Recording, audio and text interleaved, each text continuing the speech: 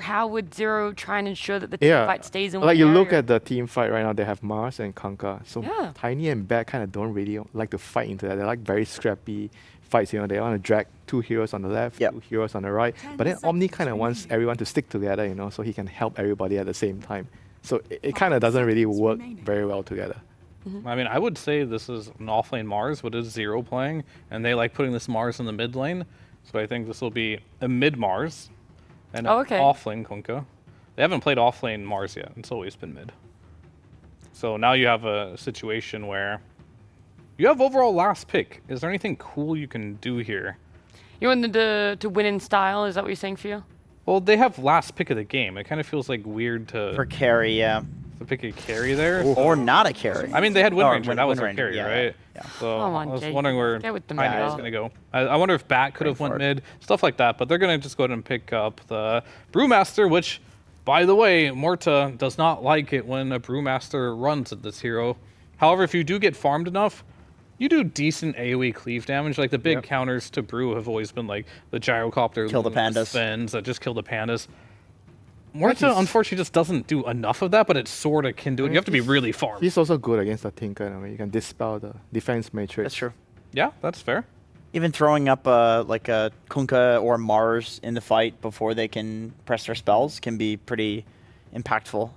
So this feels like, again, almost tripling down of this. We want to separate the fights a little bit. Take at least one hero out if they want to try and contain it to an area. Then we've got the Brew to overlap and look after that and lift someone up. Try and always give us the numbers advantage in whatever engagement we want. Yeah, that is one way to beat the overwhelming team fight that comes from a Kunkka and a Mars, is you just pick like arguably the most overwhelming team fighter in the game.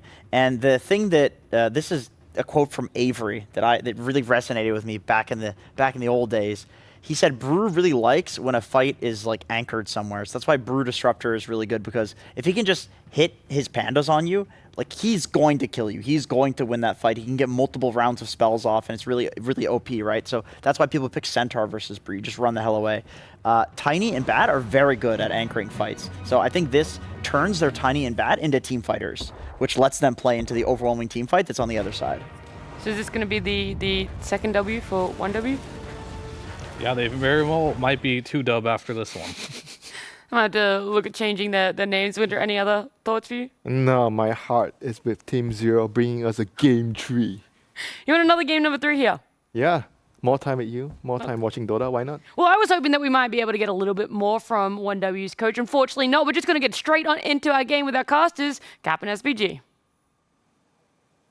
Well, the panel has already taken all the name puns out of it and really beaten that horse to death. And Jenkins has already taken your analysis, so I'm not sure what's left for our intro. I never said any of that for the record. I don't know why he keeps attributing this quote to me.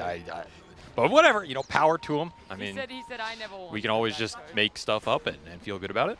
We'll see if Team Zero can make up a 1-game deficit here as they try and stave off elimination and go to a game 3. And they have done it with, well, perhaps the riskiest hero in Dota 2, dare I say that? Seriously. Muerta. This is a hero with insane potential, can easily 1v5 a game, maybe one of the most powerful 6-slotted heroes Dota's ever seen. But can you get there? No, you can't. Okay, well, we've answered that. But the second question is, can you get there, Austin? I feel like, yeah, maybe this hero has insane potential, but how often do teams actually get to realize that potential? Hardly ever, I feel like. I feel like this is a hero that like 20% of the time you get to see Muerta actually carry the game, and the other 80% of the time she just loses. And that includes Team Zero, by the way, who ran this hero in multiple qualifiers. Qualifiers for EWC, qualifiers for TI, qualifiers for Wallachia. And they took their fair share of L's throughout those quals, let me tell you. I'm hearing a lot of doubt. But I have a lot of doubts. Let me ask you something, Austin. Okay. Do you know who the #1 Muerta player in the world is in terms of win rate? It's not Erica. No, I don't know who it is. That's my point. Like, who plays this hero? That's part of the problem. You can't look to what other people are doing on it because nobody plays it. So we understand the theoretical potential of the hero. Uh-huh. But we've yet to see it come to fruition. This is another game. I mean, I respect the decision, right? Like, you want to play this 4 protect 1 playstyle with the 2 frontline brawlers. Muerta is a hero that can thrive in that situation, but this hero needs lockdown, it needs a lot of catch, and it needs you to hold heroes in the vicinity of her kind of immobile team fight. They do have a lot of that as well. I think this is a well-structured Muerta lineup. On the flip side, though, whoa, how so? Can you explain why it's a well-structured Muerta lineup? Well, one, they have save and heal through the Tinker and Boat Rum. Like, this hero needs buffs. And there's either 2 ways to play with Muerta. You either make her a super mobile hero, which she lacks. Like, you play the Io Muerta, or, I don't know, Darkseer Muerta, whatever. Centaur, yeah, sure. Yeah, and you get her to enemy heroes, or you lock enemy heroes in a cage with her. Yeah. She will win the cage match. You have Arena to do that, you have X to do that, you have Hookshot Cogs to do that. I mean, you can't ask for much more. Yeah, you've actually got 3 heroes to keep 1 W in one spot. They're going to create the cage and try and put him in there. Would you say that they anchor them in one spot? No, I would not say that, actually. I think it's more of a, you know, hold them in a vicinity type deal. No, not even for the Sea Captain puns? Okay. Flip side, though, is I think 1Dub kind of saw this idea coming and have addressed it in some nice ways with the displacement. The Tiny and the Back can both just isolate a target, bring them out of that sort of cage match identity, and really make the team fight difficult for Team Zero to commit into and convert on. And I think Brewmaster is another hero that is a huge backline disruptor and an interesting idea versus Tinker. We've seen a lot of Tinker this tournament. We've seen a lot of, you know, I think casual ideas versus it, but I think Brew is one of the harder, like, counters in theory. If you can just toss the Tinker, catch him in a fight, he kind of just sits there and continually casts March and his shields and his roots and whatever, but if you can just toss him and then take the fight, seems pretty nice. Okay, I thought you were going to say the Dispel. Yeah, like if he's going to preemptively barrier everybody, 1 Dispel comes through, ruins all that? Right, Brew has Tornado and Mass Dispel. They're both really good versus Tinker. Sure. You can also toss up the 4 protect 1 carry in this instance. If you want to throw the Muerta up into the air, you remove like a huge chunk of the damage from this Team Zero lineup. Yeah, that's always the biggest issue with Muerta, right? If she pops her ultimate and she has this very limited window to win the team fight, and 1 tornado could ruin that entire timing. Exactly. So I think the Brew pick is really smart on paper here. Not a hero we see a lot, but they have all the pieces to make it work. Bat Rider can bring the team fight to you. Omni Knight can let your Wind Ranger go in when you commit into the fight. So I think it makes a lot of sense here. Really smart drafting, and I don't know, could be a very exciting game if this goes late and both these carries find a lot of farm. They're both very dangerous with those 5 slots. Yeah, it's true. On low. Tort does land, but Monkushi is able to get 1 hit in. Not a second for the kill, Ponlo. Not your former teammate. Is able to get away. I did some research there. You feel better about that? I do. Thank you. Listen, man, Quincy Crew was like your team just because you weren't there. Just because you abandoned them for a year. I will say, a product of my career in this game is I have been in a lot of these TI elimination matches. Yeah. Didn't want to, but I have been here. And I will say they, despite what it looks like, they are very stressful. Not as stressful as the BO1s. Okay. Which, you know, they got rid of those after I retired, little sus, but they are still very stressful, especially when you come down to these elimination games. Like, you start to feel the pressure, you know? If you start to lose a team fight in that mid game and it's your elimination game, those thoughts start creeping in, right? Like, yeah, this is the last fight I'm gonna have at this tournament. Is this where it all ends? The laning phase start looking for a job. Particularly rough. Exactly. So you start thinking about getting a regular 9 to 5. So my point is, for Team Zero, the start here is pretty important. Well, they're going to be thinking about whether or not this was the first blood that leads Cloud into the same dominating position he was in Game 1, because he absolutely destroyed that first game off the Beastmaster. And we talked about how the Brewmaster is pretty well positioned to counter the Muerta in this one. And already 25-5 in CS and has gotten the first blood. A good start for 1Dub. At least this game is going better for 7E. I mean, that is going to be the player that I think Zero are hoping has a much better time. Like, he just got completely shut down by that Invoker. They first phase banned it. I think they easily identified it was a big problem in that first game. Yeah. So if this Mars could start to run around the map with some power runes, do what they wanted that Earth Spirit to do last time, maybe this game could be a bit faster for Team Zero and they don't find themselves in a deficit. If 1Dub get away with a similar type of early game they did in that game 1 with this kind of lineup, I think they are going to be very happy running around the map, finding the pickoffs, building up some stacks for the Bat or, you know, Whirlwind Winter Ranger, which is something you have to think about as well. And just kind of playing that kind of pickoff style displacement into team fight is going to be very strong for them. Yeah. 6-minute Power Rune is Illusion, not the most useful here for either hero, and should be secured for 70 if he can survive. If he can survive. A pin back onto the Tiny. He does have Pombo helping him out here, trying to give him some extra HP, but it's not good enough. The toss, a crash land, gets the kill, but Sweet and Strong is sacrificed for it. Chiro Jr. doesn't mind, though. That was so much damage. The heal not enough to come through, and that is Team Zero bringing both supports to mid to try and get a Power Rune for this Mars. And he still dies. And he used the arena, so you can't really even make a move off this or something that's cheeky. Another solid start here for OneDub. I mean, they are top of the CS chart, and once more, it is Cloud leading the pack in terms of net worth. He is big again. Now, there was another reason that I think you like the Mars right now. You were talking to me about this yesterday. It's good for being able to lock heroes down, but there's another thing that's really good about it in this meta, right? I mean, it's the anti-ranged carry idea. Like, if you're in a ranged carry meta, Mars is kind of an anti-ranged right-clicker. You just sit there with Bulwark, you redirect a lot of shots. Arena's really annoying for heroes like Lina, Mirana, even Wind Ranger sometimes to deal with until you just BKB commit. I think he does have a lot of value in this meta as a hero. I mean, his win rate reflects it. Yeah, absolutely.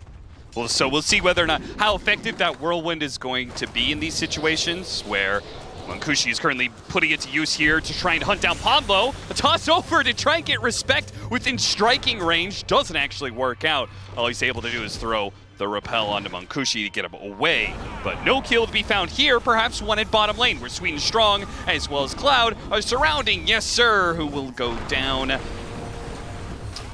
Not getting anything out of this either because ZZQ might end up dying here. Wait, 70 comes in, hits the pin onto Respect, manages to get that kill, and Chiro Jr. is going to find that the Mars is too tanky to do much. All those rotations top end up leaving the Muerta alone. One creep off level 6. No hope in that 1-on-2. And once more, I think OneDub mostly happy with that exchange just because the Brews continue to accelerate and they got the big Muerta kill, but that exchange top was at least good for Zero here. They get a lot of XP for 7E. He gets involved in this early game, gets the 8-minute Power Rune as well, which is a big one for this Mars. The resources are really important for this hero. Do lose your stacks, but you protect the ancient stacks at least, and start to slowly clear through them here. Yeah, Ponlo's gonna start working on it, but he's not level 6, so he can't actually do it yet. Throws out one March of the Machines to make him a little bit weaker, but there's no rearm to throw a second one. Very tough one. And this hasn't been a laney phase where the Muerta has found a lot of action either. Kind of just been farm trading down here, but still in an okay position. Team Zero just want to protect their side of the map. The stacks will continue to be built up by Sweet and Strong on the side of OneDub, going probably into the Whirlwind or maybe give it to the Tiny as well. Get a faster blink here would be nice. It is pretty interesting. Twice now they've fed the Kunkka some stacks. A hero that I usually feel like doesn't need the stacks because he is able to play the laning phase so efficiently most of the time. I mean, your mid's not taking it in this game. The Muerta can't do it that early. Yeah, that's true. I think this situation is the only one who's clearing through them fast enough early, and you want to clear through them because you need the experience in this type of game. You need the experience in every game. Yeah, certainly needed for the Tinker who, you know, we were casting that game yesterday where these longer games can be very favorable for the Tinker because of the amount of farm that you can get, but we saw from OneDub in game 1, they played a super fast game. At some point in time, they came online and just started running over Team Zero. So what is Team Zero going to do to stop this? As the 10-minute Power Rune approaches, Chiro Jr. throws out the Avalanche, try and stop him, but it doesn't spawn there. 70 is going to try and make his way to the other side, but Omni Knight is already there, one step ahead of him to claim an Arcane Rune. I will say, it feels like everything happening around mid lane for 7E in these games has just been frustrating. Yeah.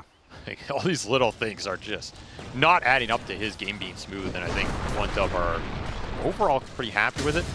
The one difference I think in this game from that first one is the objective taking for OneDub is a lot worse. Like that Beastmaster just barreled through all the objectives. They took all the tier 1s off that first Aegis at around the 16-minute mark. They were clearing through Ancients, they cleared through Roshan. This lineup does not do all that as fast or smoothly.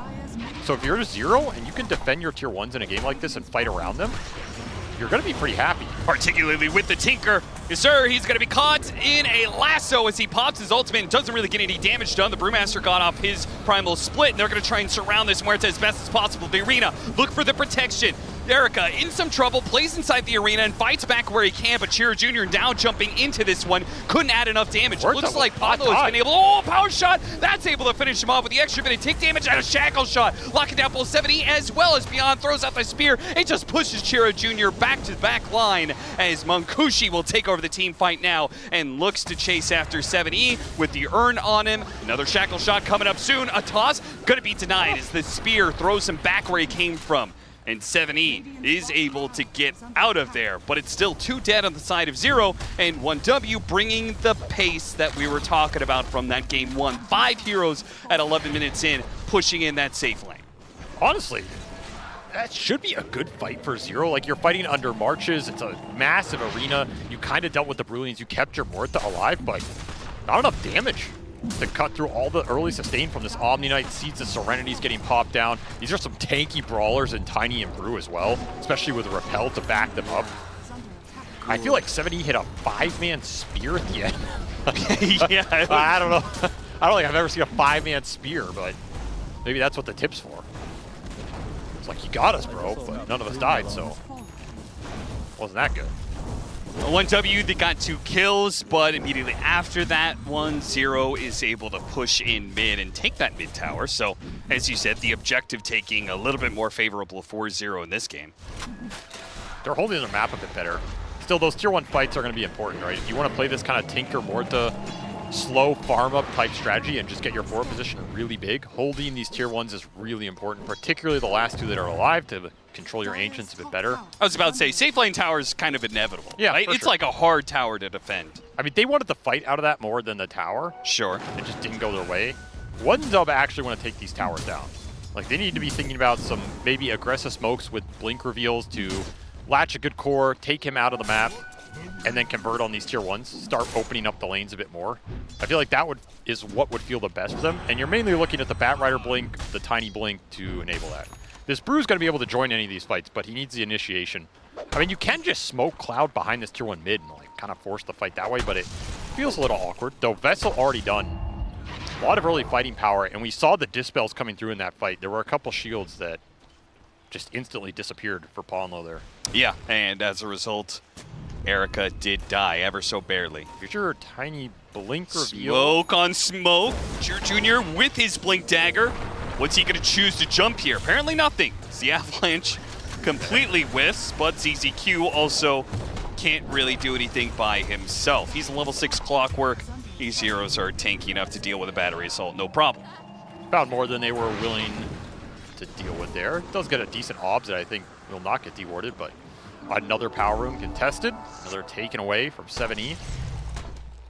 He's really just not getting much love out of the song.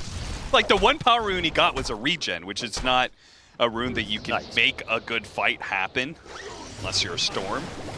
I mean, it's been a battle of inches for 7E in this series. He's not gained a lot of them. And he's fallen short. That is true. Blink dagger done, though. So his options open up a lot more here. What do you do with this blink dagger? What's your play that you're looking for? You got a 2,000 net worth lead for 1W. You have taken the mid tower, smoke up, go to the enemy safe lane. That's usually the play at this point, right? I think the Wisdom Rune smoke would have been really nice if you could have done it in this game, but your timings didn't line up for it. Okay.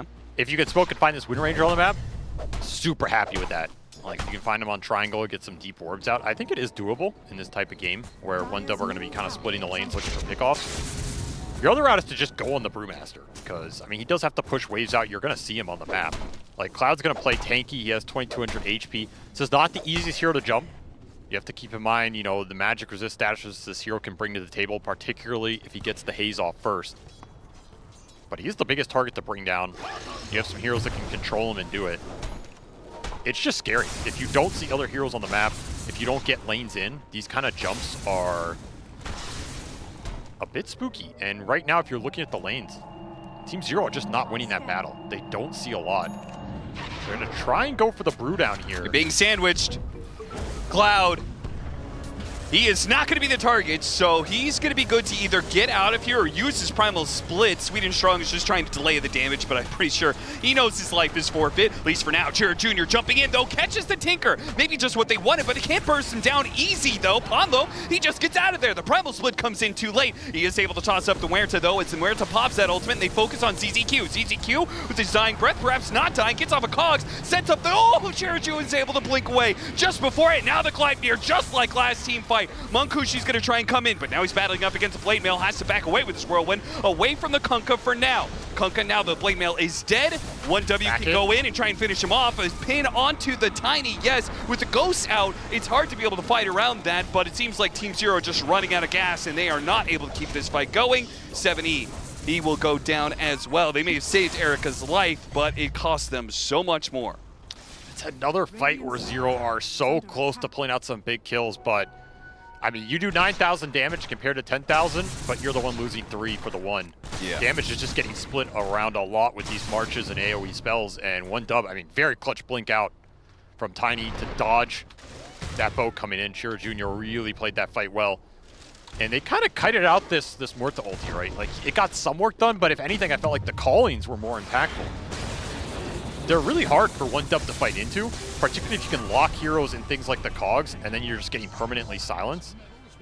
Cloud is just not the one getting targeted here, so this Brew ult is guaranteed going to go off at some point in this fight, and it's hard for Zero to commit in when they know this. Like, at some point you're, okay, maybe I hookshot him here, we can burst him. I don't even know if it would have done it. It's so tanky. Back in real time where they have picked up both the supports, used the Whirlwind to kill upon those Tinker, and now they've got ZZQ as well. But I think it is really just unfortunate that last team fight, they smoke into Batrider and the Brewmaster, and it's the Batrider they see first, right? They see the Brewmaster first. I think they hookshot him getting inside of Cogs. He's hit by calling over and over and over again. He just dies. That's what you're looking for. Now he has a pipe, so yeah. Now I don't even know if he dies if you go on him with, you know, just up the haze on the magic resist. You're going to have like 85% magic resist or something stupid. I don't think you're bursting him. Yeah, throw Repel on there for another 60% magic resistance. And, you know, we're talking about all this magic resistance they build in this lineup. Not fun for Muerta. No. These are not fun matchups. You can also just go into the evasion. Also very annoying for Muerta. This is why this matchup just kind of sucks all the way around. Not much you can really do to deal with it. You just have to become so powerful that you punch through everything. It's almost like you want him to go into the Brewlings, so you can kill the Brewlings. Yeah, which is why the panel was calling into question this Muerta pick in the first place. It didn't seem like a great Muerta game with the heroes that were shown. And then obviously the couple of counters that came out after that just makes it that much worse. I mean, let's be fair though. Uh-huh. I don't know if any game is going to look like a good Muerta game on paper. You know, like, you kind of just have to believe in the hero and make it work with your line. It sounded to me like this is a carry that exists entirely in theory and on paper, and never actually in actuality. Yeah, a little bit. There's a lot of theoretical dubs that apparently this hero can take, and no actual ones. I mean, it's because when you look at her skills and you play the hero, you can see what it's capable of. It's so powerful, you know. And then you go in a fight, you get lasso and die. Yeah. All right, that was tough. Or you get tossed up in the air and you're like, well, there goes my full ultimate. But meanwhile, you're watching Wind Ranger run around with her Whirlwind, killing half of your team. Okay, but I feel like you're taking some of the points away from style here. I mean, there's something to be said for style. Yeah. Muerta's got a lot of it. And we may have lost, boys. May have gotten 2-0 eliminated out of TI, but at least we did it in style. It's not over yet. Erica That's true. Is finding a lot of farm here. This is a good Gleipnir hero. Gives them even more control, more lockdown. If you can get some BKBs up, we didn't talk about it, but if you can get some debuff immunity or magic resistance versus 1W. What a timing there for the Cogs. It doesn't do anything to save ZZQ, but it does help his carry get out of there. I feel like I've seen this before. Yeah. This is the same play game one, the 20-minute instant Tormentor contest. Yeah, they're doing it without an Aegis, which is maybe cause for more concern. Just a very heads-up play. I think it's one of those moves where it feels like anytime you can make it, with directness, it ends up working for you, you know? Yeah. Like, you're going to find somebody there in this 20 to 21 minute mark, and you're going to get a good reward if you don't. Team Zero just not ready to take the heads-on fight yet. They need this Mars BKB. They need more time for the Muerta. In order to get those BKBs, they've got to rat out the map a little bit.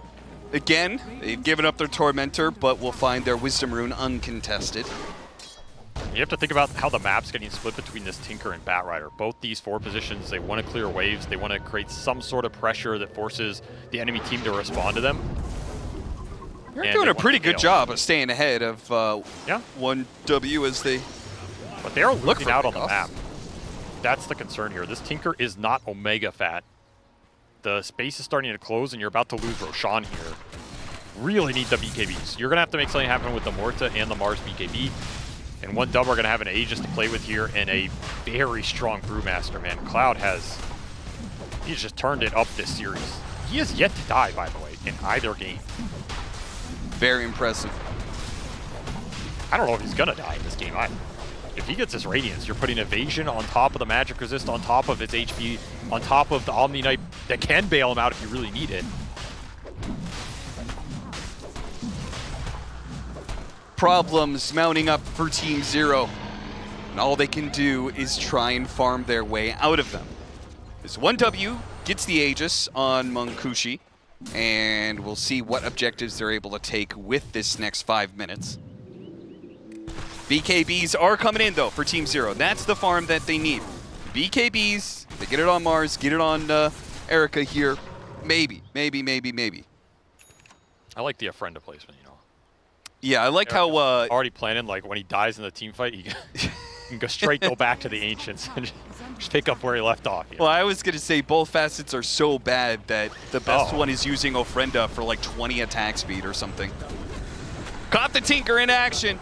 This is why the Tinker has stayed behind an Omni Knight in net worth, because he is just not able to push these lanes like you would want him to, just constantly in fear for his life off this Blink Dagger Tiny, or the Wind Ranger running you down. You're the one with the displacement, so you're not too afraid to just let the Brew frontline. Yeah, absolutely. I mean, they did this last time, right? Yeah, bring them back. Try and bring them back. Team Zero. They don't want to come back. Yeah, they're like, okay, we're going to call your bluff here. But is it a bluff? I mean, knock, knock. Anybody home? Apparently not. Okay, now the Mars is going to start coming back. The Torrent does land. So are they going to try and catch these heroes at all before they get out? I mean, even if they did, it's just a simple repel, walk away. Yeah, that's the issue. The initiation's not easy. I think they made the correct call. Just farm the map as much as you can. You're not defending that without the Tinker respawn anyway. Your one play was maybe to look for a spear back, but it's pretty scary going into Bat and Tiny, who can both just... Your Mars is dead on that initiation. Yeah, when they have repositioning tools and you blink into them, you're probably getting pulled all the way out to sea. But there's your BKB. Muerta BKB online. Your Mars one was finished earlier. Ideally, you would want to fight with this timing. It's a very powerful one for the Muerta here. If Erica can get in good position and just be that damage turret. What are you fighting for, though? There's no you're fighting big for objectives. Non-elimination in TI, Austin. That's what you're fighting for. I just mean, like, what's the point of fighting at this point in time? Can't you just, like, keep farming? Is, like, late game-wise, you probably feel pretty good about Muerta, right? Like, Muerta just gets stronger and stronger and stronger as time goes on. The level 20 you don't want to fight right now because they have Aegis and you're probably getting slapped outside of a really good position, but okay. I'm saying, like, this is one of those points in the game where you feel strong as that Muerta and you want to use it. But you can't. Yeah, it's frustrating that you're not in a position to be able to. Oh, nice hook shot, TP out! He's good. ZZQ will survive one of these moves. That's big, that's a lot of space. Yeah. That was 5 heroes. Committed a lasso as well. I mean, that's space for the Tinker and the Muerta to... Yeah, space for this 4-man to farm 2 camps together. Get out on the map. Yeah. Getting out there. They get the Grove Bow as well. That's a big pickup here. 9 MKB. So that'll be his way to deal with the evasion on the Wind Ranger and the Brewmaster here. I kind of like it. It just feels absolutely necessary here, right? Yeah, level 20 in MKB is where I think you can turn this game around. This is a deep dive. Could be a toss back. Fight. It's not going to go very far, just to the creep wave. X marks on Chira Jr., pulling him back into the boat and the pin as well, overlapping their stuns a little bit. The arena walls do protect them, though. Really not much being done there from either side damage-wise, but I guess with abilities used, 1-win feel like, okay, that's good enough for us to hit this tier 2. 1W will keep their pressure up. Pierce the Veil committed, is going to be down for 40 seconds. At least his ult isn't a massive cooldown. You didn't get what you were looking for. I mean, we've just seen over and over. It feels like 1W can go for these initiations, and even if they go wrong, they just walk it off. Like, there's no punish on a play like that. Yeah. It's a big deal. And that'll push the Brewmaster to his Radiance. More evasion to make this Muerta's life miserable until you get to that MKB. Swing strong. Blink Dagger, Solar Crest. He's looking at a Boots of Travels next. So he knows Team Zero have been trying to rat. We'll try and keep up with them. It's going to feel good in this game. Just being able to push lanes, still join the team, set up some easier catch on the Tinker. He's trying to get greedy on the map. Every little bit counts here. Again, you kind of want to play this split map style until you are ready to group for big objectives with Aegis timings. Bots helps. And the lead still 10k here for 1W. Feeling comfortable in this game. Except for the big Muerta threat that is looming. Yes. The big Muerta threat. You don't believe Austin. I can sense some doubt. What do you mean sense? I was very clear from the start of this game. I feel that you don't believe in From the very first sentence I spoke. some subtle hints of disbelief. 3-14, 9,000 net worth lead for 1W. And they have had a bit of a poke at the high ground just to keep Team Zero honest, but they're probably not really trying to crack open that high ground until the second Roshan, which does give us a window, perhaps, for Team Zero to get to the items, the prerequisites required. Hook shot used to try and get out of there. Couldn't get outside of the range of the shackle shot, though. ZZQ will not make it out this time around. Somebody's got to make the space. Somebody's got to die. Daedalus for the Wind Ranger. And they only got 3 wisdom. They got triple Yeah, wisdom I mean, room. that's That's how far ahead they are right now. Yeah, that's a big influx. And this Daedalus, I feel like Daedalus is the big point for this hero. This Whirlwind with the crits is, well, it's just stupid. There's no other way to phrase it. It's just what? Stupid. Oh.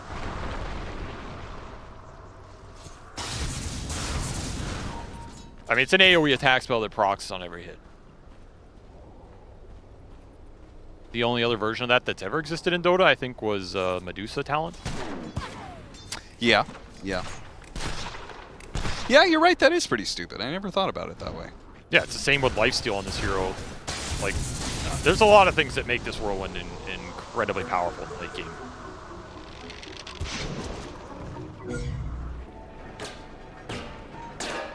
What do we got? Minute left until potential Roshan spawn time, so probably not too much that's going to be happening. Any other, like, items that you see that are coming up specifically for Team Zero that would give us a little silver lining to this dark cloud that is 1W pushing into the high ground again? I mean, at this point in time, like, they're going to take this tier 3 just through chip damage. Tiny's coming in to finish it. It's very slow.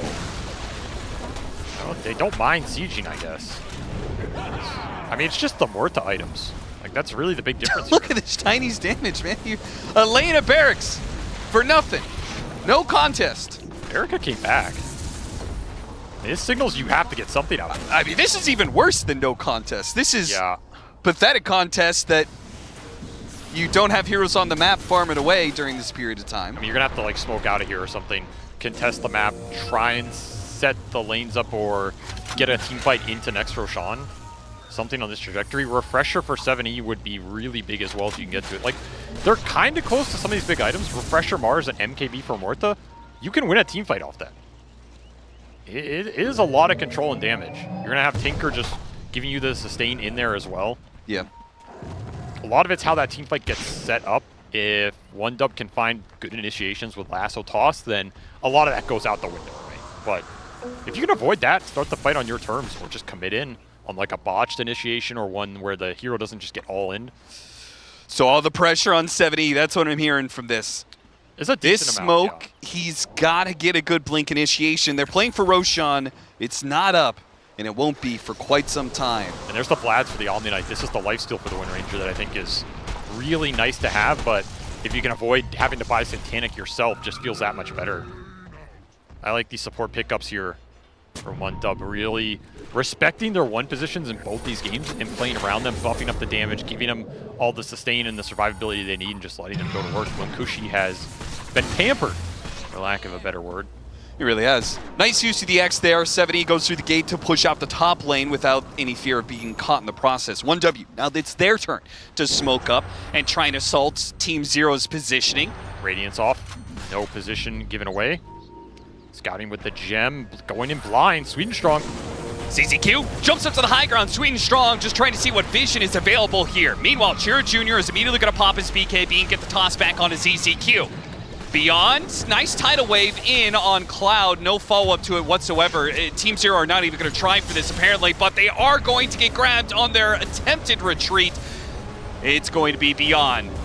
Gets pulled to the other side of the arena walls and left for dead. They want more here. How much more are they going to be able to get? Oh, what? That Gleitnir animation. They had the net on the ground, but somehow doesn't catch the Tinker. He completes his TP. They get the BKB out of 7E. That's what they wanted.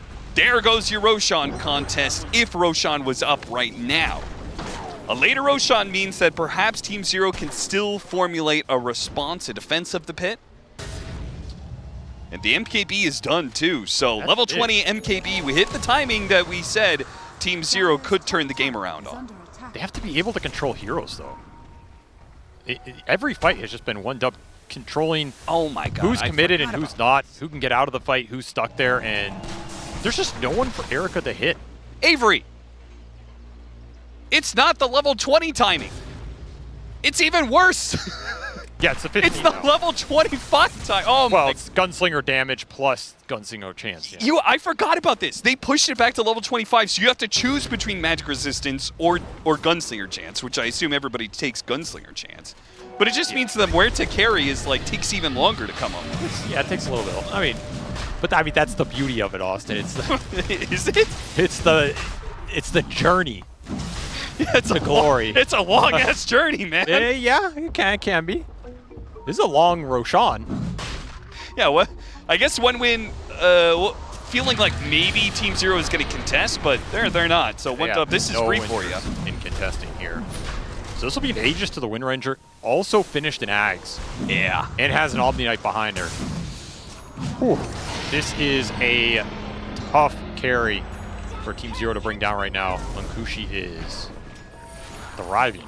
Yeah, I feel like Wind Ranger carry is so obnoxious because of this, where it's like, oh, we finally have MKB to deal with Wind Run, but now you also need MKB and you need detection to be able to see her. There's just And you need BKB control. and you need BKB control. We've seen the lack of, control through debuff immunity really hurting Team Zero in these fights, and OneDub are playing well around it. They have BKBs on all their big heroes. They have the Omni Knight to bail out anybody who maybe gets gone on before that. We saw how long Cloud was holding the Brewmaster ultimate in that fight too, right? Yeah. No pressure on him. at No all. fear of being bursted, which may play against him in this next team fight with the MKB up and the level 20 timing. Double dead shot, of course. Very important. Something. OneDub. That is a value shield rune hero. Hey, we've seen bigger comebacks. By the way, Chira Jr., he just went for the burst build. This is Echo Conda plus Quiver. Somebody's going to die. I don't know how else to phrase it. Somebody is going to get hit by this, and basically you're just spamming that buyback button. Oh, that is the best target to find. Oh, but an X pullback off of the lasso. Good play from Beyond to be able to stop this initiation from 1W. And if they could kill the Brewmaster, The Muerta can hits. they do it? Keep him inside the calling, do the damage. Hulk shot comes out a little bit more, but no, there goes the repel. It was waiting the entire time. Respected zero pressure on him whatsoever. shit. A tidal wave to try and get out. An arena as well. A full retreat out. Can all of these heroes get away? Wait, they all made it out. Okay, maybe they couldn't win the fight, but they also only kind of lost it. Yeah? Only issue is you're going to get sieged now, and you're missing a lot of your big ultimates. And this whirlwind back up in 6 seconds here. Okay, but 4 more levels to go for level 25 Muerta. So if you win a fight, you'll be there. that Almost. may not be true. Gotta wait for this Pierce the Veil. It is up. Oh, man, you wish you had the toss here or something. You have a spear back. They do have a spear back. A target that gets low. Deadshot doesn't actually bounce back to him. And boy, god damn that damage. Woo! There's some heroes dying out here. And the Muerta. Yeah, one dub say, I ain't afraid of no ghost. We ain't leaving. This Muerta's no threat. We're going to take this lane of barracks. We're going to take the second and third lane of barracks. And we're going to take megas. And there's not a thing you can do about it. Team Zero are going to be eliminated. Y1W. A rough event for them. They had their highs, but ultimately unable to muster a good defense here in the lower bracket elimination game. But 1Dub starting to find some momentum. I think this is the kind of style we expect from this team. Some decently paced early game, getting the team fight online, and then just out executing people, turning Munkushi into an absolute 1v5 beast. And he just outpaced everybody in terms of the damage, the farm, the scalability. They had every single buff in the game behind him. Very well executed series from 1Dub, and I mean, they're going to be moving on. Absolutely. It seems like they are getting a bit of a glimpse of the performances we saw leading up to this TI in the first place. And we'll see how long their lower bracket run can go with the panel. I ain't afraid of no ghost. All right. You're supposed to be a little bit quicker on that one. Good. It was everything I dreamed of. That was for you, Jenkins, and literally no one else out there. But 1W, all you fans, you'll be loving the fact that they got this 2-0 here. They are continuing on in their journey for the road to the international. Unfortunately, though, Team Zero, a team that started so strong in groups, is our second team we're going to be saying goodbye to right now. It was a well-fought series, but ultimately they didn't have answers. Maybe this carry Muerta was a little bit left to be desired there, Fear. You didn't have faith in it when it was picked up, and I'm sure you still have no faith in it. Yeah, I mean... That was a question. I just had to double check the numbers real quick, and oh, yeah. They computed to 0 kills, 3 deaths, and 1 assist. That's not very good. And I'm not really blaming the player because I don't think this hero is good. To be fair, he had a 33.33% kill participation. Right. Right. And that's pretty good. That's pretty good as a carry. It's not that good as a carry. That's not good either, yeah. Yeah, I mean, not having any kills on 1 assist is not great. But either way, I think Muerta right now is just, it's really hard to play. And I think against a lot of the heroes that they did pick here, makes it even more difficult. Like, I get the idea behind it. They wanted to just go ahead and pop her ultimate, right? And then all of a sudden Wind Ranger can't attack you, but you also can't attack Wind Ranger, which is not great. And I think this Brewmaster last pick by 1Dub was a brilliant pick. We saw time and time again, this Brew would just ult and then get on top of the Muerta, and unfortunately Muerta's not one of those heroes like Sven or Gyro where you have a lot of damage at those lower levels. Sure, maybe later on if you get there and you're gonna do a lot of damage, but you just park all the Brewlings on top of the Muerta. She ulties, you Cyclone her. It's just a really tough matchup here. I kind of like the idea that Team Zero is going for. They had the Kunkka versus the Wind Ranger. We all are in agreement that's a really good matchup. And I think Mars is also good against the Wind Ranger as well, but they didn't draft any damage here. With Clock no damage, Tinker no damage, Kunkka doesn't do the damage, Mars doesn't do the damage. So much relied on this Muerta getting incredibly farmed and killing everything, but how do you get there? Yeah, this replay right here, this team fight, I know it was right at the end, quite late in the game, but this really illustrated the fact that they're throwing everything out on this Brewmaster. He still lives through it, still has more than enough health, and then you're like, okay, there's just no damage at all coming out, and they've just used everything to completely retreat. Yeah, it's not just like the Muerta being like hard to play. I feel like in general what they are drafting is hard to play. The way they're playing Dota, unfortunately, after the group stages, they couldn't really keep up with the heroes that are being moved or changed, by the other teams, and the heroes that are strong right now, unfortunately for Team Zero, they can't really play it, That's why in the first game they did try, but in the second game they kind of just went back to what they are really, really comfortable. Yep, the stats we're looking at, a reflection of game number 1. We're just refreshing your mind in case you weren't really sure how 1W was able to get the win for game 1. We obviously just saw game 2 win for themselves, so a nice 2-0. I do think watching this gameplay, I normally like to be quite, looking on the bright side of a team once they do get eliminated out of a tournament, but for Zero, it's really hard to, knowing how strong they were in groups, and to see a best of 3 play out this way, Jenkins, I'm kind of grasping for straws here. It's kind of your fault, to be honest with you. Wait, what? Yeah, I mean, I think you mentioned, I hope this day 1 wasn't a fluke, right? And then they just bomb out after. You did say that, so you jinxed. I did actually say that. I did say that. To be fair, she said that for pretty much all of the unexpected teams. No, I didn't. I literally only said it for Zero. Nouns is doing great. I literally only said it for Zero. Well, either way, though, with 1W being our winners, let's have our winners interview. Let's hear from them themselves with Nomad. Thank you very much, Nat. Yes, indeed, I am here with Respect, who's earning some respect for himself and his team after taking their first big win on the road to the International here. 2-0, is this what you expected coming into the series? Yeah, we expected 2-0. We were confident. These 2 days were tough for us. We trained a lot, tried to fix our problems because we played very bad at the beginning of the International. Like, very bad. Well, you certainly improved. So what do you put this down to? What was the kind of training like for you guys? Was it just playing? Was it planning? Was it looking at drafts, replays, everything? I mean, everything at all. Like, everything. We talked a lot about, like, not Dota things, like how we feel in game, communication. We played a lot of scrims, watched a lot of our scrims, and, like, how do you say it? Figure it out? I don't know how to say it in English. Yeah, eat, sleep, Dota, repeat. It seems to be working well for you guys. Do you feel like you learnt a lot from your series against Cloud9, which you took into this series? Yeah, we learned a lot. They like outplayed us in every aspect of the game.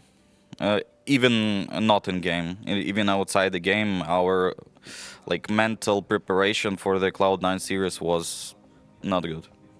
Well, it's good to see you guys improving and learning those lessons. Finally from me, what do you think about your series coming up later today against Falcons? We played scrims against them. We can win. Short answer. Short answer indeed. And a surreptitious smile here from Respect, a little bit of confidence perhaps. Back to you guys, Nat.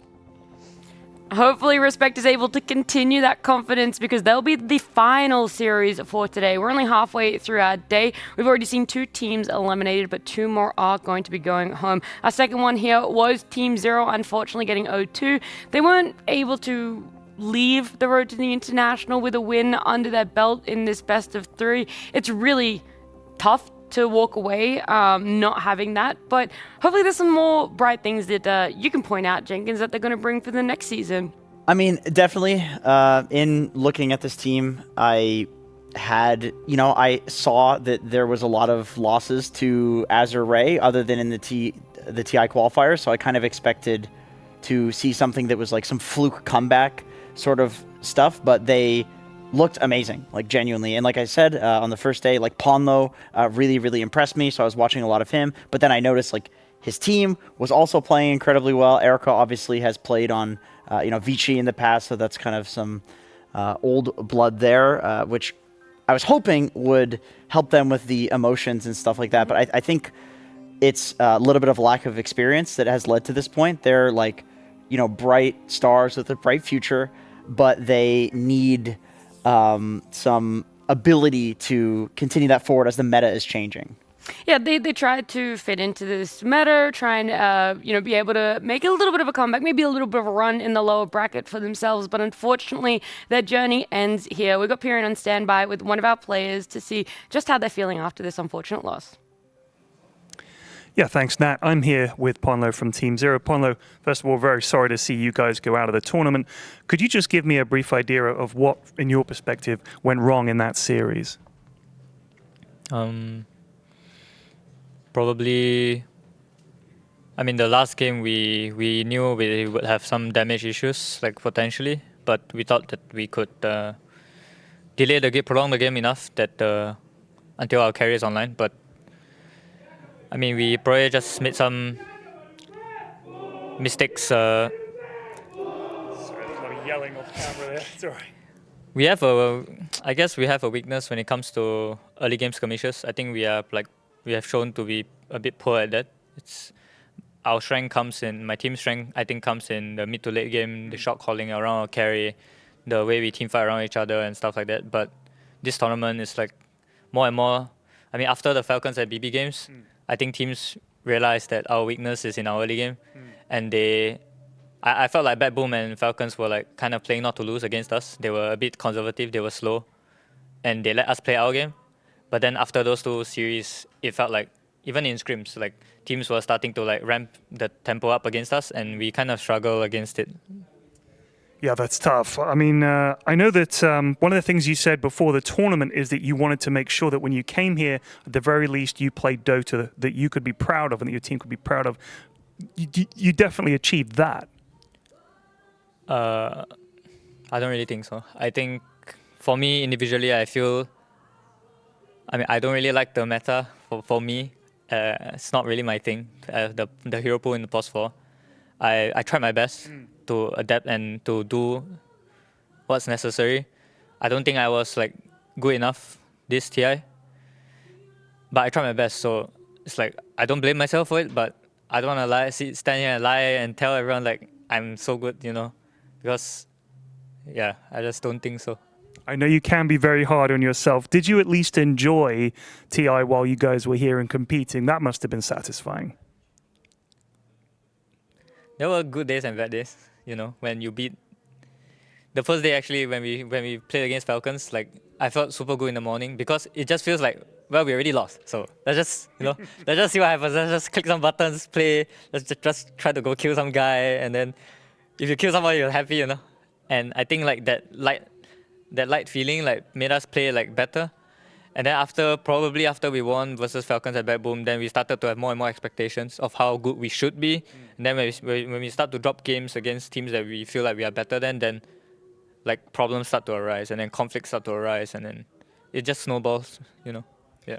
Well, a lot of people have enjoyed watching you, myself included. Is there anything that you'd like to say to the Team Zero fans out there who were supporting you throughout the tournament? I don't know, I haven't met many, but I guess thanks for believing in us, believing in, maybe some of them believe in me, even when I don't really believe in me to do that good this tournament, but yeah, I mean, I don't know. Okay, don't be so hard on yourself, Ponlo. We enjoyed watching you, but unfortunately we do need to say goodbye. But for now, I'm going to throw it back to Nat and the panel to discuss this series. Thank you so much, Piran. You might have to give Ponlo a little bit of a hug there for me. He's being really harsh on himself, but he can, rest assured, walking away from the road to the international here. He's at least made a fan of me for Team Zero here. They definitely put up a good display. The expectations, sometimes it's hard to really amount to them. The pressure might come more internally than it does from the outside. But either way, they had a great start to this group. It is a very unfortunate end for themselves. We won't be seeing them here continue on in the road to the international, but we will be seeing 1W continue. They're going to be playing again later today up against Falcons. They need time to reset. We're only halfway through our day. We still have BB team up against Nouns. But before we get to this, just a little PSA, guys, and a little bit of a short film contest here is appreciate your supports.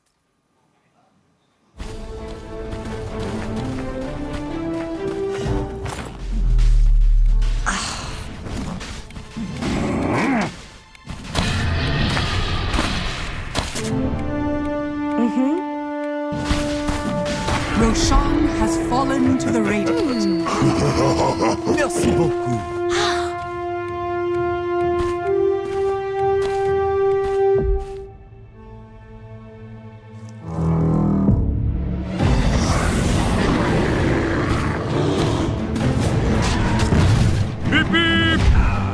Radiant's barracks are under attack. Go green! Radiant barracks has fallen.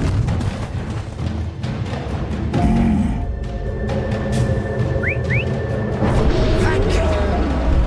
Nice! Juggernaut! Radiant's ancient is under attack. Feel the chill.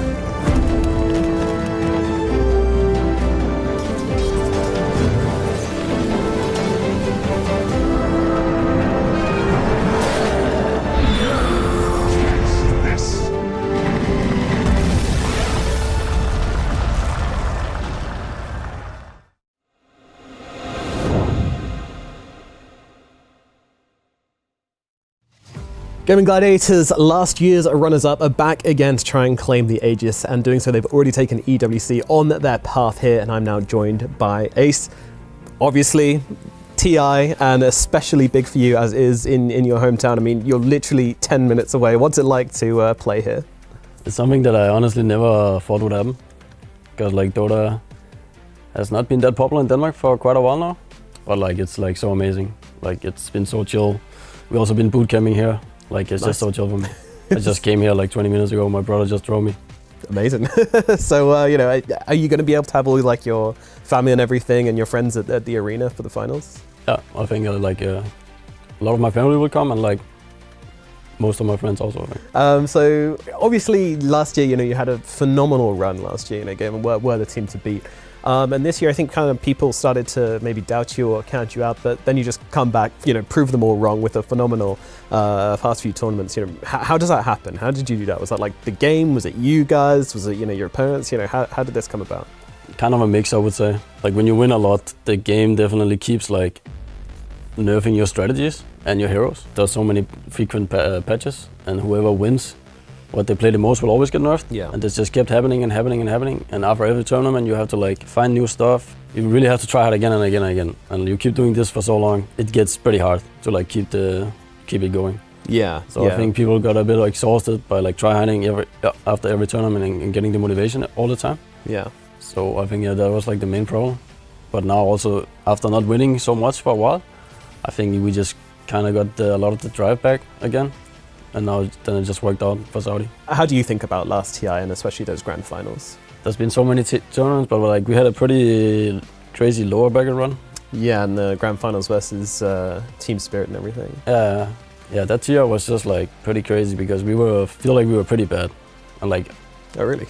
Yeah, like we went pretty much like straight to lower bracket. I think almost like didn't we have like full lower bracket run almost? But somehow we just managed like to claw through games and then make it all the way to the final against Spirit. In that final, we did not play what we usually play, like in the semi-final, every games before that. That's also something we had talked a lot about and like worked on.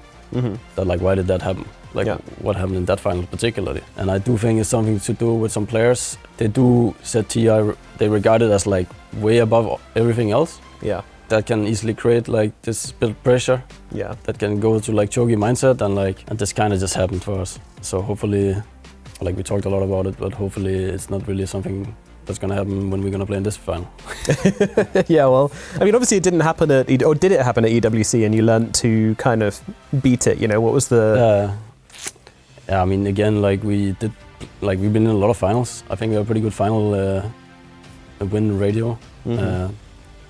But again, like EVC, it's not really a TI.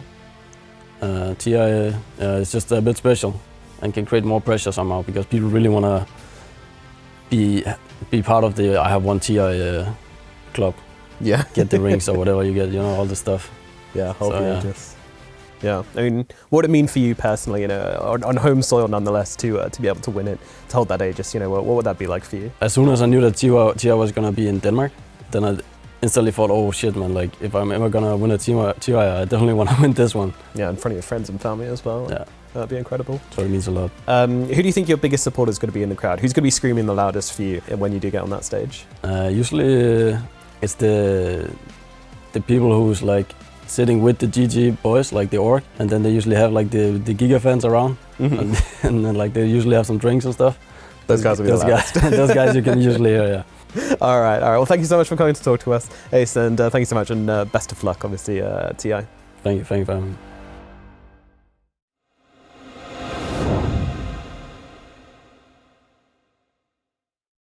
Hello, I am here with Psyker, or a player you may have formerly known as Nightfall, has now changed his name to Psyker. First of all, I've got to ask, what does the new name mean? Why did you change it? I mean, kind of predicted people gonna ask this question.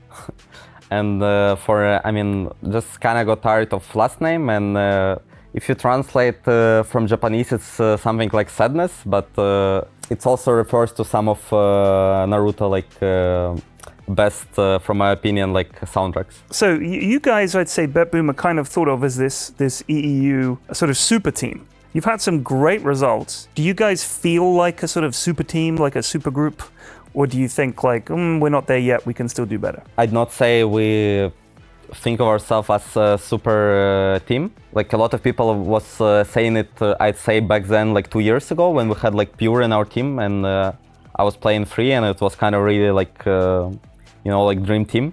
Dota is a team game. Like you need to have not only like good individual players, but also you need to be a great team to win. Speaking of that, you guys have had a little bit of rebuild here and there, like obviously swapping positions a bit for yourself, and like you said, Pure leaving the team. So when you've got a team that changes like that, how big a difference does it make? Like, is it like going back to square one, or is it's not too difficult? I mean, I'd say changing a player is kind of big difference, because like every player has his identical like way of how he view game and how he view his position and how he wanna play. And for changing position, it's I'd say less, but back then it kind of gave us good boost. So you finished sort of in the 5th, 6th slot last year. How are you going to improve on that and go further? What have you done to really sort of say, hey, we need to actually go even further than 5th, 6th, we need to get further in? What kind of preparation have you done for that mentally? We're basically learning and growing with each year. If you're a good player and a good team, you're going to learn something as an individual and as a team, like some new concepts. You have to believe it's going to like lead you to victory. Fantastic. Well, I wish you all the best in the tournament. Thank you for taking the time to talk to us. Saika. Thank you for having me.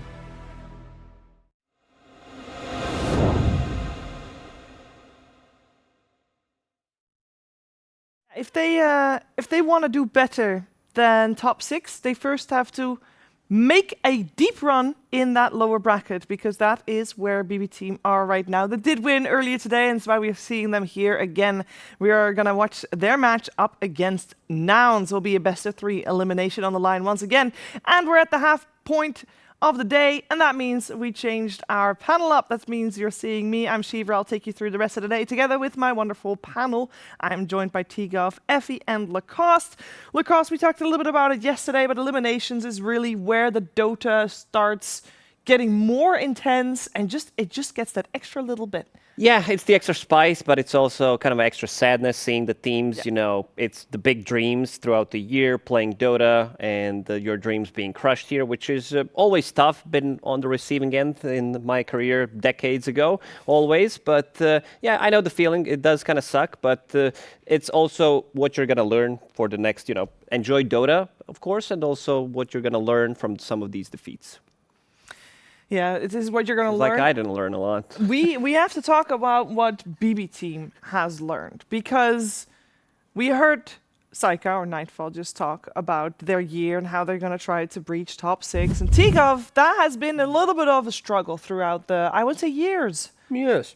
If we look back, 2023, when BB picked up the main core of the roster, they had Pure. They, across the entire year, they just finished, 4th to 8th, maybe even in the bottom 50%. Like, they struggled immensely. Sure, they got, 1 second, 1 third. And then 2024 season, they pick up Miro. You can see the shift has kind of moved them from the bottom 50% of a team up into the top 50%, picking up seconds, picking up thirds. But still, to this day, they're yet to get a tournament win. As a team that is, the MMR that they have, the prestige that they bring from Eastern Europe, it's been 2 years now that the core roster of 4 players has not found, success. And they are the highest MMR, Effie. They're supposed to do better. I mean, they're a team people expect a lot out of because they're just so individually skilled. But, I mean, Dota has shown us time and time again there is something that is beyond reach of MMR. When players play together, there's cohesion, there's synergy. And credit to BB Team, they have found a lot more cohesion and synergy this year with the addition of Miro, as the graph, Tigov showed us, pointed out. But even with that, it feels like they're always one step short of greatness. And there were so many tournaments this year. I can think of Birmingham in particular, where I watched them and I thought, this really could be the one where they finally get a first place finish. And they look so good up until a point where they don't, right? And they just fall short. I've said that so many times. Yeah. This is it. This is the tournament. 'Cause time. they look good in most of the tournaments. These guys, they look pretty damn good. It's just something that is missing, some kind of a magic. They're still not out, you know. And I was wondering what this BB acronym stands for. It's the bottom bracket team. They need to make this miraculous run through bottom bracket or lower bracket. And so far, so good. Today they had a great showing. Or buyback team. No Lack of buyback team.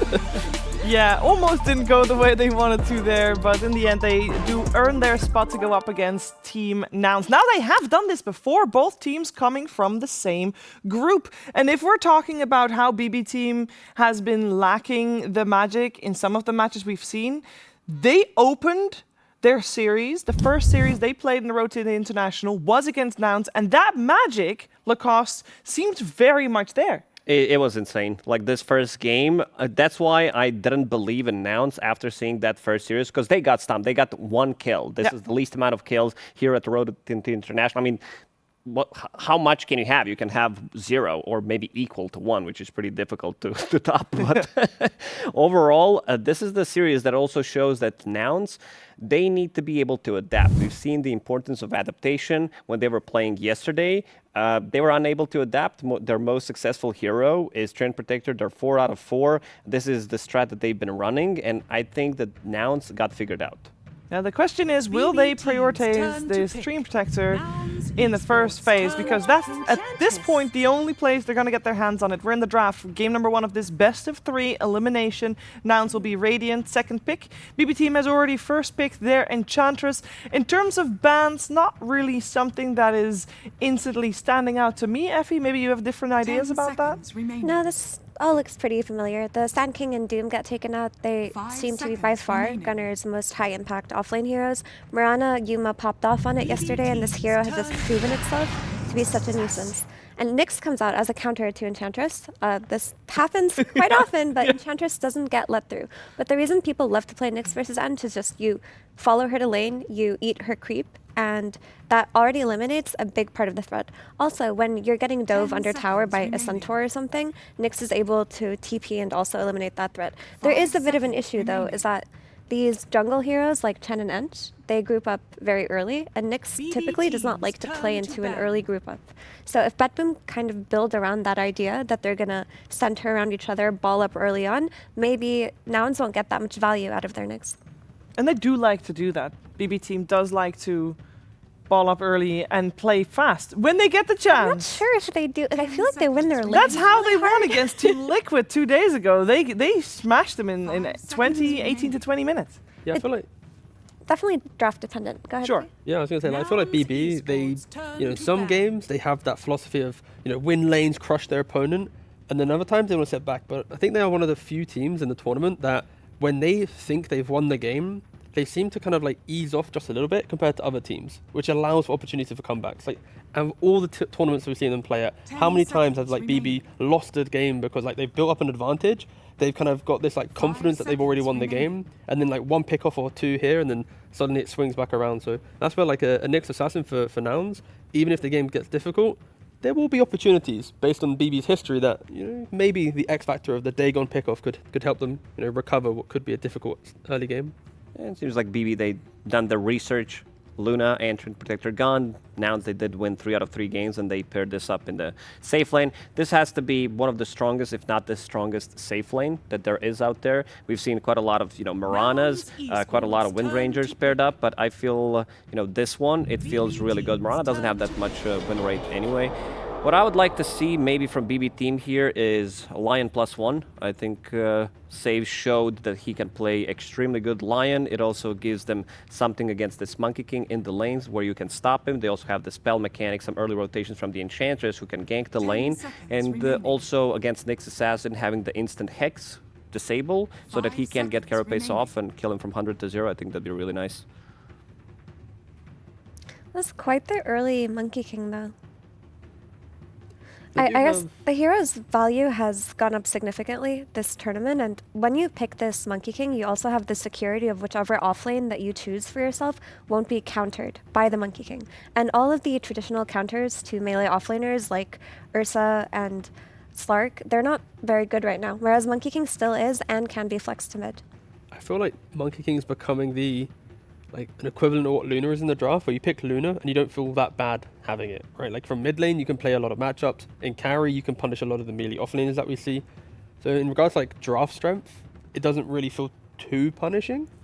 So I can maybe see that logic, but also the speed in which you play, right? Like Nyx Assassin wants to find heroes and kills, therefore Monkey King, you get like Orb Corrosion plus like Deso or BKB. They're also chasing around the map looking for kills.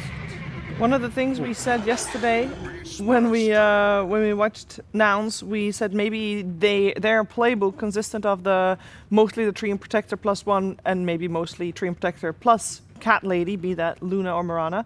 It seems like with now their opening with the Nyx Assassin and the Monkey King, they are playing heroes that they haven't played yet this road to the International, so they are showing that they have prepared something else. Oh, that doesn't inspire confidence, T? He's giving me a bit of a difficult face there. Yeah, I look at BB's 3 heroes and I'm like, whoo, laning phase is absolutely like one-sided at the moment.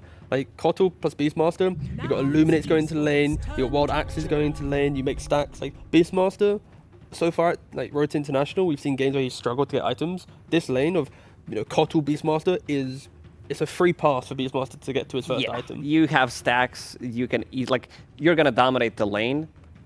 It's quite a lot of Damagio, you have extra Chakram, but also if, let's say you get ganked, you have an extra hero in your lane, you can always fall back to stack, so looks really good, I would say. The question is, who do they want to pair up this Keeper of the Light with? In the previous series that they played, it was Storm Spirit GPK, having that Keeper of the Light, getting that extra mana.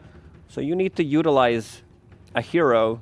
I'm maybe thinking, Storm is always going to be good because limited lockdown on their side, unless you get caught by Nyx Assassin or some Boundless Strike into Nyx Stun. I was maybe thinking Void Spirit. We've seen Void Spirit popping off recently. And potentially any Spirit hero would work in the mix, but the Chen comes out from Nouns that we didn't talk about, and typically when Beastmaster used to be very popular and picked all the time, teams would have to ban Chen to protect the Beastmaster on lane, because a lot of the strength of this Beastmaster comes from his ability to play into Monkey King with his boars, which makes him one of the melee heroes who isn't too vulnerable to MK. But with Chen, who basically takes over his boars, that removes a lot of that lane threat and a lot of the kill potential of this Kotl plus Beast lane. So I think the Chen pick really protected Nouns' safe lane. And it's also a fly specialty hero. We haven't seen it in a while, but he is no stranger to Chen. Yeah. There's something about the Kotl part where Beastmaster, I think if you didn't have Keeper of Light, the counter feels good, but because you have Keeper of Light, like, you don't really care too much about boar anymore, because it is all about the spam, the magic spam, the push. So it's like it's kind of okay, but I'm skeptical it's going to be the biggest lane winner that we've seen in previous drafts. Center coming out for Nouns. Gunnar will be taking that one on. A bunch of auras is what Nouns is looking for. Like Chen will get like a drum or the mech. Chen will then bring out a blink and a pipe, and that is when they're gonna really go. So Monkey King, be it carry or mid, will need to bring that 20-minute timing as well to just try and survive the roar, the illuminates, the pressure that BB applies. Because I just see a slow start to the game, but once they get online, they just hold each other's hands and walk around the map trying to break down BB. Also, within the draft, Centaur should give Nyx independence after a few levels, where Nyx can, after just doing some creep shenanigans and manipulation and whatnot, he can go through the Twin Gate, try to maybe kill the Beastmaster or Kotl. He can rotate mid, he can just goof around in the jungle if he needs to, make scout out stacks. Like, Nyx has a lot of freedom to be independent because of the Centaur pick. They do have the burst damage. Later on, you have Centaur, you have Monkey King, Nyx Assassin, if he gets to his Dagon. And also Stampede. I think this is a highly valuable spell that they just picked up against Enchanters, against Keeper of the Light. You want to find this Keeper of the Light. You do not want to see him use like 4 or 5 chakras on enemy carry or an enemy mid laner so that he gets multiple rounds of spells. Nouns do need some range damage though, because they have 3 melee heroes, in Nyx, Monkey King, and Centaur. And if this Beastmaster gets off to the start that we think he will, because he's going to have so much stacks that Coddle is going to make for him, and early Ags versus 3 melee heroes is very hard to play into. So they need some kind of damage coming from a distance to not commit too many bodies to taking down the Beastmaster. Because this is the tempo hero that BB are going to play around. 5 seconds remaining. Very strong Invoker pick as well. Effie mentioning like the melee aspect of Nouns lineup. You put in tornadoes and EMPs and deafening blasts from Invoker. That is, a lot of fight control. But this is, close to 4 specialty heroes for BB at this point. That it just comes online so quickly. Still with carry for their last pick. On the bright side for Nouns, they have overall last pick, so they can decide at the last moment where their Monkey King is going to go. But now that they already see that Invoker, do you want to put your Monkey up against that? Or will you opt for something different? It seems like BB team, they're banning out Puck, so they feel like picking an Invoker is enough to make Yuma be the one playing Monkey King. They're going to be looking for a mid hero, most likely. Something for Copy. Copy's hero pool so far, a mix of melee and range heroes. The big one that he did play was Earthshaker. Problem is you're playing into Invokers, you will not have that much of an impact, at least early on, where your mana is going to get burned, but overall for the game, it could be a really good pickup. Mm-hmm. And I wouldn't mind the Monkey going mid versus the Invoker. Like, that's a fine lane for the Monkey. The only threat would be the Enchantress rotations, but he should be able to CS well. And then maybe a safe laner to pick here. Sounded funny, but it is like the ranged it is the ranged carry meta for a reason. You need your carries to be able to CS comfortably and protect themselves. Let's see what that final ban is going to be for BB team. If they want to protect that Invoker a little bit more. No, they want to remove a safe laner as the Weaver gets taken out. They wanted to remove elusiveness because they don't have that reliable stun Invoker. He needs some kind of a setup. Coddle, Enchantress, these heroes are very... Like, they need something, some kind of a setup. They don't provide you with any kind of control. Pretty much your stun is Roar and Cold Snap. Yeah. Okay. Oh, yeah. I wanted the like a troll and out for a safe lane for BB to just farm freely while Centaur gets left alone. You want that carry that naturally needs a bit more time from laning to just exploit it. So melee carries that are independent wave pushers helps a lot. Also, it's a hero that makes use of the chakra magic from Coddle in teamfights. All of a sudden, you're enabling this hero's like low cooldowns by having a stun that can be thrown out a lot. Also, the tempo coming out of an Alchemist, Beastmaster, Enchantress lineup is terrifying. The tempo that would come out of a Chen lineup does not even come close to matching what BB have right now. Oh, a Razor. I was thinking they might go down the Queen of Pain route just for the speed in which you react to early pressure. Like, Beastmaster steps up, you get that kill, but no, they go for the scaling option once again. You're going to have Razor, BKB, Monkey King, very quick BKB, Centaur with the pipe. Like, we expect BB to be aggressive, but still there's time for them to come online, right? Like, you need Alk to get to Radiance +1, you need Beastmaster to get to that Aghanims. So there is a window where Nouns should at least get the defensive items to take a good fight against the expected aggression that we see from this lineup. It's also range damage, which they sorely lacked. I think both teams got the drafts that they wanted. This looks to me like pretty much BB draft 4 out of 5 heroes. It screams BB. On side of Nouns, they needed to cook something differently for this one. Razor, Copy did play it earlier, and I think Razor in this game has a pretty free reign. Once he pops a BKB, the only thing that can stop him pretty much is the Beastmaster. They don't have ways of increasing his damage. There aren't like these big things that they can throw on top of him, no IO or anything, but they have a Stampede, so he can choose which target that he wants to go for in a fight. Yeah, it's just another story of Nouns have great scaling. They have good core-to-core matchups in Monkey King and Razor versus Alk and Beastmaster now. As long as they can get to a state where they have like 3 items and BKBs to play into BB, they can definitely take it. But BB have terrifying tempo. They're playing on Enchantress, early Ags Beastmaster, an Alchemist that's going to come out with a Blink BKB very early on. So there's going to be a period in the game from like 20 to 30 minutes where Nouns are going to be on the back foot. And if they don't lose by then, they have a good chance. Yeah, now just need to show that they are, tactically aware of what's going to happen in this game. If they try and... They don't really make moves, right? Like, Razor doesn't want to make moves, no one wants to make moves. So if they just sit down, farm, defend an odd tower or 2, they can get into the game. But if they play BB's game, then it can be a little bit scary. So yeah. At what point do you feel like if you're going to watch Nouns and see if they can weather the storm that BB is throwing out here, at what point are you going to be worried for Nouns? If they don't contest second Roshan. If they give away like 2 Roshans for free and they're just still in that kind of farm state, then they probably could have a lot of But they problems. can give 1. Yeah, 1's fine. You give up tier 2s, but like they need to have all the tools when, you know, BB are expected to be barreling into your high ground around, you know, maybe 25 minutes or so, yeah. Yeah, it seems very scary to deal with. You feel like they can do it? On side of Nouns? Yeah? Yeah, but this game needs to be slightly later, I would say. Okay, let's find out what's going to happen in game number 1 of this best of 3. We're heading over first to Milan, who's going to be talking to Nomad. Thank you very much, Shiva. Yes, indeed. Milan, I mean, they've gone very comfort on the side of BetBoom. What do you think about that? I think that's their style. We expected a lot of heroes that they picked. Like their team that tries their guts. They had ups and downs, but they have been like sort of stable team throughout the season.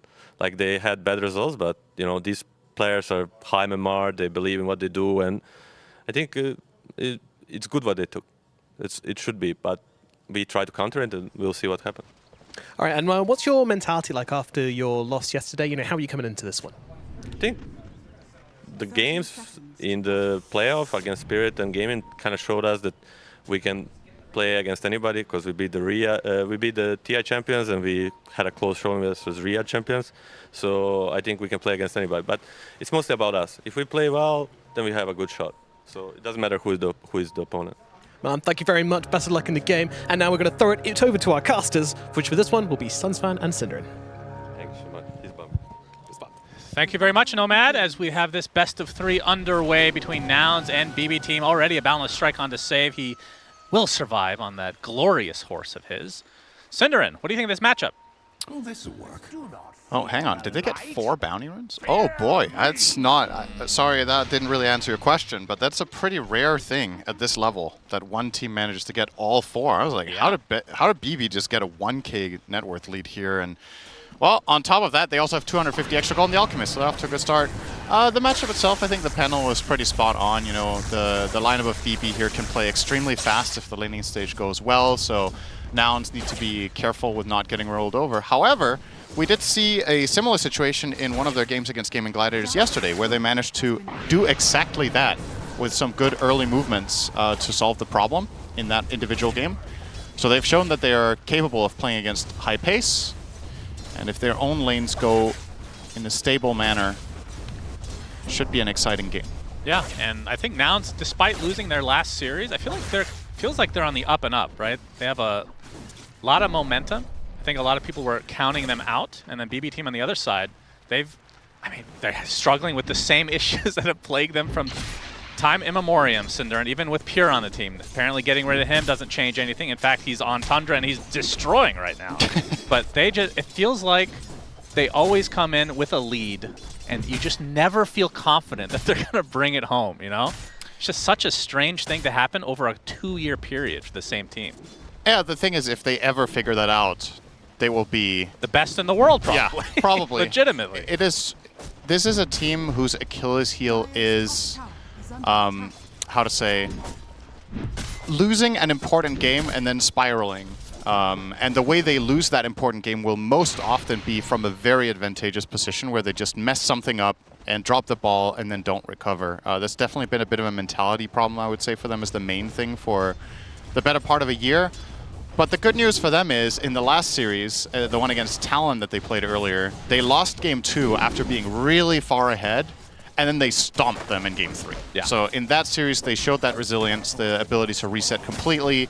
You would think over time, throwing that many leads away, you kind of get used to it, and you build a resistance of sorts. Yeah, it does sound like an interesting scientific study. How might need to get some papers written on this. Yep, absolutely. A lot of damage being applied to BB Team here in this bot lane. Better be careful with that Monkey King.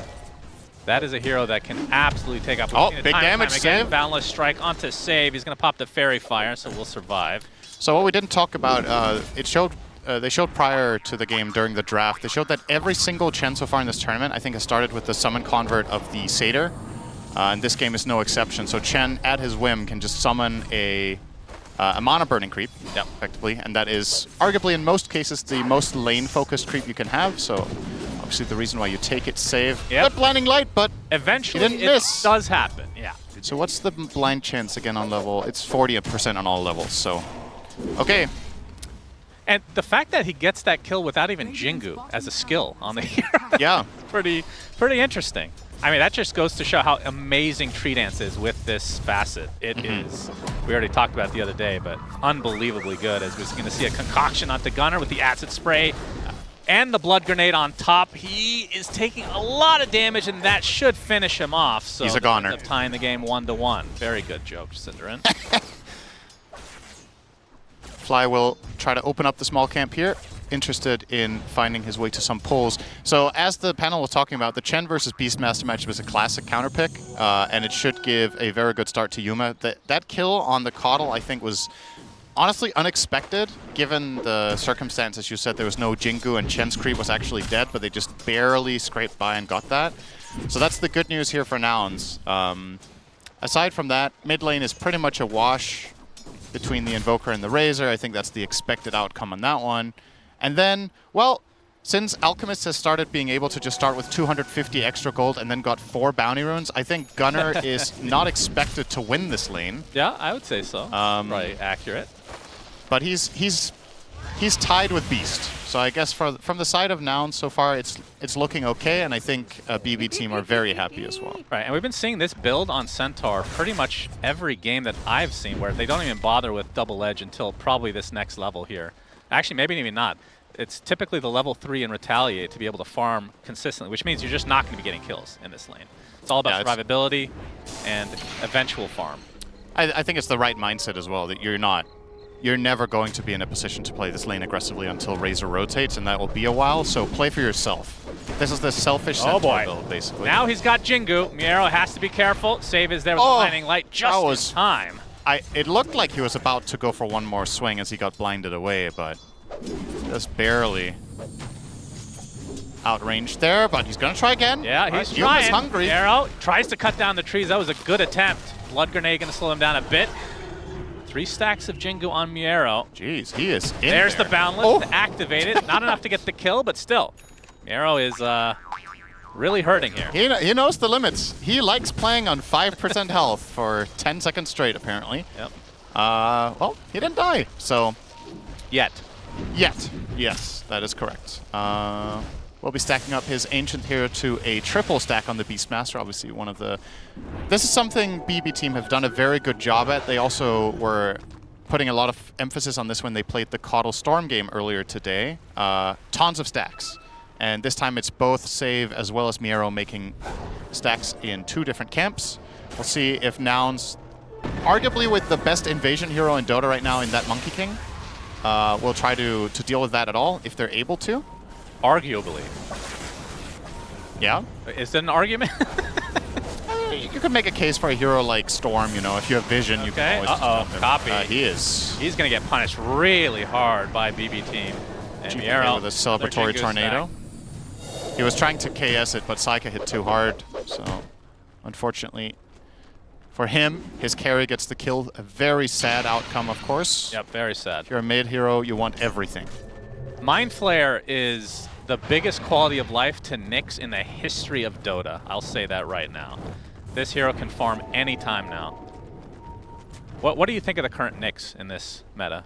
I think the hero's really good. I think he's significantly underpicked in this tournament. He makes a lot of sense as a counterpick to Ench, of course, which is why they ran it, but I believe the win rate of it that we saw was quite good, but the number of games was very low. I suppose the main problem teams are facing is if you don't pick this into specifically Ench or Chen, maybe your laning is just too weak and compensating for it gets too hard. But that said, I still think it's reliable a lot of the time, and especially we're seeing the rise of Invoker, right? This hero was not played particularly much in the first few days of the tournament. Now he's starting to really see play. Sunstrike plus Nyx can kill any hero on the map. Yeah. It's even better than it used to be because Nyx now, as a support, reliably goes Dagon and does a lot more damage with Mind Flare. So if you remember back in the day what kills you could find with Nyx Invoker, you can almost add 50% to the health of heroes you can kill. So I don't know, perhaps that's the strategy we'll see teams run later on if they can get the laning to work. Yeah, that's always been his issue, is the laning. But you just don't lane now. You just go jungle. Easy peasy. Yeah. Which begs the question, why is Pudge not being played in this meta? My goodness. What a great hero. Waiting for Boxy to run his signature I'm leaving lane minute 2 and going jungle play. That was epic. They crushed that game. Indeed. It's well, GPK. He's in the cover of his Ghost Walk right now. Might be going through the gate, but he's going to run into Fly. Or is it the other way around? Yuma on the trees as well. The EMP already being shown, as Fly will likely just be sacrificed. He actually dies to a neutral creep, and instead all the damage being applied to Mr. Nightfall. He's getting all this regen, but it's not enough. He will drop. Unfortunately for Nouns, though, I think they're going to lose both cores in Yuma and Gunner in the process. So they lose 3 heroes, although again, 1 denied by neutrals. Yeah, this was, the panel didn't talk about this, but a really big upside to Stampede is that you, as Chen, you can just Stampede right into the neutral camp and die. That apparently was important there. Oh, he just narrowly dodges every spell there on Lelis. Very nice. But yeah, good defensive play there from BB Team, really covering up their Alchemist in this safe lane. Which is going to be necessary. This is a textbook Nouns play. Lelis. Oh, well, he dodged every spell and then he walked back into them. Oh well. Yeah, well, he wasn't expecting Banana Boat Team to come back into the triangle area, so they stuck around. Yep. It's yeah, I was gonna say Nouns. I think one of the things they did really well against Game Gladiators in the game that they won in that series was rotating from the safe lane through the gate, and I think BB Team have prepared for this. They've studied the movements that Nouns like to go for, and they were exceptionally ready for that rotation. They were already in position when Chen came through, as you said, and they were the ones to make the first move instead. Now that's probably not going to stop. 10-minute rune. Okay. Looks like it'll be top, as the haste is bottled by Copy. Tornado already used from GPK, so he won't have a way to actually dispel this haste if they want to try to run at him, but that's a tall order at this point of the game. Looks like he's going for the Witchblade on the Invoker, while Gunner Blade Mail this time around, which a lot of time we've talked about this before, but the Blade Mail against heroes with the uncontrollable outburst of damage, such as Windrunner. Yep. Not really seeing that here, unless you want to count Enchantress late game, I guess. Something we haven't really talked about with that item is it's also a farming item on Centaur, right?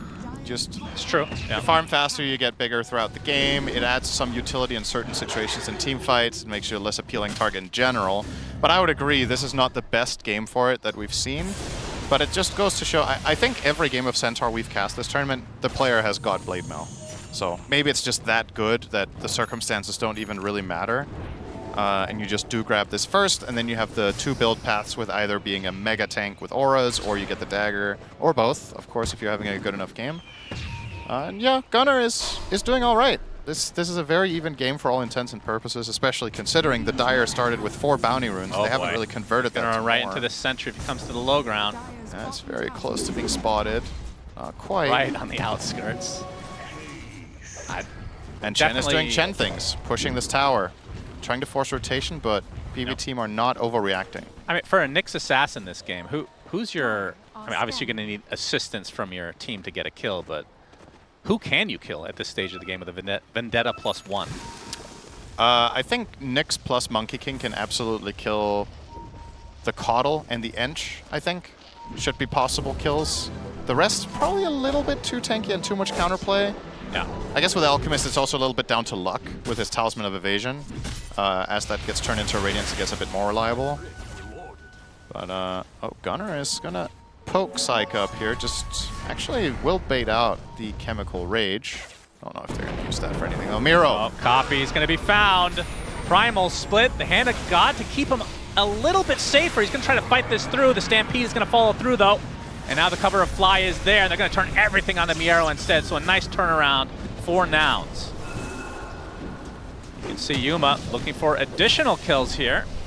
GPK will just casually walk away. And that's now a Maelstrom for Yuma. Yeah, this is a funny dynamic, the Chen versus Invoker.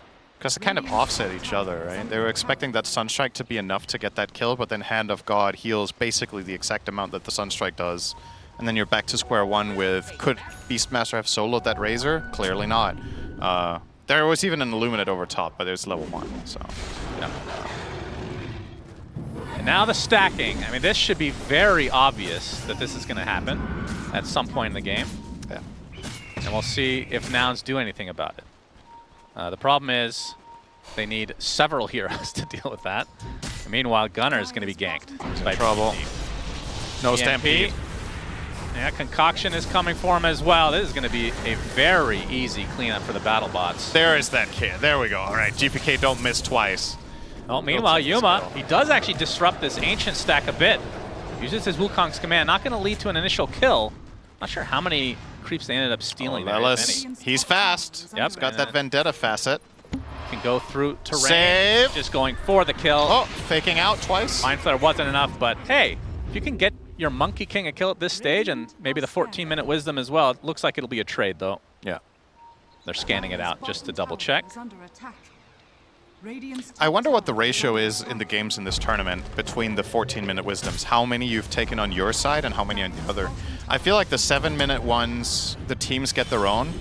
And anecdotally, I would say on the 14-minute one, there's more trades on the opposite side than you being on your own side. Yeah. I guess it's just a natural part of the movement out on the map with your first aggressive moves that you're likely to play around the other side, but it's kind of interesting to see that that's been a development, because this didn't used to be the case a month ago. Yeah, and Wisdom Runes have been extremely powerful, especially the first two, for many months now. Yep. So it is interesting to see kind of a late development to this during TI. As Blink getting pretty close for Gunnar. As you can see, Miero has his Aghanim Scepter now, so the Drums of Slom online. Very fitting for a BB Team Beastmaster to get the Bongo Bongo Ags. Makes a lot of sense. They are Beastmaster believers. True that.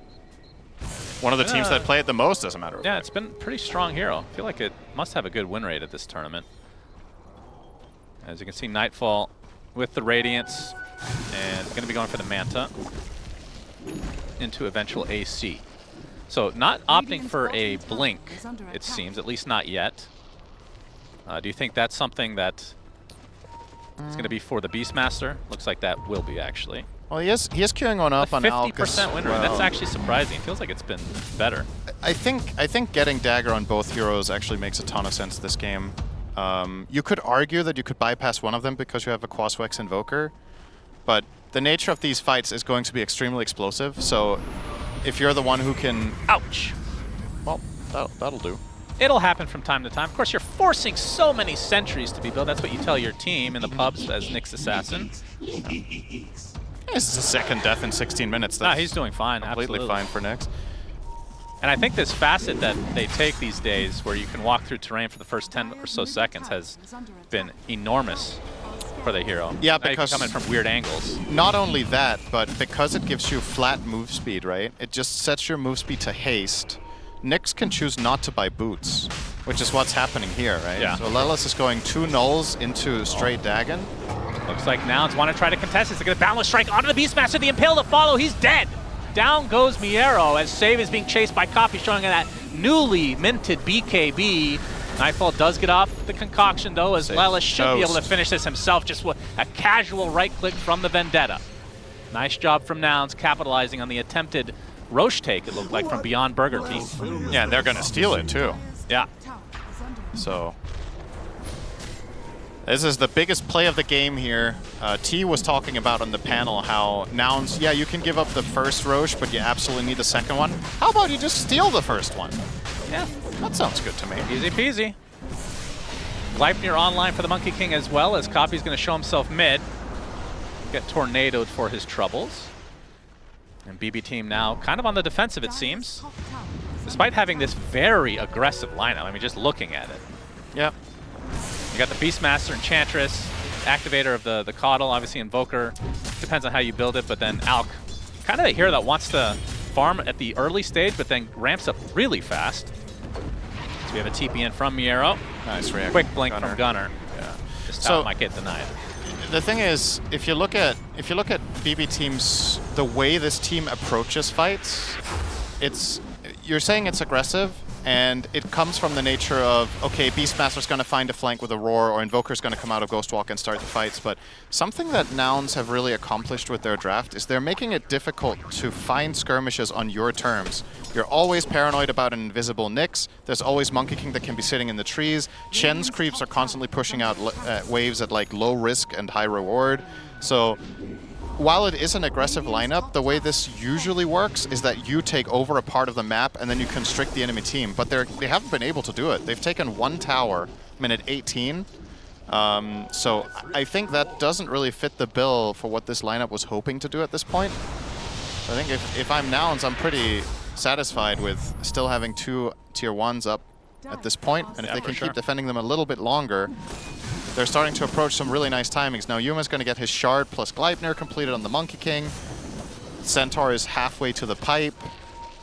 And Chen's Greaves. Spike Carapace can always stun Nightfall because of the Radiance. Yeah. Did not opt to use it there. Would have been a tough kill either way, as we're going to see the Tornado. Nice damage onto Copy. Into the Chaos Meteor. Not enough for a kill as Lelis. Want to dive though, they see Lelis. He is spotted. That's a very tanky Invoker right now, and Lelis slowed to a crawl thanks to the Solar Bind. Yuma's coming in with the Gleipnir, has his Wukong's command. A beautiful Boundless Strike onto 2 as well. They get 1. It looks like they'll get the second support as well, although the force step to the other side, the Ice Wall, slowing them as well. As Muerta actually in no man's land, focusing everything on this Monkey King. Now GPK and Nightfall are there to assist. The Aegis is down. Concoction hits 2. See, axes will continue to be thrown out. Yuma with the Shard already, it seems. We'll go to the end of the Boundless Strike to disengage completely. So in the end, it's an Aegis for 2 supports.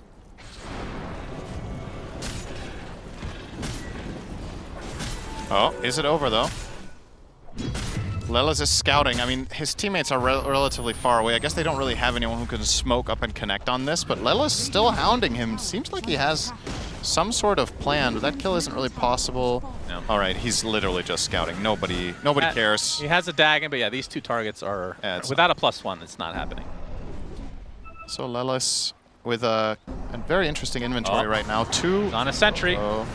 Tornadoed up, and they dust just for good measure. Lelis heals up a bit with the Dagon, but it's not happening. BB team all over that. Also fortunate enough on him to find Whisper of the Dread, which is easily the best neutral item you can possibly get on Nyx. Getting the extra mana pool, but of course the 8% spell damage amp is incredible on this hero.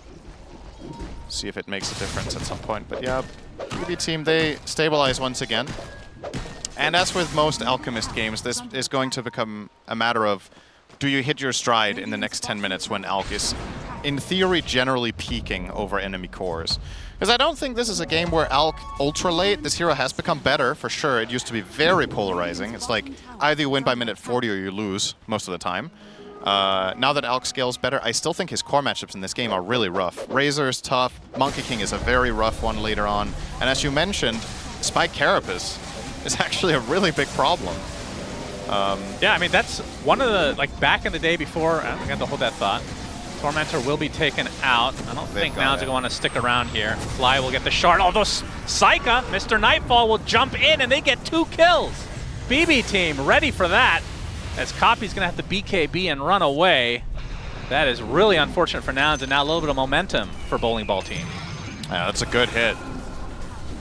Sure, they do get the Tormentor themselves. That would have been even better if BB were 10 seconds earlier, but still, I think they're very happy with this. They're going to convert into tier 2, and this is what I was looking for from their team. I was saying 3 minutes ago that they'd only taken 1 tower. Well, guess what? If you take a tower per minute now, you'll catch up pretty quickly. Yep. They've got 4 down now. Yeah, momentum definitely on BB team's side. Of course, 3K lead with an Alchemist. Who knows what that means these days? True. Nouns definitely still in the game. And yeah, back to that Nyx conversation. I mean, back in the day, Cinderin, Nyx was basically picked as a counter to Radiance heroes to force them to buy something else, or Batrider. That was like his identity. That's it. And Ember. Yeah, true. Ember was also a good one. So with the Flame Guard. And Puck. And Storm. Several heroes. Quite good. Fly remembers this time. He was actually good against OD as well, and sometimes you picked it against Lina too. Okay. Keep going. Don't stop now. But yeah, okay, gets the Tornado off on the Copy. Cold Snap into the Ice Wall. Man, he just cannot go anywhere. All right, the pace is really picking up now. This is when Nouns need to keep their calm and find some sort of move as a team. Otherwise, BB is going to keep doing this to them. Because now that BB team are owning 2/3 of the map, this is the true challenge that I think Nouns did a really good job delaying until this point, but now it's coming for them. So what are you going to do? Are you going to take the fight head on? Are you going to try to find some sort of skirmishes with Nyx plus Monkey King where you hope that they spread out at some point and you find the straggler? Maybe Alchemist is farming alone, which is the case right now with Psyche farming Ancients.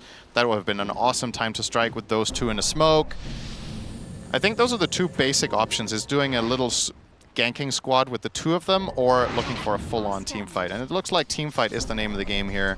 At least they're going to smoke up 4 of them, and Razor's about to spawn.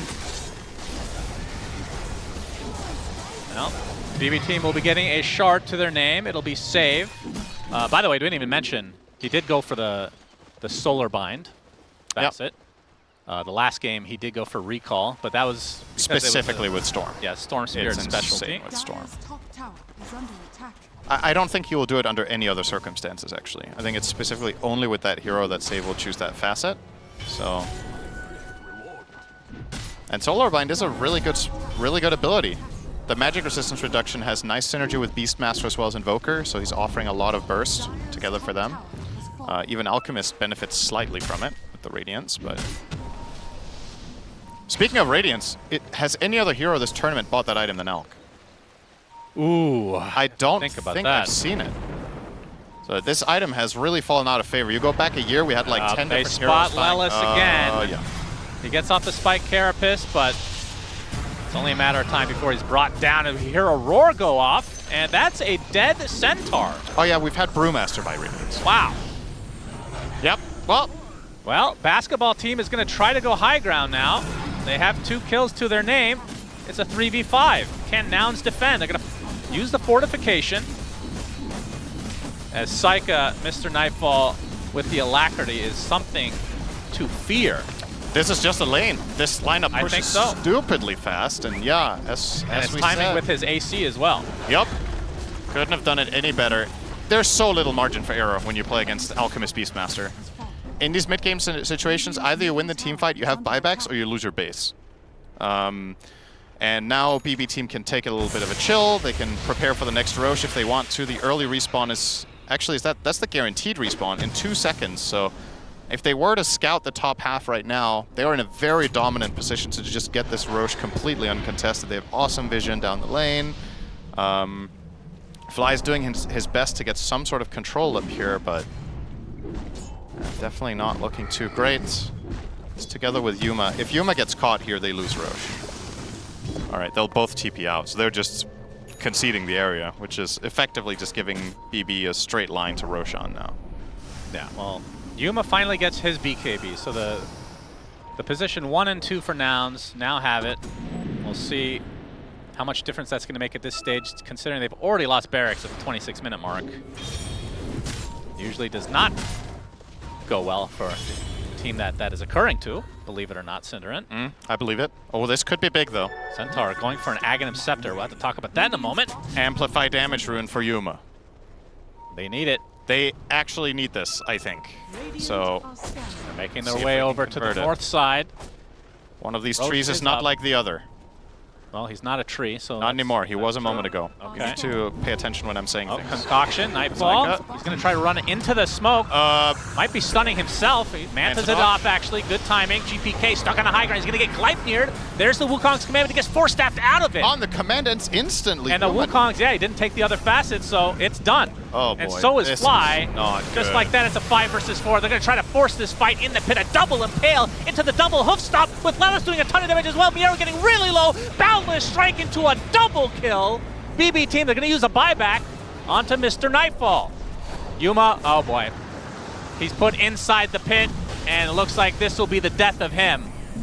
So BB team having to expend a buyback, but they still end up winning the fight in a way, and they'll secure second Roche. Yeah, that's why they call them buyback team. That's right. They will get this Aegis onto Psyche. That was, honestly, that was a really good outcome for Nouns with how that started. I thought they were just going to get wiped. They threw Wukong's command out for nothing. Chen died first, so they're missing some of the auras in the fight as well. And then they still managed to get a really nice chaining of stuns. Gunnar, don't die. We need to see the workhorse before the game is over. I beg of you. He is gonna pop the pipe. Not slow looking too to hot, a crawl. He's dead. What's that? He's not looking too hot. Yeah, it's not good.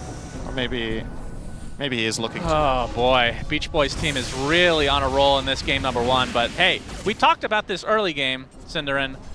If there's any team that will throw away a gigantic lead, it's this team. I need to see this one before I believe it. Okay. No. They're gonna try to go high ground for barracks number 2. This is the breaking barracks team now. They're gonna put down the Roche banner and apply a lot of pressure here. Remember, Centaur still dead for 15 seconds. Gunnar does have buyback, but I think you just give this up surely. Although they will use Fort on this, but they will still give it up, it seems. Yeah, BB team have just really... It's been really impressive to watch in this game how a part of the game that I think both the panel as well as us thought was going to be the hardest one, Nouns did a relatively good job at handling, and then BB team just really kicked it up a notch and completely. These last 10 minutes, they have just run the whole show. So the timing maybe came 4 or 5 minutes later than expected, but the ultimate result, unless Nouns can somehow pull a heroic comeback here, is going to be the same, which is just one more lane to go for those Megas. They still have the Aegis. BKB almost completed for Psycha. It's coming out now for the Invoker. So that's 2 new problems that Nouns have to face. And while they do have decent physical damage between the Razor and the Monkey King, I don't think it's going to be enough that they don't have to burn through their entire BKB durations themselves. And that's when Invoker is the king of the game. Yeah. This hero is, by many, considered to be the best hero in Dota, at least historically, when BKBs run out. Like, just the amount of control you have, you can completely dictate the fight with your arsenal of spells. And in a game like this, having max Wex for your Deafening Blast is amazing against 2 right-click cores. Ice Wall, of course, against chasing heroes, you name it. You know, they have the whole package. So Nouns, last-ditch effort coming up. Yeah, looking for a flank. Into an Aegis, mind you. They're heading towards the south, trying to backstab. Save would be a pretty decent pickoff. They're gonna run into Toronto Tokyo instead, and he's pretty damn hard to kill, not gonna lie. Spike Carrier has already used. There's a Wukong's command. Nightfall just casually walks out of it. Lelis and Gunnar super low as the roar goes off onto the Razor, and this is just getting out of control in favor of BB team. Yuma, the BKB TP, will be successful, but the rest of his team are dropping like flies. So we'll fly. No pun intended on that one for once. And speaking of bugs, let's kill the last one. I guess flies, you know. Yeah, Lelis is dead to the hands of the Bumblebee team, and another buyback comes out, this time from Lelis, but I think the game just ends here, surely. For those mega creeps at the very least. And they have to throw every buyback at them here. Centaur has to buyback too. They can't wait 15 seconds. But the Aghanim Scepter, Cinderin, we need to see the workhorse. We really don't. The cart would change everything. They get the range racks. There's the initiation from Gunnar into the Gleipnir, but now Gunnar, it's just, he just melts, man. He just absolutely melts. Already with the beefy Centaur dead, this will be mega creeps for BB team. They can just casually do whatever they want now. And, oh, they actually, I think they broke the tree there, so Yuma stunned for an eternity, as GG's called. BB team all over this game number 1. Yeah. They continue their streak against Nouns. As was talked about on the panel, these teams did meet in the first group stage, which was honestly the most one-sided game of the entire tournament, was that very first game these two teams played when BB team beat them 24-1. Seems like they kind of just have their number a little bit. Nouns are still struggling, even though they've leveled up throughout this tournament. This matchup does not seem good for them. No, it does not. Shiver, what do you think of this game number 1? Well, I kind of think we hit the nail on the head here on the panel after the draft was done. We knew the onus was going to be on Nouns to perform and to hold off BB for as long as they could. And we mostly knew that in between minute 20 and 30, it was going to be extra difficult. And unfortunately for Nouns, they did not do it. They could not hold, and it's BB Team that take game number 1, so they are 1 game away from moving forward in this lower bracket. Credit to them. I believe we would focus a lot on Nouns, Effie, I think, this post-game, because I do feel it was their performance that caused the game to be like this. Honestly, I want to give them credit for the way they played the first 20 minutes, because they got what they could, where they could. They even contested the first Roshan and got Aegis on their Monkey King, but it reached a point where Alchemist just finished farming. He wasn't done farming around the time that this first Rosh happened, right? But at some point, you just get that Manta Style, you get that AC, you get that Blink, that Radiance on Alchemist. You get it much earlier than Monkey King, who at that point had a Gleipnir, but he didn't have his BKB yet. So the second BB started to group up and play for their own picks, run into Nouns' side of the map, run into that Tormentor area, there wasn't that much that Nouns could do to fight back. And then on top of that, when you layer in when Invoker gets the BKB, who stops him really? He's not going to be able to be locked down in the ring. The Centaur stun won't contest him, Nyx won't contest him. So they hit their mass on BB post minute 20 and they finished it pretty cleanly. And I want to point out GPK. When this guy is on, he's really on. Didn't die a single time in this game. 9-0 and 8. His laning stage was perfect. The way this game started is they picked up 4 bounty runes, got that extra gold with the Alchemist, of course, so the laning stage is much better. You can bring extra regeneration to the side lanes, you can bring some extra stats for the Invoker in the mid lane, and I think this is going to be the fight where he pushes Monkey King out of Wukong's command with his Hurricane Pike, because Monkey King, they too tend to go for the other facet, and immediately he's out. So, this is the most damage that you're going to deal. With your Wukong, this is where you want to hit them with the Boundless, Gleipnir, maybe Nyx Assassin Stun. Just not enough. It looked like an okay fight, but BB Team did use BB here, and I think 2 of those, and got into a fight that kind of secured the game with the second Roshan. Yeah, you got to give it to Nouns as well. Like, the start of this game was because of Yuma's laning phase. Like, he doesn't go for the Jingu, he goes for Spring and Boundless. He keeps applying pressure to the Beastmaster, and often when we see like 12, 11-minute Aghanim's on Beast to open up for a very quick Roshan, because of Yuma and Fly's laning phase, it delayed the Beastmaster Aghanim's, and then it opened up for like a 15, 16-minute Roshan, therefore Copy with his BKB could take the fight. But, you know, fundamentally, when Nouns itemized to get that one fight, there wasn't a plan B in their lineup. Like, Nyx couldn't find any pickoffs because BB, 5-6 minutes later just grouped up the entire time. Chen falls off when the enemy team's running at you. And then, Centaur Razor, they didn't really bring any damage. So it kind of felt like Yuma had to do everything. And that also was nullified by like Crimson Guard on Beastmaster, there's Blinding Light on Kotl. So yeah, unfortunately for Nouns, there were moments of brilliance, but their draft, unless the game goes 40 minutes plus, it is so hard to fight into this wall of aggression. Like, every highlight we're looking at right now is just BB overwhelming them post second Roshan. Is there anything they could have done to, I don't know, slow down Nightfall's or Psyche's Gentleman's farming? agreement in the old chat. Don't fight us for 10 minutes. Yeah, Look, they need a little bit more time. It was like this inevitable bomb. They tried, because Lela's on the Nyx was always hunting for the Alchemist, and potentially if he connected on 1 or 2 more pickoffs with Yuma on the Monkey King, that could have opened up for Psyche needs an extra 5 minutes, 3 minutes to get that next item. But there was, if you really go back through the replay, like, Psyche was able to dodge some of these ganks, which then allowed him to get to Radiance and Manta and Blink and AC. So it's like, with this draft, it's such high pressure on, if Nyx connects, game continues. If Nyx doesn't connect, then everyone just has to hit creeps and pray their opponent doesn't want to just get to game 2. Yeah, I guess you could make a case for if they were able to dodge BB's initial takeover of their map around minute 21 near their Tormentor. Yeah. If they dodged that and they didn't take any engagements until Yuma got his BKB, then maybe they would have had a shot because they would have been able to fight back before Invoker had a BKB, but it's impossible to know where your enemies are at all times, and it's impossible to dodge every gank. And you have to account for the enemies making a move on you and killing you a couple of times in that mid game, and what is your failsafe? What's your plan after that? Unfortunately, it feels like in that state, 20 to 30, BB executed their draft perfectly, and they didn't really give Nouns a window to come back into the game at that point. I also wonder, we see here GPK stat, as mentioned, he had a fantastic game, Lacoste. We knew he was going to be the one playing Invoker. We have had Nouns with the privilege of counter-picking that mid lane. They went for Razor, they put Copy on that Razor in the mid lane against the Invoker.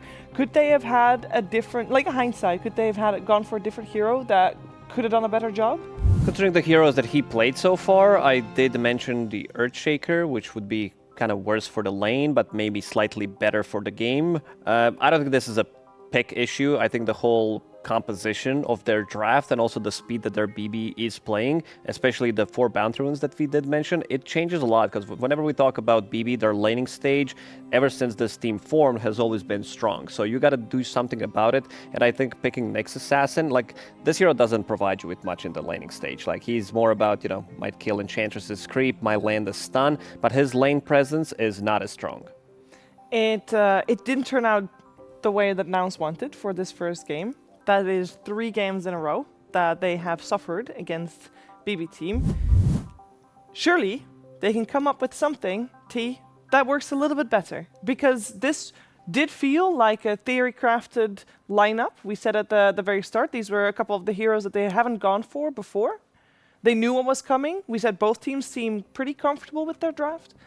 Yeah, I think at least for the Nouns success, Copy's name has been, mentioned multiple times, but if he can play a Storm or a hero that punches into the game, like the Sand King game as well, like I think maybe Copy playing into the map helps Nouns survive some of their greed in their drafts. And when he plays a hero that doesn't really have that statement, like Razor doesn't move to an area and go, this is my location. It's like he pushes out, maybe farms a jungle camp, he links a core, he's not killing heroes. And I'd rather see Copy play a killing hero to bring everyone else to life, because if he doesn't, then everyone's just hitting creeps.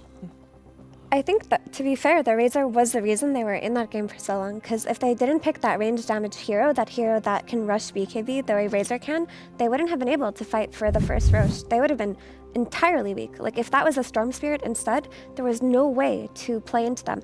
And we talked about how they lacked range damage because they had the Nyx, Monkey King, Centaur that were shown at that point versus a Beastmaster Ags. They had an issue that they had to correct, and unfortunately, Copy was the one who had to try his best to correct it for them. So if it weren't for that Razor BKB rush, honestly, Nouns would have gotten stomped a lot earlier. So I want to be fair and say I don't want to look at Copy's hero here. I want to look at the draft composition before. Yeah, I think if Copy's having to play this specific type of hero, then I think Nouns are already losing the game. So I hope in the next draft they can set up the blocks a bit better, because Copy, you want him to have a little bit of freedom where it's like, what do you want to play? Like, is it your Shaker game? Is it your Queen of Pain game? Like, is it your Storm, like the Playmaker game? Like, what can you do to just do something? And I think if you are trying to fill this void that Effie's mentioning, then you've kind of put your, potentially star player into a very, very poor position. Now, we heard our commentary team talk about it at the end of the game there. Is this just a really bad style matchup for Nouns' playstyle versus BB Team's playstyle, Lacoste? It could be. Sometimes you have, one of the arch nemesis. We've seen Gaming Gladiators against Team Liquid 2023, 2024 as well, that these are just not well-matched teams when it comes down to styles. And I think the same can be said here as well. Nouns, I said it coming into the series that they got figured out slightly. They've been relatively predictable. They try to make something new happen in Game 3 yesterday when they played. It didn't look too impressive. They got rolled over by Gaming Gladiators. So they need to go back what's been working out for them. But the problem is, I don't think they're going to be getting the hands. They might need to prioritize the first pick that they'll be getting. We talked about Luna being the hero of the tournament from the carry position, sitting at only almost 80% win rate. And they might need to, go for either Treant Protector or some Luna, try to make a shift and get something that you've been very successful with in that first pick phase. Yeah, as we can see here, these are the results of Nouns versus BB throughout this entire season. And first of all, it's looking pretty good for BB Team there. 6-1 is a great record, and every time Nouns has let them have the Alchemist, it's a hit for them. So maybe also just remove that one. It sounds so simple, though. I will say it's probably not as simple as just ban out Alchemist, because that's not just the strength that BB Team has. And we did discuss it yesterday. Maybe Luna first phase, maybe Treant Protector first phase. Doesn't sound very pretty, but maybe it could work. Yeah, annoyingly for Nouns, their success has come from 3 heroes in which there's enough bans to get rid of all 3. Yeah. Therefore, they are in a position where it's their playbook is do we have depth for a 4th opening? clearly they don't because they're kind of scrambling at the moment for it. But when you say 3 heroes, you mean Mirana, Luna, and Treant Protector? No, I mean openings in regards to like Sand King, Timber, and Doom, for example. Like they're kind of that's what they've used to open the draft. And second phase, then it's like they hit you with the tree or the Luna to kind of round it out. But yeah, I think at least for Nouns, I just want to see like they have the aggression. Like their safe lane wins the safe lane. Yeah. Their off lane a little bit more sacrificial than other teams, and that's where it's like if you just create these opportunities, it's going to play itself out. You're going to have kills and stuff, but like having a Nyx and a Chen and a Centaur and a Razor, it's like this is not a draft to fight into BB. It's like, please don't beat us. We will eventually fight you. Like, I don't know. It's just, it doesn't look nice. Their previous drafts, like even when they lose, there's moments where it's like, okay, cool. You can play it 10 minutes or 30 minutes or whatever. But this draft felt like they were kind of defeated from the get-go. It's like you're letting BB dictate the entire game.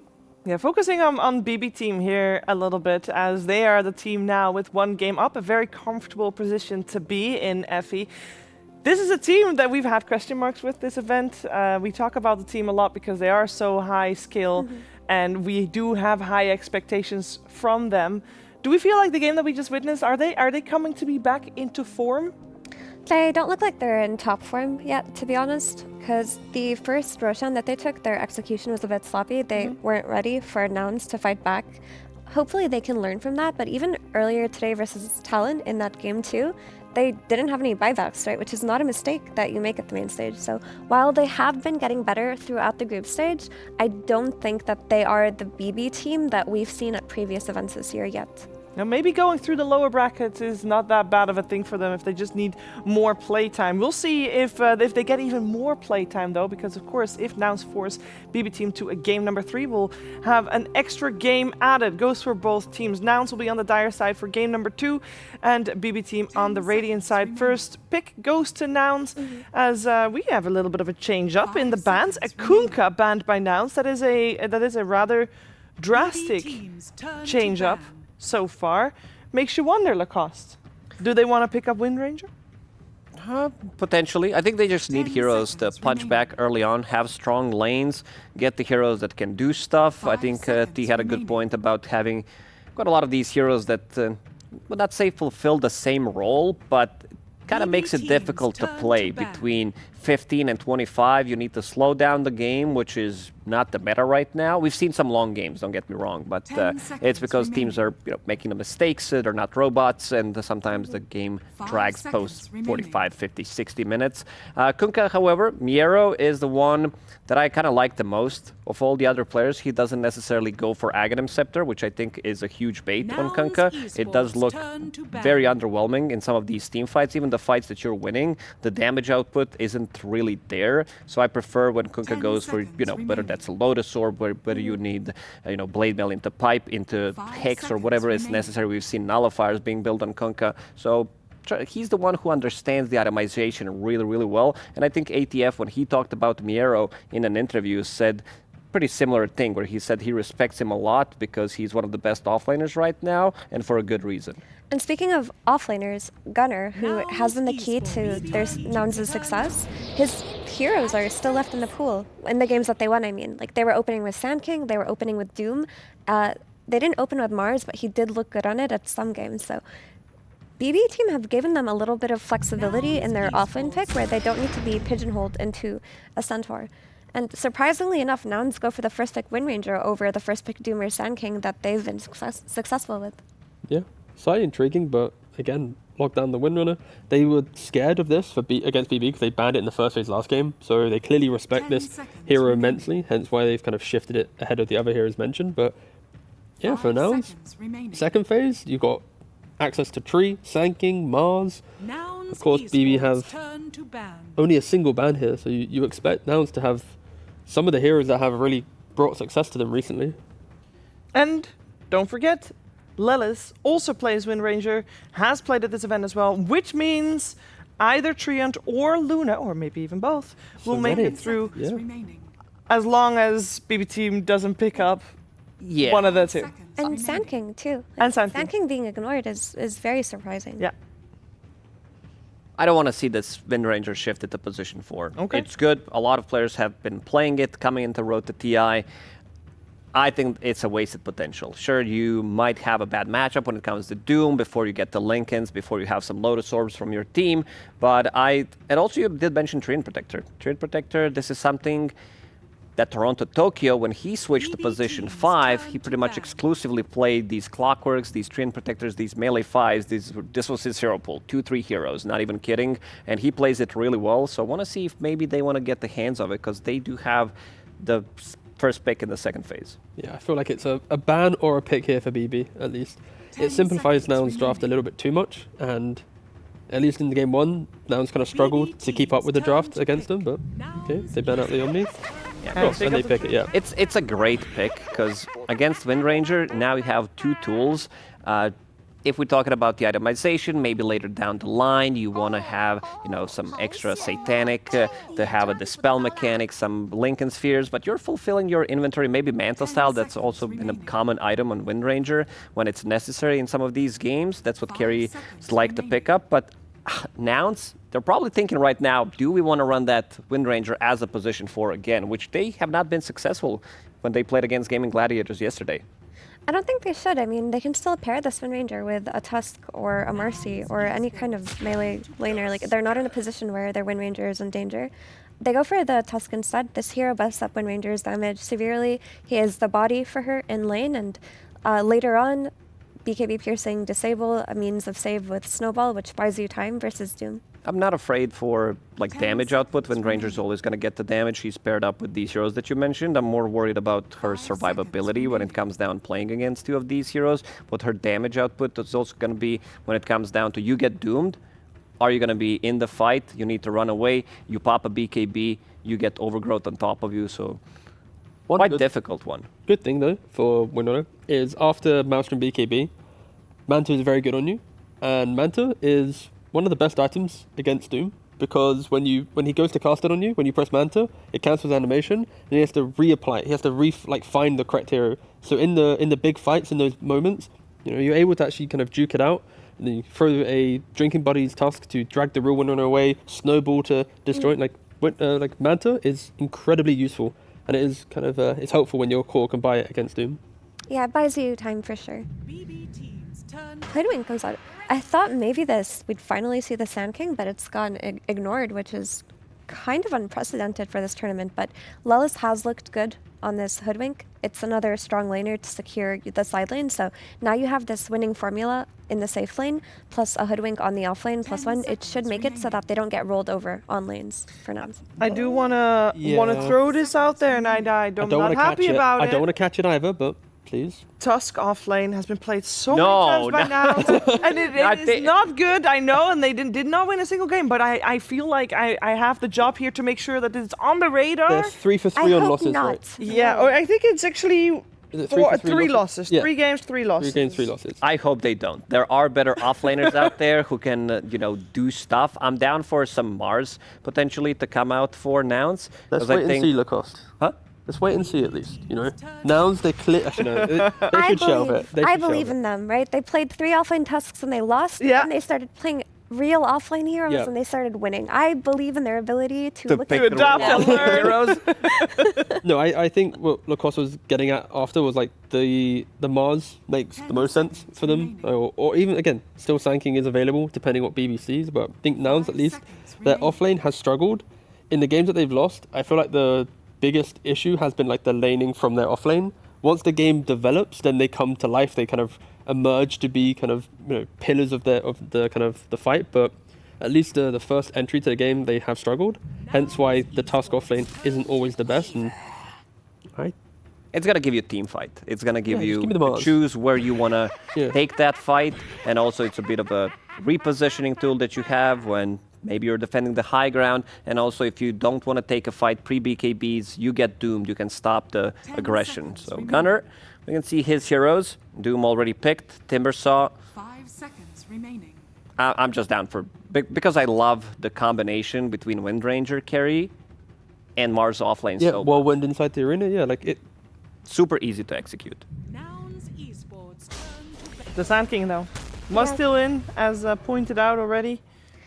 I think it's very hard to ignore Sand King because though Mars would have given them a great teamfight anchor, I mean, this could still be a mid-Sand King too, by the way. The flex is open, but while Mars would have given them a great teamfight anchor, they need the reliable aura buyer, and Mars isn't really an aura buyer, right? He goes like blink, BKB into an aura to fight, and you need to have some kind of means to play into BB's lineup again, because their Weaver plus Treant lane is going to be crazy strong. Like you'd be hard pressed to put any offlaner versus these two. And Weaver is also a hero that kites out Wind Ranger. So if you're playing on your Wind Ranger Maelstrom BKB timing, she comes in Whirlwinds. Weaver's a carry who doesn't care. He Shikuchi's away. He's one of the best heroes at kiting her. So they're going to have a pretty scary timing on BB again, just like in game 1. Seeing this monkey ban, this says to me that this Sand King probably going to go mid, because it's a bad matchup. They already have Weaver, which is not going to be flexed here, but also could respect Monkey as a hero. This hero is just insanely good. And if it goes mid, the Mars you guys were talking about can still be an option. Yes. Because your Sand King from mid can buy the auras, which enables your offlaner to build the Blink BKB. Strategically though, Nouns have shifted immensely from game 1. Like the pairing of Hoodwink Tusk playing onto the map. If they go to a Windrun lane, that should net a kill. They go to a Sand King lane, if they have the lockdown for a Weaver, should net a kill. A little bit more difficult, sure, but like at least they have moves to make, smokes to play with, which is kind of the a very different approach than game 1. I think I want to see Sand King mid though. I don't know if I want to see. They will have to show. I mean, they can maybe have a hero from the they don't off have lane, last pick, yeah. but it's going to be a bit of a stretch to find that good of a hero that is not melee, who goes to the off lane and is a flex and can go to the mid still. But you still can go for the shaker mid, right? That we've mentioned multiple times. Like instant lockdown onto Weaver, then you layer with Sand King after that, with Bushwhack and a punch. Like you got plenty of ways to fight. So it's like, it's Mars off lane or Earthshaker mid. That's kind of where I'm sitting at now for Nouns. With Sand King then going to the opposite lane, of course. We saw a great performance from GPK's Invoker previous game. Is that still something that's on the radar? I'm looking at BB Team's bans of the Storm and the Puck. Invoker still out there. Is that worrying at all or no? Oh no, it's not stolen. Let's see it then. Okay, what's the counter to Invoker that's still in? From what he's played so far, that can be good. There's Void Spirit still in the pool. There's also Queen of Pain, which would give them a lot of like bonus damage, bonus roaming. I like Queen of Pain in most of these drafts. It also never comes out. Yeah, I feel like I've wanted Queen of Pain like throughout the entire road. It's like no one really wants to play it. We've seen it a couple times, like maybe 3 times total or something like that. I'm so surprised that that hero wasn't one of the heroes of this tournament, because coming into it, the pub meta, everybody was picking Queen of Pain because that Dagon build got buffed so many times. And a lot of the heroes who got nerfed made Queen of Pain stronger on lane 2. They need a playmaker. They need a hero that comes online fast, because your Doom is a bit on the slower side. You have Treant Protector, so your damage is not there. Let's say Snapfire's XP rune gets stolen. You need somebody to play the game to keep this like Weaver in the game. It's a hero that can join early on, but she also needs some kind of a setup. Her Doom can't just run in and or Treant Protector and say, yeah, good luck, to deal the damage. The nice thing with taking the Invoker from BB as well is if the game did go later, Invoker can become like another core to make sure Weaver doesn't fall off. And now the playmakers that we're mentioning, if BB do go for them, it puts them on a little bit of a timer where you can get kills, you can progress, but eventually you can struggle. And yeah, they go for a Pangolier. It is going to try and break down the map, but at least for Nouns, when you look at the lamps, okay, there's like a light at the end of the tunnel. Like we can maybe get there this time around. Like you have the early game damage, you have the ability to potentially outscale BB, but again, this BB lineup is lanes are strong, map play is strong, everything about it screams like they should maybe even just win this game. Is it then the same archetype of game that we're watching here in terms of Nouns need to just, again, between minute 20 and 30 is going to be the toughest time. They just have to survive. I don't think they're in the same situation as last game where they're playing into Enchantress, Beastmaster, Alchemist that come online early. Like they are going to be playing an early aggression game off of the Pangolier, but Nouns can play into BB's draft quite easily. For Nouns, I'd like to see them just win the laning stage, because they are set up to have pretty solid lanes, and then after winning the lanes, move your supports to the Invoker, play off of that a little bit, and then just farm your BKBs, because I think that Pango, while a good hero here, does fall off pretty hard in this game. Yeah, I wanted to see something different from BB Team. I'm not sure if Pango's going to be able to do that. He's been, I would say, slightly underwhelming from the games that I've seen, and I do like what Nouns. I think they made all the right adjustments. They're not going to lack damage. They have ability to punch back early on in the draft as well. I think we might go to game 3 here. Okay, and are you expecting a bit of an action-packed game with that in mind? Yeah, most definitely. You have these heroes who come online super fast, maybe a point in Exort for the Invoker. They do have the setup in the side lanes, so a little bit of oomph that could come out from the Invoker early on could secure them the kills. I just want 3 games. I don't want lower bracket games where it's 2-0. You know, Sure. I want the low bracket to be the most, painful experience possible, where, you really got to earn your way through. Entertaining experience possible. No. Whether it's going to be entertaining, I think it's going to be entertaining either way, because we're going to watch some top-tier Dota. That's just the way it goes here at the Road to the International. Before we head to game number 2, though, we're first going to hear some words from the BB Team coach, Bulk. Thank you very much, Shiva. Yes, I'm here with Bulk. And firstly, did this draft go how you expected? And do you feel like you got the upper hand? Драфт пошел по плану. Чувствую, что у вас есть преимущество. Не думаю, что у нас есть какое-то большое преимущество. Мы не ожидали инвокера. I don't think that we have much of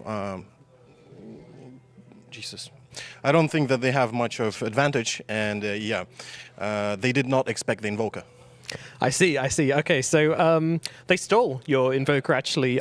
Do you think we'll see Copy be able to repeat GPK's Game 1 performance? Они скопировали плейстайл, взяли инвокера. Как ты думаешь, смогут ли повторить успех GPK? Надеюсь, нет. Hope not. All right, and what does your draft do better than theirs? В чем ваш драфт лучше, чем их? Да ни в чем, у них тоже хороший драфт. Not much. They also have a good draft. All right, cool. So feeling pretty even in this one then. Чувствуете себя достаточно равными, да? Yes. All right. Sounds like we've got a very exciting game on our hands, which means we're going to throw it over to our casters who are ready for this one. It is Sunsfan and Synderen to take it away with game number 2. Thank you, Nomad. This is game number 2 between BB Team and Nouns. That was... Yes? Those were some short answers from Bulk, but I'm just going off previous interviews that I've seen from him after drafts and tournaments. I think I want to say it's relatively rare that he finds drafts to be that even. Yeah, so that's true. That stood out to me a little bit. I know a lot of captains or drafters or coaches, when they get interviewed, will just say, yeah, both teams have good drafts, we'll see who plays better or whatever, but he usually has a little bit more to say about what advantages they have or whatnot. So I think he genuinely thinks this one's going to be a close one, and I feel the same way. I guess standout heroes, the fact that Nouns got Sand King at the end of the second phase. This hero has been banned against them in their last many games. And the Treant went through the draft, and that one got snagged up by BetBam. Will lead to an interesting game here. So, hang on, a little bit of pressure here onto Saika in the bot lane, as a Gunner as well as Lelis will bring what they can. This lane, I think, so I found it interesting how on the panel they were a little bit split. How it sounded like T-Gov was favoring BB's lanes and Effie was favoring Nouns' lanes, which usually they pretty much agree that one team has the stronger laning stage. So again, perhaps that even more plays into the drafts are pretty even. I don't really have a strong favorite in the laning stage, but I do agree that it's incredibly important in this one because both teams have the potential to really accelerate. Yeah, I mean, we've watched BB Team a ton in the past couple years, and this is basically their forte, is winning lanes and then getting a big lead and then throwing that lead away and then still winning sometimes out of that, enough to get a lot of top 3 performances. Is Gunner, Swarm applied to him. Is he just going to tick down to this? Yes, first blood to Nightfall. Yeah. Not often you see the Swarm actually get the last hit, but they got the level 2 first. That's a lot of the time. True. This is how first blood goes down in these kind of side lanes, and it was by so little too.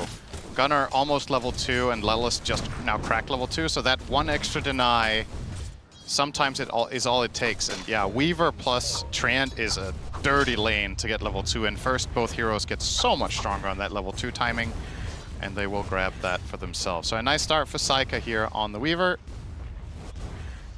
We'll bring him to the top of the net worth. Pangolier Shannon. Hell yeah! One of your favorite heroes has a really bad win rate this turn. Oh, it's because he's been nerfed for 10,000 patches in a row. And not only is his win rate not great, he generally has been picked very late in drafts and still lost. Yeah. You know, the patches where he would sometimes have pretty high win rate, he would be picked overall first or maybe second. This time with even more information, the hero still isn't bringing home the wins. So I guess that's one concern here, just statistics going against BB Team in that regard.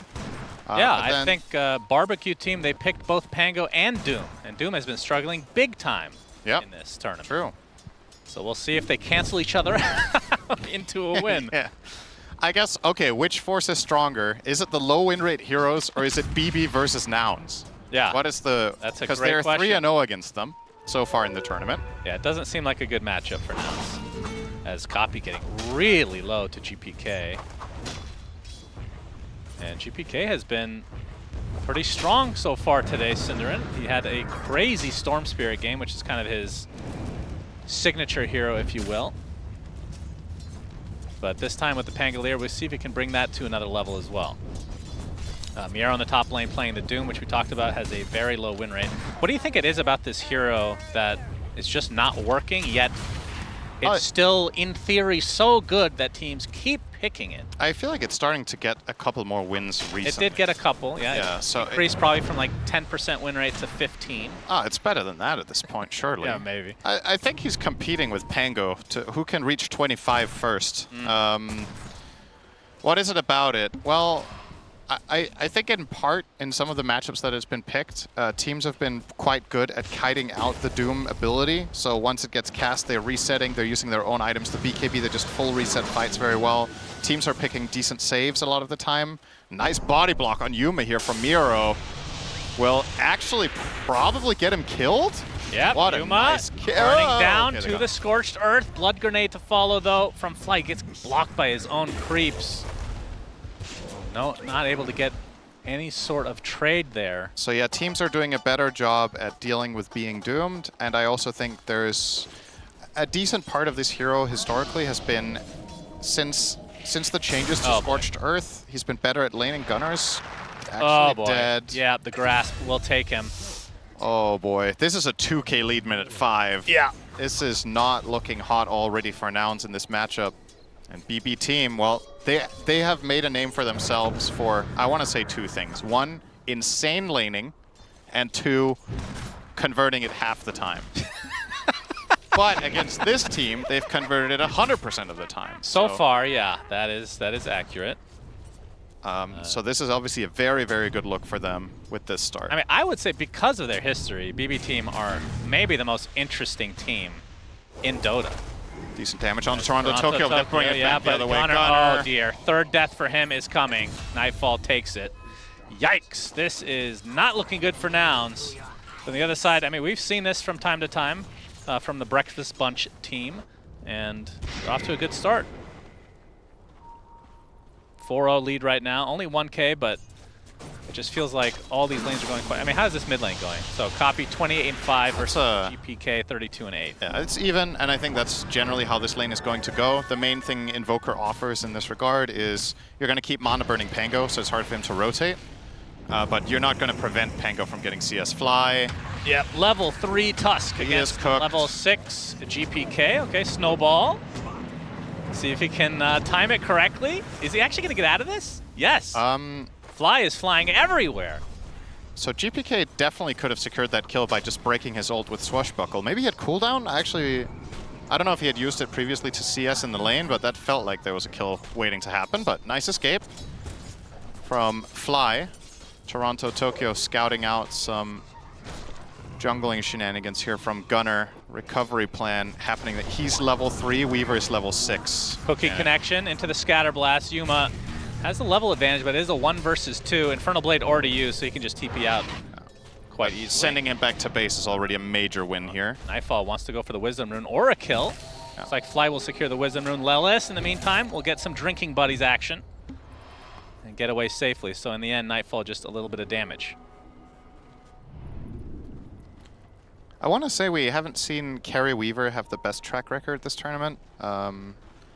but obviously this hero is one of the highest tempo carries you can possibly have. If you have a good laning stage with this carry in your team, it's one of the best at just continuing to just run the map.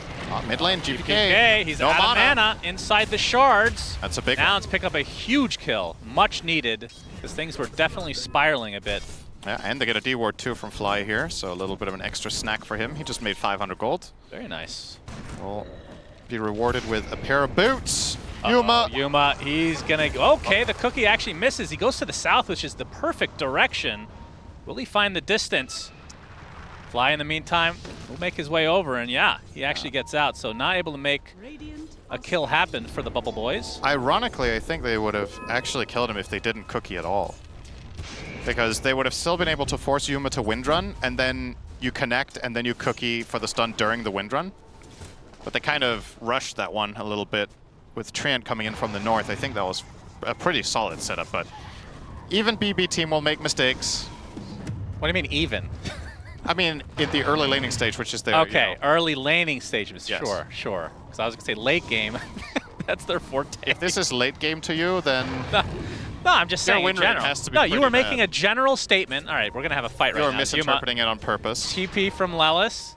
Uh-oh, Miro. Yeah, Miro. He's gonna get stuck in the ice shards. Actually, he's going on Nice the aggressive cookie. cookie onto two, but the snowball with 3 heroes inside mitigates a little bit of damage to GPK, coming in with the rolling thunder. The double jump doesn't fully hit onto Yuma, but I think they'll have the damage to secure the kill at the very least. So 1 kill with all these heroes up here, although it's not over yet. Tornado clips only 1, and Fly looks like he's gonna get run down. So double kill for GPK. Full on team rotation here from the side of BB team, and they will convert this probably into a tower. I find it hard for Nouns to defend this. Gunnar has low resources in the bottom lane. Lelis is on a quarter health, currently limping his way up there on the Hoodwink. And yeah, I mean, maybe... No, I don't see it. BB team will be expanding their lead here even further. This is the makings of a potential one-sided... Okay, they will bring heroes. Yeah, Well, there's Nouns, Lelis. they want to fight. Lelis dies before the fight even begins, it seems. I mean, that's the thing about showing up as a third health position 4 with level 4, right? If you get spotted by literally anything, you just food. So now they just got a bonus kill and Nouns wasted TPs. They seem, honestly, they seem very stressed out. You can tell that the pressure is on, not just in this individual game, but also tournament life. You're 1 step away from playing in the arena. So this game means the world to them. And under this amount of pressure, that's one of the scariest things about playing against BB team, I want to say in any stage of the tournament, is they really force you to keep your composure early. And a lot of teams, when they fall behind, they can struggle a little bit with finding the solutions. Nouns, I feel like, have done a pretty good job at that this tournament, but this one is looking really grim already. They got to figure something out soon. For sure. I mean, we talked about it time and time again. The bread and butter of BB team is the laning stage, and they have won handily. But we'll see what Nouns can do to try to get back in this game. 4K deficit, 7-1 advantage for BB team. As we can see, Nightfall closing in on the Maelstrom, just needs to be delivered. And, I mean, we sometimes see the Gleipnir right away, which it looks like that is the case. Obviously, if you're having a really good game, you can just opt for that. No defensive items needed quite yet. As save going to be spotted, but the Bushwhack will not hit, and now Lelis being pursued by Nightfall. But Burrow Strike, Gunnar trying to walk away. Lelis gets Mortimer kissed, and Poppy. That's a good cocktail. Yeah, he's dead as well. So 2 more kills for BB team. Although they lose. Fly finds a bit of a trade. Fly, okay, faking the TP. Great juke. Yeah, he wanted to stick around and get some experience mid. I think this is a reasonable choice. He is kind of low on resources now because he's stuck around though, but probably still a decent choice. We're going to now see GPK pick up a very early Blink Dagger. So obviously Pango has a couple of different build paths. You can go Auras, you can get the Diffusal, you can get what seems to be Blink Ags here coming his way. Has Diffusal just fallen completely out of favor? Am I missing something here? Is that not a thing on Pango, or... This is your hero. They don't buy it anymore. As we're going to see the jump. Miero gets off the Doom. Snowball. He got buddied. Where is he going to? To the Doom himself. So eventually the Invoker will fall. Fly actually does get out. Just everything going the way of Bed Bath & Beyond team right now. They should be able to take this tier 1 as well, if they want, or at least pressure at the very least. Fly takes an Infernal Blade for his troubles. Of all the things you could have thought of, you thought of Bed Bath & Beyond. I don't know what you're talking about. You really are one of a kind. Why don't you just focus on the game? Fortunately, you're one of a kind. That's more than enough. Saika invading the enemy ancient camp. He'll only take one before he leaves. He realizes the rotation is coming, so he will back off. And it's these little advantages that BB team will keep striving to take now with this early laning stage. Just that little extra steal away of a camp, the little extra information with the Treant. You've definitely got plenty of space to work with, and you don't. That's what's also awesome about the draft they have, is they have a couple of nice pairings that can skirmish while also being strong in team fights. Yep. So the Treant plus Weaver is actually a very strong killer duo at this point in the game, but Treant can also just show up to a team fight, turn it around. Weaver is a really strong team fighting carry because of the Swarm right now. And then you also have Doom +1 generally results in a kill. Pango +1 generally results in a kill. So the way you as Nouns need to play the map right now is really complicated, because you can't just take the simple approach of, okay, if we dodge this type of fight or these specific heroes, we can do this or that. All of the possibilities when heroes are off map are actually terrifying. So what this probably results in is, with the Sand King Dagger, I would imagine that Nouns will want to try to look for a full-on team fight where they can use their big spells, but wow. BB team just don't give it to them. Okay, are they not could have steal? They could have had the Wisdom Rune for sure, They but are playing it safe. You can see Fly actually took the opposing one. Huh. Nouns could have gotten away with 2, but this is, especially Weaver, feels like a very safe candidate to try this with when you have backup, but okay. Maybe they don't know what 2 × 7 is. Potentially. You never know with these players. They drop out of school early, you know, they play Dota all day. It's what we call brain rot, I think, in the business. The brain rot boys. I should have wrote that one down as well as copy. We'll eventually find, surely this Wisdom Rune is still there. Again, we talked about the first 2 Wisdom Runes are by far the most important. 6K lead now for BB team. And they are smoked up, looking for a fight. Yeah. If it's on their terms, I really think both teams have extremely strong team fight possibilities, and it's so much about vision. And that's where having Treant and Weaver can be a real X factor. Toronto Tokyo will place one between the mid tier 1 and tier 2 tower to try to set up the fight on their terms. And Nouns don't really have good vision here. They have vision to the left of the lane, but that's not where any of the action is going to be. So they'll have to rely fully on the information from their tower, which unfortunately for them doesn't see through trees. So maybe in the next patch. A nice angle here, and this is just going to be a full-on free tower for BB team. Uncontested tier 1 mid. When are Nouns going to make their move? 2 kills in 16 minutes, and this is with Sand King Invoker. Yeah. These heroes are meant to be dominating Gunnar, at this. he does have Blink, so yeah, he's had it for a couple minutes, but they haven't really. They haven't tried to do anything. They haven't found an surely angle. They're aligning it, or trying to align it with something else. Because this game's just going to fall further out of reach the longer it goes if you don't make a move. That's the vibe I'm getting too, is that they are waiting for something, but I'm trying to wrap my head around what exactly it is, because at this point, if they're playing, they have to play to win here, not play not to lose. I don't think that's the right approach against a Doom lineup, is to just give him the whole map. The way we've seen Doom lose a lot of his games is that teams bring the fight to him and just overwhelm him before he gets too strong. In this case, BB team are just doing kind of whatever they want, and Nouns seem very timid. It's a stressful game. There's definitely some mental aspect going on here as well, because this is not the Nouns that we've seen in the Gaming Gladiator series, and also I feel like in Game 1 they were being more active and taking more initiative on the map. This has seemed very tame. Yep, feels like they're playing a bit scared right now. Yeah, that is not the way you win this. Well, we can see the Belch brothers working towards the top side into the gate.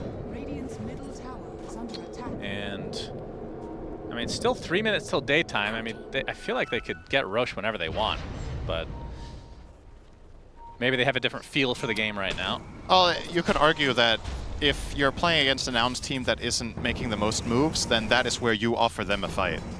So you don't have to go to Roche. Their lineup's really good there. Invoker, Sand King in the pit. Gunner, ooh, okay, just in time, Nice blinks reaction. out, Rolling Thunder. Not going to fully connect until now. Mortimer's Kiss is just out of range, but it's going to go for Lelis instead, and Miero jumps in. Gunner, he's going to get Snowball safe for now. Back into the Doom, but the Scatterblast just rips off his head. Fly will be next on the list for BB Team. The rest of Nouns get out. And I think they're about to discover the Wisdom. Oh, dear me. Did we forget about this one? Oh, dear. Doom wasn't even used this fight. Back to the fountain, and He's okay. Yeah, he's good. It's pretty close, but 100 health to go. Yep, that is a level 1 Doom, so level 2 would have surely done it. What do you think of Invoker's cloak? His cloak? He looks like a bird. Oh yeah, he does kind of look like Skywrath, doesn't he? Yeah, I mean, this is the one that is from the Crownfall, right? Oh. I think. I don't know. He's giving me superhero vibes, but currently only in looks. I was going to say, this the superhero plays to match this cloak. Yeah, definitely a rough game for Nouns, BB Team. All over them, like bread on butter. Yeah. Mid tower. No comment Nouns. on that, huh? Nah. Bread on butter. Yeah. Okay. Not good enough. Could do better. Actually, maybe not. Yeah, that's true. 10,000 gold for the BB squad. This is getting worse and worse for Nouns. Yep.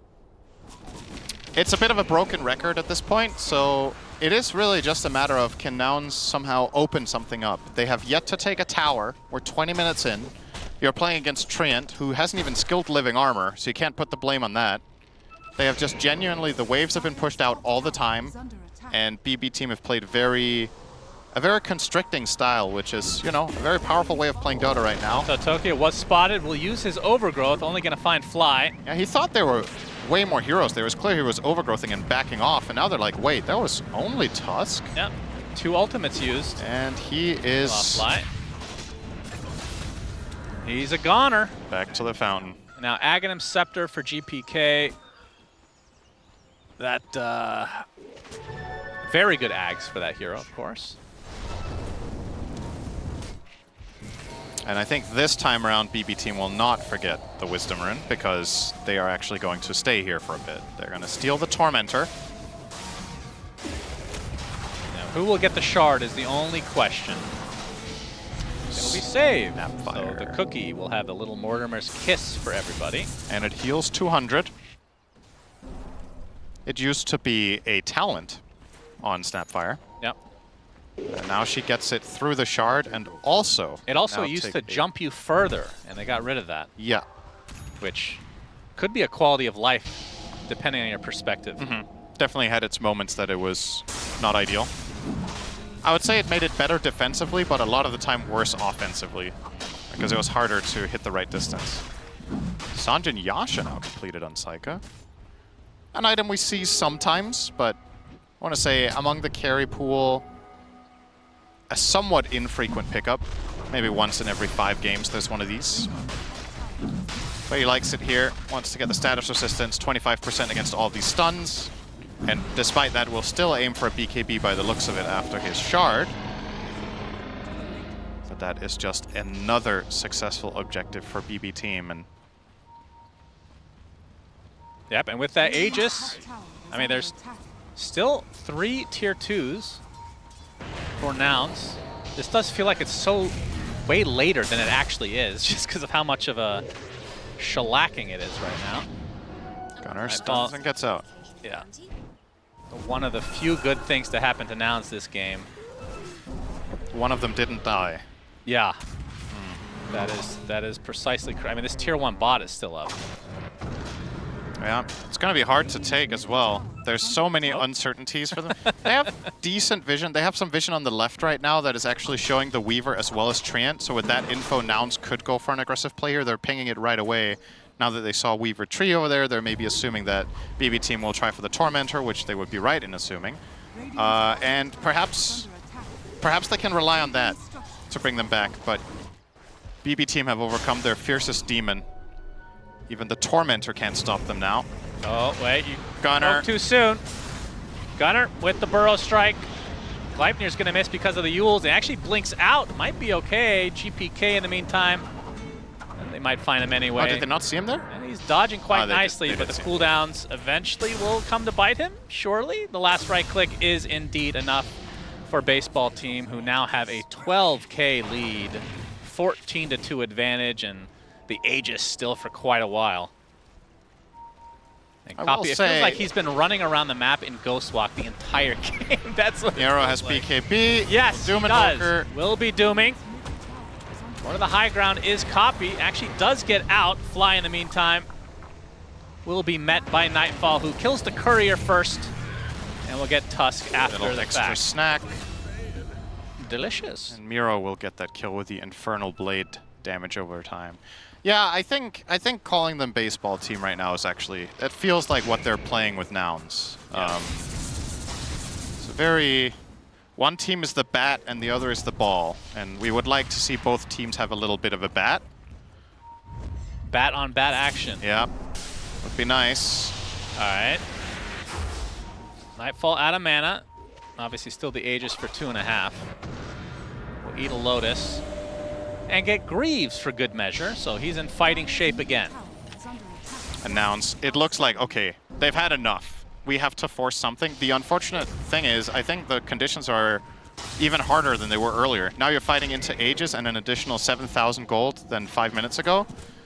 I guess you have a little bit of a timing with your Wind Ranger BKB. Gleipnir under 2, and there's she needs to get it off, though. GPK with the Rolling Thunder. Nightfall getting quite low, but time lapses, and now Gunner, isolated from the rest of this team, gets an Epicenter off, doing quite a bit of damage, but it's going to be a trade for a Treant Protector at the end of the day. So a 1-for-1. And I don't see why they need to stop now. Yeah, Lelis is likely a goner. Copy being focused by GPK. Mortimer's Kisses still has that. As the Gleipnir going to hold him in place temporarily. Copy just barely gets away. The dust not going to clip him. Fly, though, not going to be so lucky. So big Brontosaurus team with this Aegis. Should be able to get this tier 2. And we'll see how much more they can get after the fact. And I will say, the way this is looking right now, it is looking like a brutal beatdown. Brutal beatdown team. That might be their name, actually. They've definitely had some closer series, we'll say that. But again, Cinderin, of all the teams to throw this lead away, this is the one. Will it happen, though? What do they need to do for that to happen? GPK would need to be transformed into GP and then Nightfall would just need to BKB TP despite having the advantage. Just all their usual suspects, you know? Damn, you have really embraced memes. You used to be so against it. I'm proud of you. You've come a long way. Well, you need time to, or you need things to fill the game sometimes. When it's an 18-3 game, surely you gotta find something deep within as Lelis gonna break the smoke. And he is dead. Yep, Copy. Yep. Nightfall doesn't have that, actually kills off the Hurricane Pike holding Courier. That's gonna be pretty annoying for Copy. At least he gets out with his life, though. He has had that Ghost Walk activated for seemingly most of this game. Is that just me? I mean, he's got 153 CS, so it's not like he hasn't. No, I'm not saying. Yeah, it's just every time we look at him, he's Ghost Walked. It's a great spell, though, of course. I mean, as easy as it is to harp on them not really looking for fights, you also have to understand just how difficult it is, right? There's a reason that Nouns are struggling to find fights on their terms and playing keep away, because the vision from Treant, the vision from the Weaver, the aggression that BB Team have been able to bring since the laning stage has made it really tricky for them to actually handle this. But ultimately, you just have to be like, we've talked about this in previous casts in the past, sometimes a 10% play is the best one, because the alternative is 0. Like, you gotta take a fight that's very hard to execute where specific things need to happen, because if you don't, this happens. You wait another 10 minutes and it's 5%, you know? So I will say, I understand that Nouns, it's an elimination game and it's really difficult and they're struggling with it. They have to try for something, or you're just gonna keep bleeding. Now they're gonna bleed Gunner down here. Oh my, all right. Yeah, the Weaver is pretty strong. So yeah, I would say so. He has a lot of net worth. Copy, in Ghost Walk. He's dead. He's bye-bye. Easy kill for balloon busting team, and they are just everywhere. They've really just been on top of things today. Game 1 was pretty stompy as well, Cinder, but not this. This is taking it to a new level. And I think at this point, the sample size is starting to matter, right? This just seems like a really bad matchup for this team. Nouns were on a recovery path. They came out of group stage 2 and 4. They're not looking too hot. Then all of a sudden they 2-0 Spirit. They have a good series against Gaimin. And then they get back to face the team that absolutely obliterated them on day number 1, especially in game number 1. And this series is just seeming a little bit like a repeat. It's unfortunate for them that they get the same matchup again, but that's how it is sometimes. You're gonna have to try to learn from your previous series and improve. And if anything, it seems like BB Team have figured them out even more. This is easily one of the most one-sided games of the entire tournament, and we're approaching the top 8 spot here. And there's a clear separation in this matchup between the two. Okay, Nouns. Hail Mary. They need it. It is now or never. Fly breaks the smoke. Instantly stunned. There's a shackle, but Psycho pops the BKB. Miero follows suit. He's going to use the Doom onto the Windrunner, attempting to TP out, but no. No TP for you. And now a double kill for Nightfall as Fly takes a tumble as well. So that was the move from Nouns, and it results in 2 deaths. Would have loved to see this fight break down 10 minutes ago, just to see. Maybe it goes the exact same way, you know? Like, maybe this... I just feel like this was even harder than what it could have been. Clearly, after 10 minutes in this game, I feel like BB Team were in a commanding position the whole time, and it was going to be difficult to avoid this outcome. But it always sucks a little bit to go out with this much of a whimper. I feel like this series does not do Nouns justice. Yeah. If this is the first series of Nouns you watch all tournament, you're like, man, how did this team make it to this stage?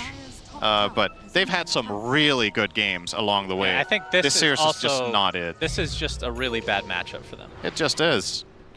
But the question is why? Because they weren't necessarily... In this game, the lanes went poorly, so I get it. Like, you're against BB Team, you lose the lanes, and they roll you. That happens to many teams. But in the previous game, the laning stage actually went quite well, and then still... Well, gonna go on to save. He's very tanky. He still has the cookie, too. Yep.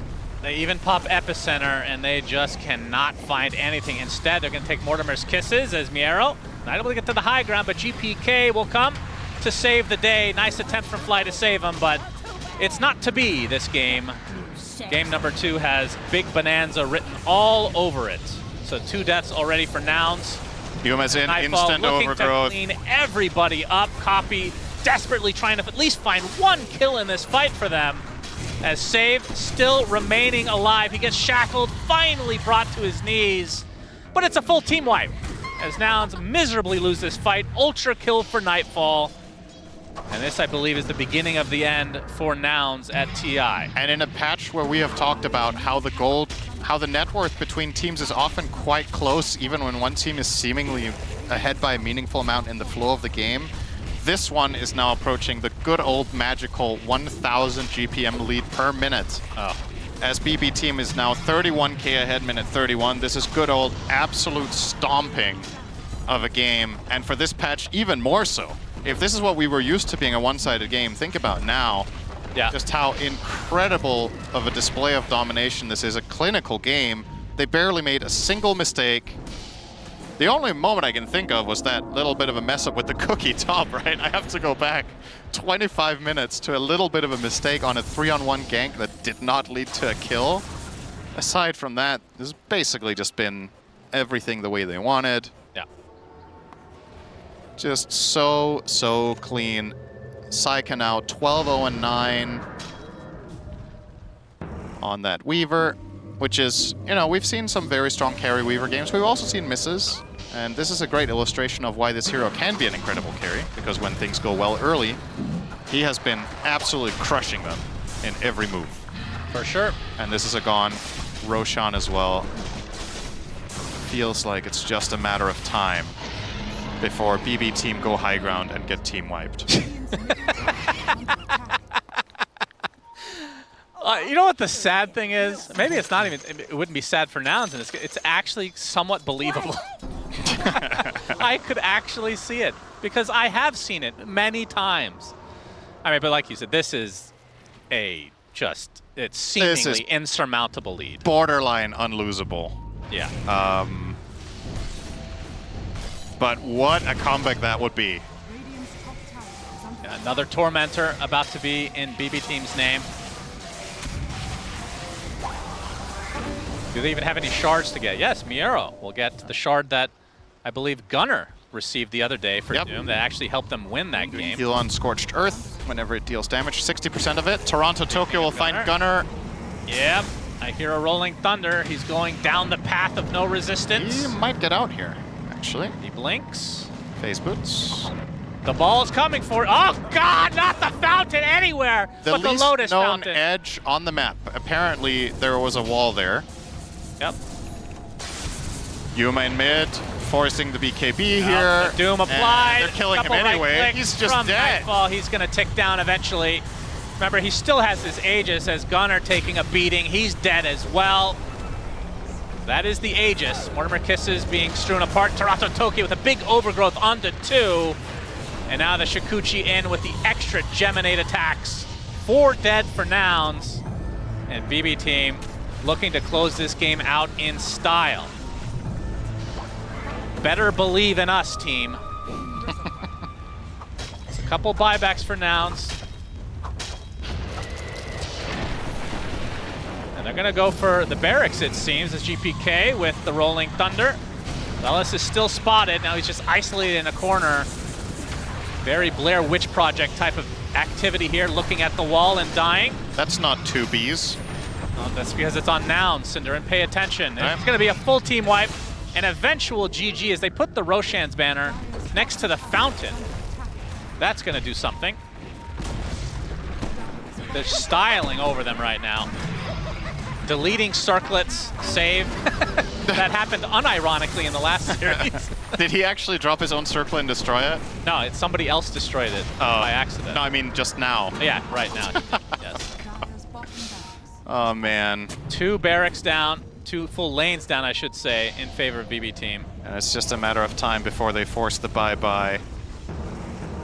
Bye-bye team. Nice. The enemy high ground. Saika, by many considered one of the bad boys of Dota. I like how you're finally embracing it. Right at the end of the game. The end of the series, I should say. Yeah, Bushwhack into the sharpshooter. What can Nouns do to defend this? Probably nothing, as it is 45K. I don't think we've seen that type of a lead. First time this tournament for me. Yeah. At least. And this will be the old mega creeps as Nightfall will pop the BKB in retreat. So Nouns will continue to hold on, hoping that BB team will have the worst throw of their lives. Well, knowing their history, you never know what lies at the end of this game. Gaben gives them 2%. 1%. I mean, I can't blame them. If it's a 1% chance, you take it at TI. I thought you meant like, don't blame that it's 1% because it's BB team. It's like, as if the graph actually cares about the team's history or something. Gaben knows BB team's history, all right? As much as you love to harp on previous errors they've had in closing games out, you gotta give credit where it's due. This has been extremely clean the whole way through. Yeah. They've sieged down 3 lanes of barracks without losing a hero. There's been absolutely no room given to Nouns in these fights. They haven't found a single avenue to exploit any weakness, because fairly, the Radiant hasn't shown any.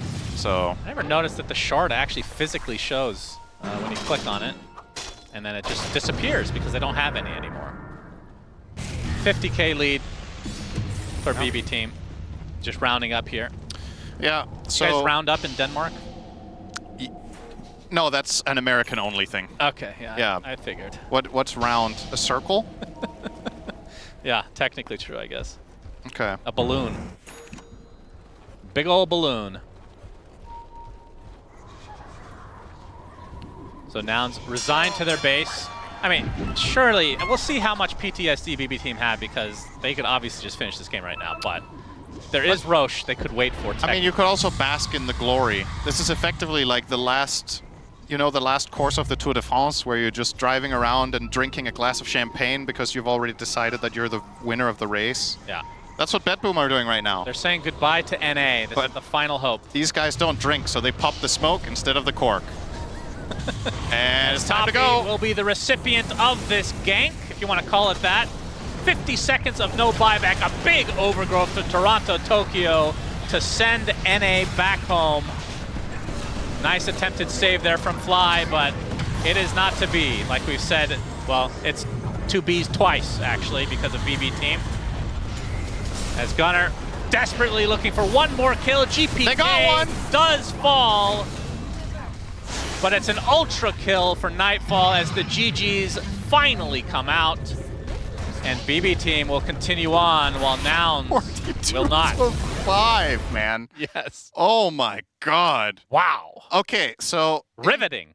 The thing that's worth keeping in mind here, looking forward in the tournament as we do say goodbye to Nouns, first of all, I think in many people's minds, they exceeded expectations. They had a couple of really good series, and this could have been more than what it ended up with. For the side of BB team, this was a team that people thought might just completely falter after what was a bit of a bad group stage. They've really heated up now, and they look like a team that could go far. They do. We say that all the time, but we've seen banana bread teams so many times before, Shiver. What do you think now? Oh, what do I think now about banana bread team, BB team, moving forward in the lower bracket in the road to the international. Can't wait to see what they can do in the grand stage. That's right, because they now secured themselves a place in Royal Arena, and their opponents we don't know yet. But I do want to point out that for BB team, there's a chance that their next round is up against Falcons, and for both of those teams, it would be such a disappointment to not be in the top 4 that I'm already imagining the spies. This is if Falcons makes it through. I'm getting way ahead of myself. Let's talk about this game too. It was a little bit of a beatdown. The cost. This was not a pretty picture. It was for BB team. It was. They look great. On their heroes, pretty much no mistakes made in the game. We talked about this being a really bad matchup for Nouns. Bibbidi Bobbidi team, they did beat Nouns in the groups, having only 1 kill. And this game is pretty much the same. They had a couple more kills, but overall, when we see the drafts, this is not a bad draft by any means from Nouns. These are the type of the drafts that had quite a lot of success. If we talk about, Invoker, Tusk, Windrangers, this is a very strong draft. And maybe some things could have been changed, but it comes down to gameplay. I think also a little bit of an inexperience knowing what's on the line, that if they lose the game, they're going to be eliminated from Road to TI. They're not going to be playing on the main stage, and I think it got into their heads. Yeah, I think we should call a spade and just say Nouns got completely outclassed here. I mean, this entire game was dependent on the laning stage going well for Nouns. It didn't go well. They got completely outmaneuvered. I mean, they were caught off guard by an early level 2 on that Weaver Treant lane. They give away the first blood, that lane snowballs. Their mid lane went even as it should, and their top lane, which on paper should have won with a potential rotation, just got super pressured by BB team. And this is what this team is famous for. They are known as the strongest laners out of all of the tier 1 teams that we've watched this year. Every team is terrified to go up against them just because of their laning prowess. And this was Nouns' boon at the end of the day. They just could not recover from that abysmal laning stage. Yeah, like 10 minutes in, there's a 4k lead already for BB. They've demolished everything. Their 3 cores are sitting at top net worth. They're looking to play the map. They're crushing the map. And yeah, unfortunately for Nouns, we praise them immensely for like the prep they bring to Spirit, but then the series after, it feels like they kind of fell off a little bit, where their prep just wasn't hitting the mark. Like the drafts that we're seeing today, like we know what BB's strong at. It just felt like Nouns didn't try to draft to counter BB's strategy. It felt like they're drafting for themselves, but they just didn't have the the laning prowess, like Effie was mentioning, to be able to bring their own ideas to life. Like I think they had to respect BB a little bit more and try and play into what BB was doing and what makes them such a successful team. I will also say, I think that this version of BB team that we're seeing in terms of how they played this game and how we saw them playing earlier today already against Talon, it felt like, first of all, it felt like the game could be shorter, but that is credit to BB team. It felt like they gave their opponents today, both teams that they knocked out, they gave them a lot of respect. And I'm slightly distracted by Saika's scoreline of 20-13. That's insane. Pretty good. This guy, he can pop off. Also, this time around, he's not using one of his classic moves, no BKB TPs out. He's using a BKB to take the fights, which results in multiple kills, 20 kills on this guy. This is a mean farm machine. When we talk about certain players, he's always up there, breaking some, GPM records, XP records as well, when he's playing certain heroes that he feels very comfortable, and Weaver is one of those heroes. Weaver is one of those heroes. Guess what? The Pango that GPK got, that we said might fall off, did not fall off. GPK crushed it, and he is probably also going to crush this interview. Thank you very much, Shiva. Yes, indeed, I'm here with GPK, and we're going to have a conversation because this series, I mean, absolutely ridiculous. First series, a little shaky. Next series, very good. How was that to play for you? Как для тебя прошла эта серия? Вся она в целом была такая очень забавная. Рассказывай. Ну, против команды... С кем мы играли? Против того, на самом деле, должно было быть 2-0, просто мы вторую игру затроили. Но против Nouns, наверное, это просто для нас очень удобный соперник, поэтому как-то просто вышло. So when they were playing against Talon, they thought they will have 2-0, but against Nouns, they're just a suitable opponent for them. That's why it ended like this. Okay, well, very well prepared for this one. Did you feel like you're playing better in the lower bracket? Does that help you guys? Чувствуете ли, что играете лучше в нижней сетке? Я думаю, в принципе, когда мы играем в плей-оффе, мы играем лучше, нежели, в group stage. In general, they do think that they play playoffs better than the group stage. And why do you think that is? Do you need the stakes to be high for your team to kind of perform at their best?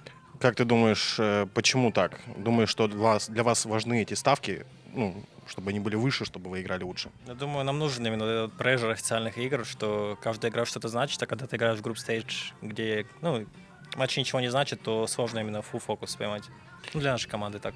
So playoffs for them is more significant. That's why they get more focus than in a group stage. Excellent. So obviously now you've made it to the main stage. Is that going to make you guys play even better? And are you excited to play in the arena? Теперь вы уже официально на мейнстейдже, считайте. И как думаете, будете играть еще лучше на арене? Я думаю, нужно посмотреть, какая арена, а так я уверен, что мы будем играть еще лучше. Well, let's see how the arena looks, but yeah, he's confident that they'll play better. I'm sure it's going to look excellent. GPK, thank you very, very much. Best of luck on the rest of the tournament, and back to you, Shiva. Thank you very much. Can't wait to see the performance in the Royal Arena because BB team does move forward here as there is Team Nouns who is not moving forward. I do feel like we got to give them some credit as well because this series, I feel like Effie wasn't very, very indicative of the impression they left this international. Yeah, I mean, it is sad to say goodbye to them, but they've done an incredible thing on their way out. They beat Team Spirit 2-0, which are the defending champions of TI. They sent them to lower bracket. They put them in lower bracket with so much competition. And because of what Nouns did, there's a scenario where we just don't see Team Spirit, the defending champion, on the main stage. So they should be proud of themselves. They brought some great Dota. They may have faltered today, but they left an impression on a lot of fans all over the world. Yeah, most definitely. This is a team that has nothing to be ashamed of. They had some good performances. They fell short in this one. As we said, kind of slightly got figured out. But results, I mean, Team Spirit, this is the biggest upset of the road to the international. Might be the biggest upset of the whole TI. It really depends how it's going to be played out. But these players, they have bright futures ahead of them, that's for sure. They really do. And for some final words on Nouns, we're heading over to Pyrian, who is standing by with Gunnar. Yeah, thanks, Sheebs. I am here with Gunnar. Gunnar, that was obviously not the result you guys were wanting, but you were saying that BB team, probably one of the worst matchups you could have come up against in this position. What was so tough about this series? I think they just have really good lanes, and I feel like in this tournament we've kind of not had the best lanes, but we've played really well post lanes, and yeah, they were in our group. We got 2'd by them in the group, and then now we get 2'd again, so yeah, just hard matchup. Very tough matchup, but thinking back to better times, you guys 2-0'd Spirit. You took the first game off Game and Gladiators. You must have thought at that point, we've got a bit of momentum here. Did losing that series to Game and suck away some of that momentum, do you think, or was it just this matchup that cost you? I don't know about the momentum. I think the second game versus Gaming kind of hurt, because I think we all thought we could have won that game if we made a few different choices, but I don't think we went in today with a bad mentality. I think they just were the better team today. Fair enough. So looking ahead to next season, obviously, you guys are hopefully going to stick together. I think this is a really good team. What are you hoping to achieve next year? I mean, I definitely want to make stage at TI. It was really special last year when I made it. So I definitely think for me, it kind of sucks for Cuppy and Yuma, because I was really hoping to be able to play on stage with them. But yeah, I think especially the last 2 months, we've worked a lot together. We've improved even through this tournament. I think if you look at us a week ago, we're kind of a different team now. So I would hope that this is the start of everyone just getting a lot better and improving as a team. Fantastic. I certainly hope so. And I know you guys have a lot of fans that basically the whole NA region had their hopes on you guys. So is there anything that you'd like to say to the NA fans and the Nouns fans? Thank you guys for supporting us. It means a lot, honestly.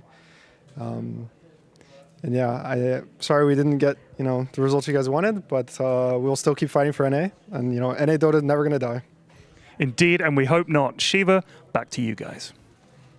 And may I just remind you guys that this is a team that for the longest time in this season did not make it out of qualifiers against another North American team, and finally made it in one of the most important qualifiers of the year. And I think, this is just the start of their growth, because I feel like they haven't had that much time to grow as a team in an international stage. Yeah, no, I think that's incredibly commendable what they've achieved, because to come from a region which unfortunately is relatively starved due to kind of the way that it is set up, to then get here, and 2 years in a row the organization has created upsets, have created the storyline that everyone else remembers. It's because of what this team does. So again, it's the future's bright, and again, I feel like Dota teams nowadays, they don't really do crazy shuffles anymore. So from what Gunnar's mentioning, I hope it is true that we at least get to see a core of them stay together, because I think that is how you really kind of improve as a team, and yeah, fingers crossed that the future of NA is, slowly going to get better. Yeah, and as bright as Gunnar indeed says and implies it is. Gunnar also mentioned that especially in the laning stage against BB team, they struggled, and Purge would like to take a deeper dive into that point. That's right, Cheever. Yeah, the laning stage was pretty rough in the second game, and I just wanted to look at some of those examples, why it happened, and how it cascades and ultimately gets you very, very far behind. Yuma, as the Wind Ranger in this match here, had to deal with this cookie combo with Scorched Earth and Infernal Blade. And if they're able to layer the stun from the cookie into the slow from the Scatterblast, all of a sudden Wind Run, all it does is give you evasion, and that's not really enough to keep you alive in that lane. It happened a couple times. Here we are at 6 minutes, 40 seconds. He tries to dodge it once again. The slow comboed with the stun gives a lot. He ends up having to TP back to Fountain to heal to prevent from dying there. A mere minute later, he again gets dove, this time Toronto Tokyo rotating around. And Yuma does run away and ultimately disengage, but another minute later, another skirmish happens that looks okay for Nouns at first, until again a great cookie stuns them all, and he starts getting out of there, realizing that GPK is coming, but he gets ran down again. So just gank after gank and pressure after pressure, and he does dodge some of them, but ultimately it ends up being a lot. And then on the other side of the map, this is a crucial moment for Gunnar. He did get killed in the first blood. Watch what's happening. This little creep here is getting kind of low, and he wants to secure it to guarantee some golden experience. He ends up burrow striking forwards to get the last hit while harassing the Weaver, but unfortunately his opponents hit level 2 right before he does, and that unlocks the bugs for the Weaver, and they get the nice rundown with the blood grenade, so that costs him a lot. Weaver ends up getting a ton of net worth, and ultimately that translates to a super fast Gleipnir. 15 minutes. It's really fast, but Shiva, this is not as fast as Hector's 13-minute Gleipnir, so it could have been better. Is anything as fast? Did you know that Hector got a 13-minute Gleipnir? It's impressive, to say the least. Yeah. Yeah, I did as well. Thank you very much, Purge. As we see BB Team moving forward here in the lower bracket, they look at the moment a little bit like a Grim Reaper here. The cost. Yeah, most definitely. Also, I wasn't listening. I kind of zoned out.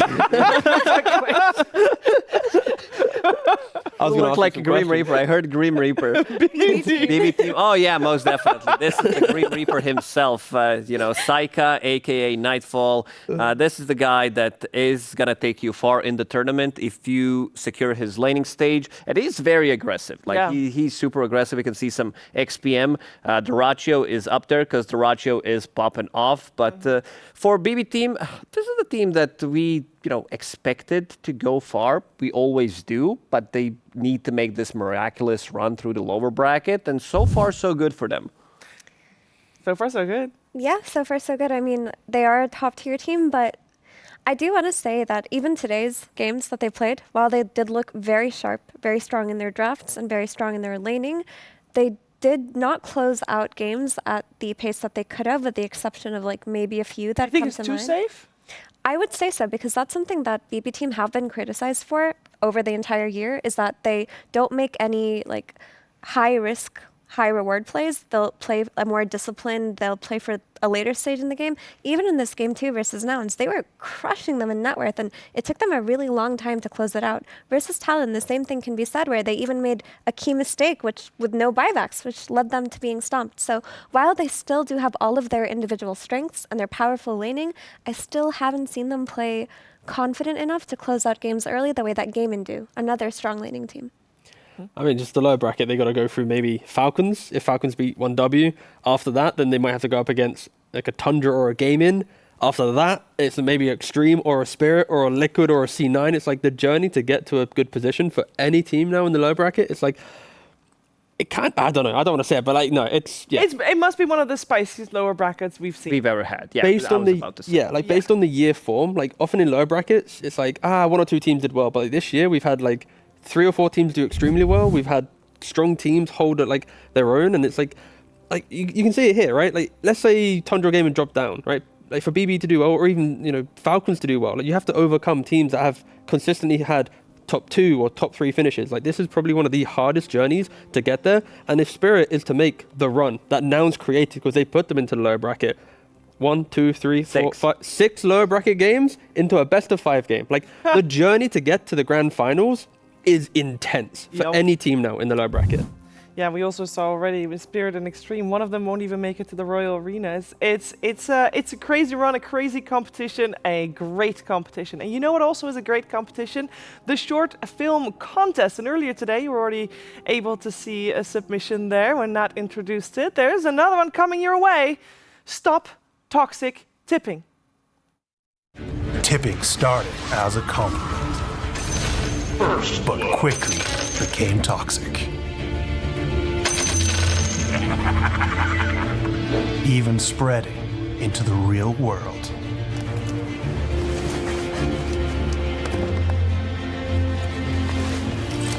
Bringing out the worst of mankind. Hurting the weakest heralds and the greatest immortals.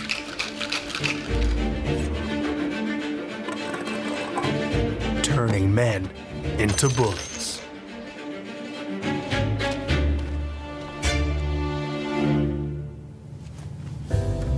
But even the mighty fall eventually.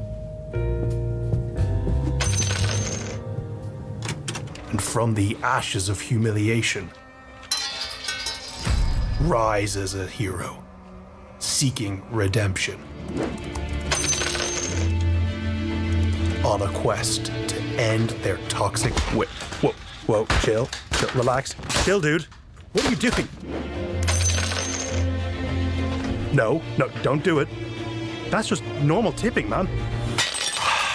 This TI, we can stop toxic tipping. No, don't do it. God damn it. Not all types of tipping. Jesus.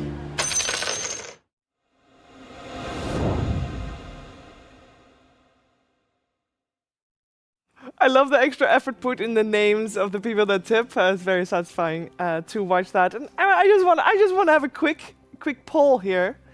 I myself am a positive tipper. Lacoste. I'm a changed man. You know, back in the days, there would be, a lot of this old chatting, toxicity, rivalry. But now, it's all about that PMA mentality, have a good laugh with the buddies, make friends in the community. But I'm still down, especially in the professional scene. I'm all down for this toxic tipping, voice lines, a little bit of old chatting, nothing too crazy, because that's always been part of Dota. I mean, when we talk about, some of that toxicity, the question mark when you're denying, it gets into your head when you're playing. It definitely does. We've seen what OG did with the usage of the voice lines. That's true. I'm a retaliatory tipper. Means I am peaceful, I'm still until I'm tipped. Then I. Oh, there we go. The flip. No, but that's the laws of physics right there. Okay, that is inertia. You've tipped me, and you've begun. You are the one who unlocked the tipping battle. So when I get tipped, I wait until the game looks good enough. I still don't want to lose. Yeah. Make sure. But I'll remember. I will remember who tipped me, and I will get in there. It also depends how many games in a row you did lose. If you're like on a 7-lose streak, you might tip back immediately. You might get it out. But if you're on a win streak, you're just there chilling. Hands off keyboard. You can't hurt me. Positive tipper? MMR means literally everything, all right? I recently got, to like mid 10K, the journey there. I'm playing my games. If I see something, an opportunity to help me win that MMR, I see someone who doesn't use repel, boom, get a tip, continue on. That person now thinks I didn't hit repel and I didn't get tip and their carry's annoyed and they might give up, boom. Effective tipping helps you win literally everything. We Not found heroes the tipping. toxic tipper. No, that was a bit. No, to be fair though, I don't really tip, but it's like depending on the situation, it feels good. I think I'm with Effie though. Like if they tip me first, I'll do everything in my power to like ping a facet, do a voice line, hit a tip. But it's like if you unlock it, I'm there, but I won't start it. I know there's someone who really likes toxic tipping, and he's going to be featured in our upcoming Best of 3. Another lower bracket series coming your way. We earlier today saw 1W beat Team 0. They eliminated them, and therefore they earned the right to go up against Falcons, who are in the lower bracket. And I want to talk a little bit about Falcons because, first of all, yes, they're in the lower bracket. Second of all, I do think that Amar does like tipping a little bit. Yeah, he's, I wouldn't say OG of the tipping, but he kind of invented some of the new stuff. This guy was dropping the mantles, like he took it to a next level, and I'm always going to give him respect for that. It's always fun to watch. They create, this kind of a environment where it is okay to do it, but once they start losing, a lot of other teams will also start tipping them and everything. So it creates a tipping meta, which I really like. Yeah, but the thing with Falcons is I feel that most teams that go against them and get tipped by Amar, they are amused enough by him to partake.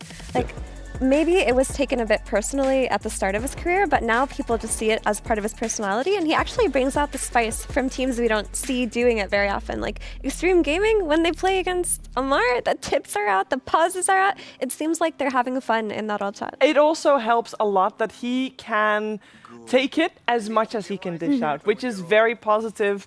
And it does indeed just bring out a little bit of extra banter, as we also are bringing out the draft between these two teams. 1W and Team Falcons, they had such a vastly different year.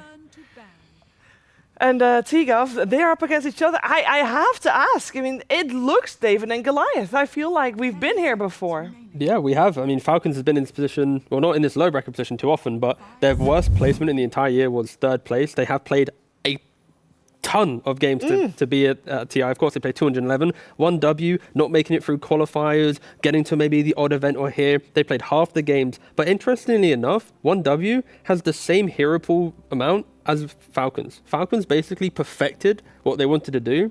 And rinse repeat, 1st place, 2nd place, 1st place, 1st place, 1st place, 3rd place, 1st place. Like, they've done everything. Whilst 1W, even at this TI, they're in like the top 3 teams for like hero versatility. They're still trying to find like what is their recipe for success. And again, you could see it through the stats now. You could really see it. Also a reminder that both teams at the moment have secured top 12. Winning here will secure top 8. And as you just heard from Tigo, Falcons is 1st places, 2nd places, 3rd places. That's basically all they've had. So for this team to not make it to that final day would be seen as a disappointment. We'll see how hard they swing here against 1W, who is, as we saw, obviously the least experienced team, the lesser experienced team, and we already have the opening picks. Falcons come out with the Tusk. We have the Monkey King coming out again, Effie, in the first phase. Yeah, these two picks aren't surprising. Some of the most popular heroes in this tournament. I do want to say, though, that while 1W did look good earlier today versus Team 0, they kind of had a really good draft in those games where it felt like they played off of it easily and won. But in other games that I've watched 1W, it really feels like after the laning stage, they lose all sense of identity. Like, it takes them a while to make a confident play or do map play, and they just default to farming very often. They will default to just trying to get their carry to, a critical mass and play off of that, and that would be very bad for them matchup-wise versus Falcons, who are all about map play. I mean, you kind of described like a tier 2 team to a tier 1 team, right? Like a tier 2 team, if they win their lanes and the draft dictates like the natural map progression of Take Towers or Roshan, they are skilled enough to follow that through. If they don't hit that beat, then they struggle trying to find like the plan B. They seem to have to like find it during the game, and that's where you kind of have moments of brilliance way down the line. Of course, Falcons and other teams like this, they don't often need to think because they've played so many games that it's second nature. If things are going wrong, they already know the next 3 steps to fix the game. And what Effie mentioned, like they had the most success when they played these type of drafts, so they are playing for Munkushi. Pretty much the only big team that they did manage to beat so far at Road to the International was Extreme Gaming.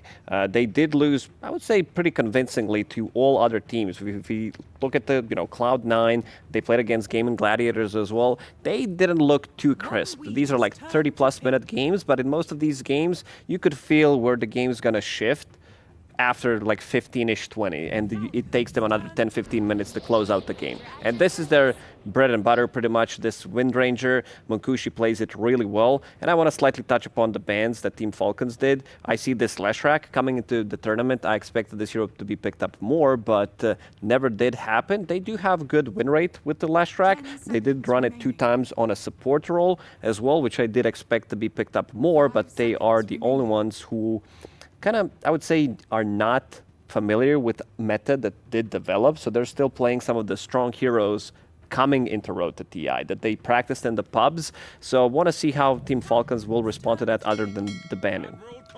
Probably just a Muerta of their own on Team Falcons. The Kunkka does come out, which is a very popular hero for all of the damage mitigation and also offlane pressure.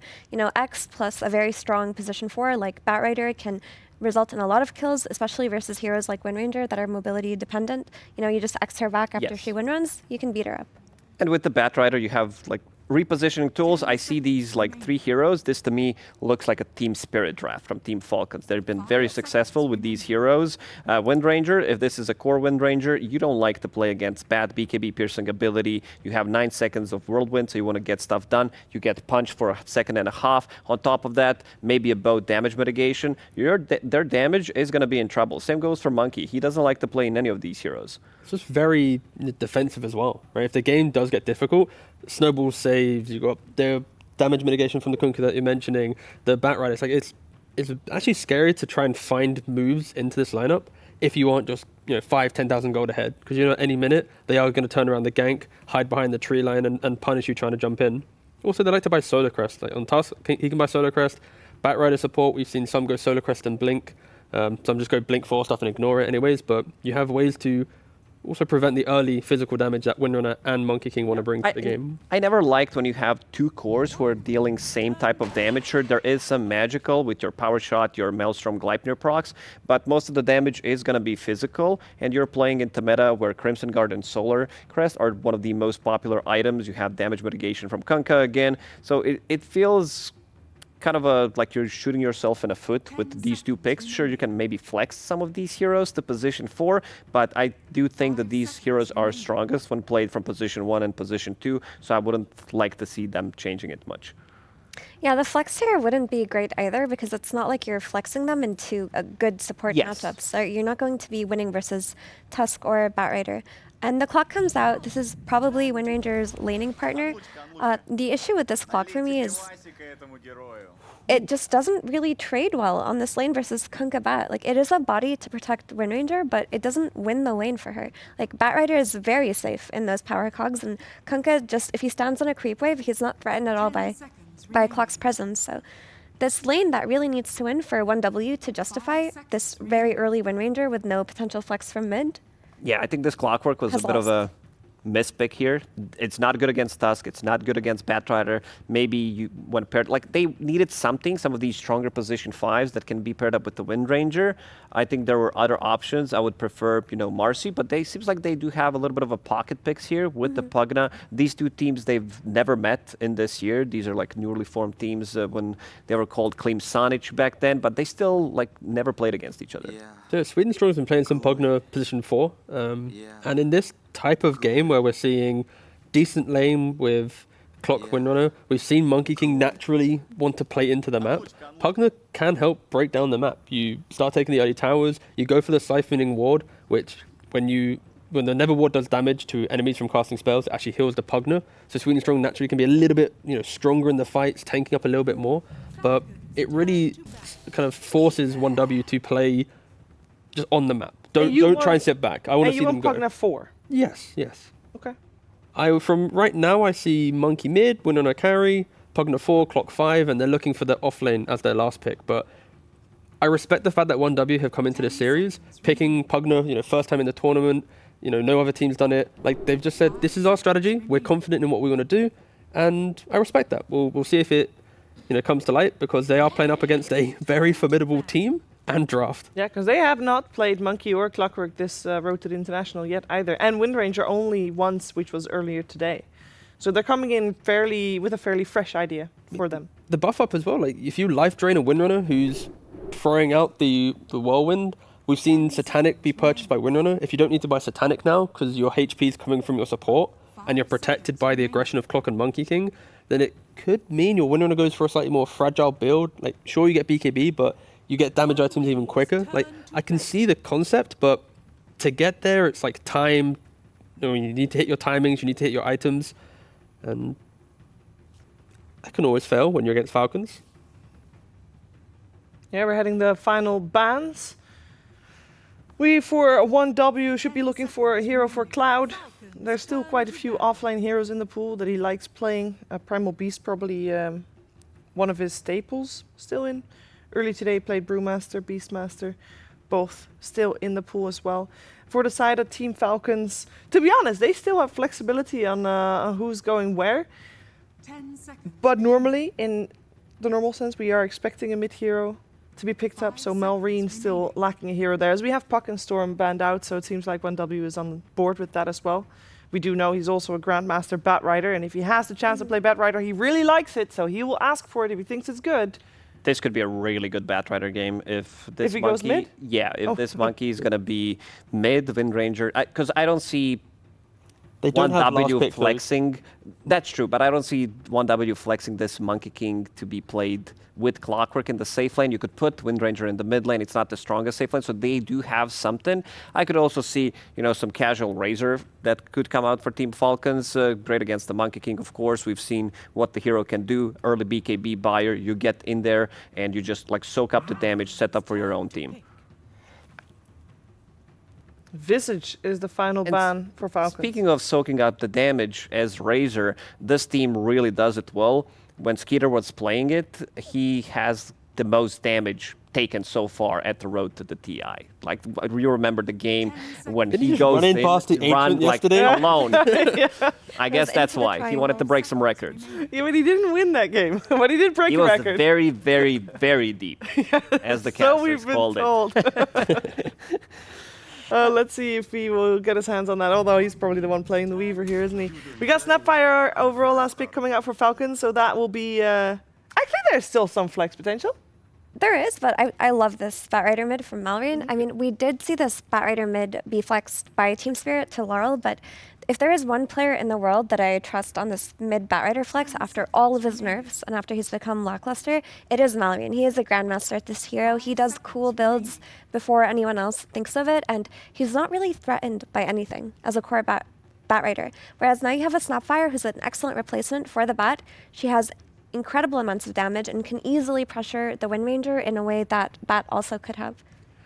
I think, unfortunately for 1W, the creativity of their draft has now been forced by the Batrider, and they might need to simplify it by picking like the offlaner that just facilitates the fight, like the Mars, any hero in this capacity, because I'm not seeing them flexing them like a Monkey King to offlane, and they go for Beastmaster, sure. Enigma was banned out earlier by Falcons. I was liking that a lot, but it was taken out very early on. The Visage as well was a respect towards 1W's kind of overall strategy of pacing. I think Beastmaster is a little bit slower than what a Visage can do, but still fundamentally will be rally behind me and take the fight.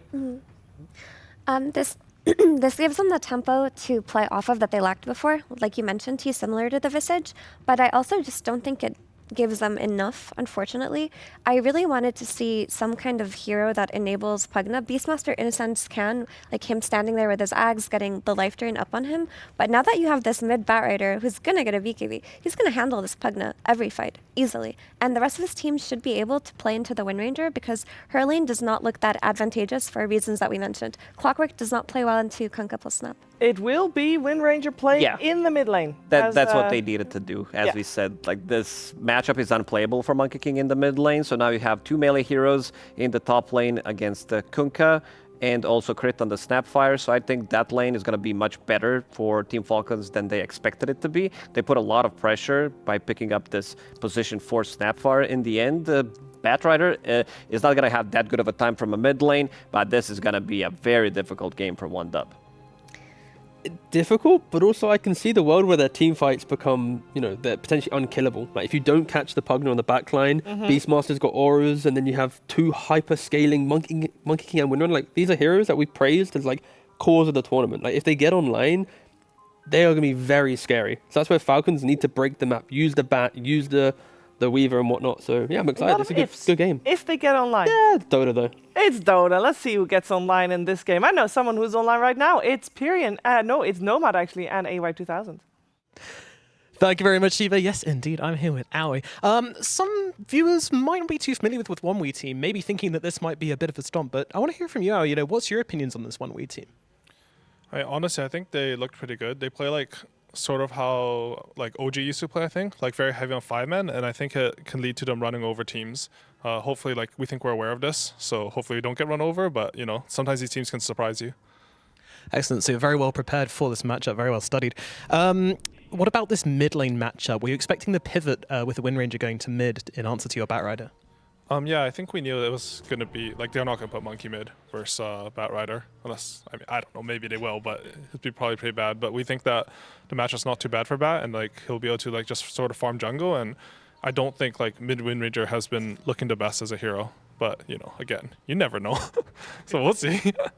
We'll see, indeed. All right, last from me. How do you guys deal with being in the low bracket and the kind of blow to your confidence that might have? I mean, I think we identified the things that we have been doing sort of poorly all tournament, honestly. Like, we had a couple of good talks. For our confidence, I think, like, we have a lot of history to believe in with this team. And I think it's very easy for these players to look at each other and understand that they can trust each other. So I don't think we're going in with any, like, blow to our confidence or anything. Awesome, Aoi, thank you very, very much. And that means we can get into game number 1 with our incredible commentary duo of Odie and Fogged. Thank you very much, Nomad. Yes, here we go. Another exciting matchup down in the lower bracket. 1W up against Team Falcons. And yeah, let's see if 1W have it in them, because on paper, Fog, this could be quite the challenge for them. Yeah, oh, and he's got Focus Fire. Yeah. I feel like we don't even see this. What year is it? It's not Whirlwind. Yeah, well, he is playing mid, so that's going to be interesting how he ends up doing, because he doesn't want to be as farm heavy. He wants to be more playmaking, I'd imagine so, but you heard it from Aoi. Unsure about how this mid Wind Ranger can do it because it's not been the best in this tournament. But let's see how these things go down, because it's kind of interesting what 1W did. It's down their style. Like, nobody's played Pugna really at all. It's only Swedenstrong who's played it. It's been some time for him as well, too. But they're looking to just play their own style, and we'll see if that does end up working with versus Falcons, which has a lot of comfort heroes. Pretty much across the board. Absolutely, some very scary stuff coming out from Falcons. I mean, 1W, do you like the way that they kind of close things up, right? They get the Beastmaster in, and as you say, have to make this adaptation with the way that they lane the Wind Ranger, the Monkey King. How tough is that for them, or is this workable? I think it's nice because it matches tempo that they're trying to do to speed the game up, and I think they're trying to find something that synergizes with that Pugna. And that's, I think, exactly what the Beast kind of can do. It's not easy by any means. I think there's going to be a lot of ifs they can get stuff out of these lanes, if they can get to the scaling, because I would say Falcons has a bit of an advantage coming out of the draft, but I think it does fit what they wanted out of it. Then they can play fast, not super cooldown reliant, look to do that 5-man that Aoi was kind of talking about to just catch teams off guard. But Falcons, so we heard it from him there. He was already prepared for that type of pressure that this team can provide. And talk to me about the Pugna, as you mentioned, something we're not seeing first pick of the tournament. And as you say, Sweden strong. He's done it before, not for a while. 7 months, by the way. Yeah. And in terms of the hero and where it is at the moment right now in this patch, what are the strengths, and also what are the reasons why we don't see it? I mean, it's unexplored. That's one thing for sure. It lacks disable completely. You have literally nothing to be able to disable heroes, but you're a cool save that maybe versus a lot of these gigantic physical burst heroes could catch people off guard. We haven't seen it in some time, but I mean, I think to most people who used to see it, Jarax from the old times comes around, just how much you can actually do in a fight if you're forgotten. They are killing all of these Borazone. Every single time Cloud does summon one, they just pop the drinking buddies and both hit it right away. Got to be a bit more careful with that, giving away that extra bit of a bonus to the safe lane duo of Falcons. And other thing to point out, we did see, I mean, we've seen a variety of which facet people are taking, but Amar this time, he has gone for the damage one. He has gone down the high tide rather than going for the grog. Pretty cool, and I imagine that's probably because he's playing versus this double melee lane. Or he just wants to be able to do more damage because it's Amar, but either way, definitely cool to be able to have that versus double melee. Looking at these lanes as well, I mean, it's where's the biggest kill potential? Who's at most threat during these early moments? Man, top is a scary one because they've got the drinking buddies plus the bugs, right? The amount of damage you can do with the Geminate attack, with drinking buddies, with bugs. They've already hit 3 on the Weaver, so I think that's the lane that I'm looking at where there could be a kill almost immediately. Bottom, I would say, is kind of volatile too. I think either side could look for a kill if they get a type of lane advantage. Oh, there we go. And Amar is saying that he loves Monkey King because, I mean, he is playing the Kunkka versus Monkey King matchup. Which no, and he's also saying it because he's having that bug, I think, where, you can't click on him or something. Is that what happened? That's what people get sometimes, right? There's something about the Monkey King where targeting gets messed up at the start when you're loading. But as Amar says, he loves it, so don't fix it. A quick reconnect always fixes it. Yeah. The Monkey King has used to traditionally be like this counter versus the Kunkka. Just I think the Snapfire is what changes how this matchup is going to go. Top. Oh, he's in trouble. Caught in the shards here. Sweden strong. Can they bring him down? They can. Skeeter's in with the Shikuchi. And that'll be first blood for the duo up top on Falcons. A massive XP advantage up here because of these Borazone. I have to be honest. They're both level 3 before that kill almost went out. Pretty absurd that they're able to get it just because I think they killed... I don't know. I didn't get to see. I think they we might be able to 3 get or the 4 stat on boars. That. And another one. Sometimes we have the stat on that. We'll see if we can get a number on the boar casualties we've had so far this game. Because we don't. Okay.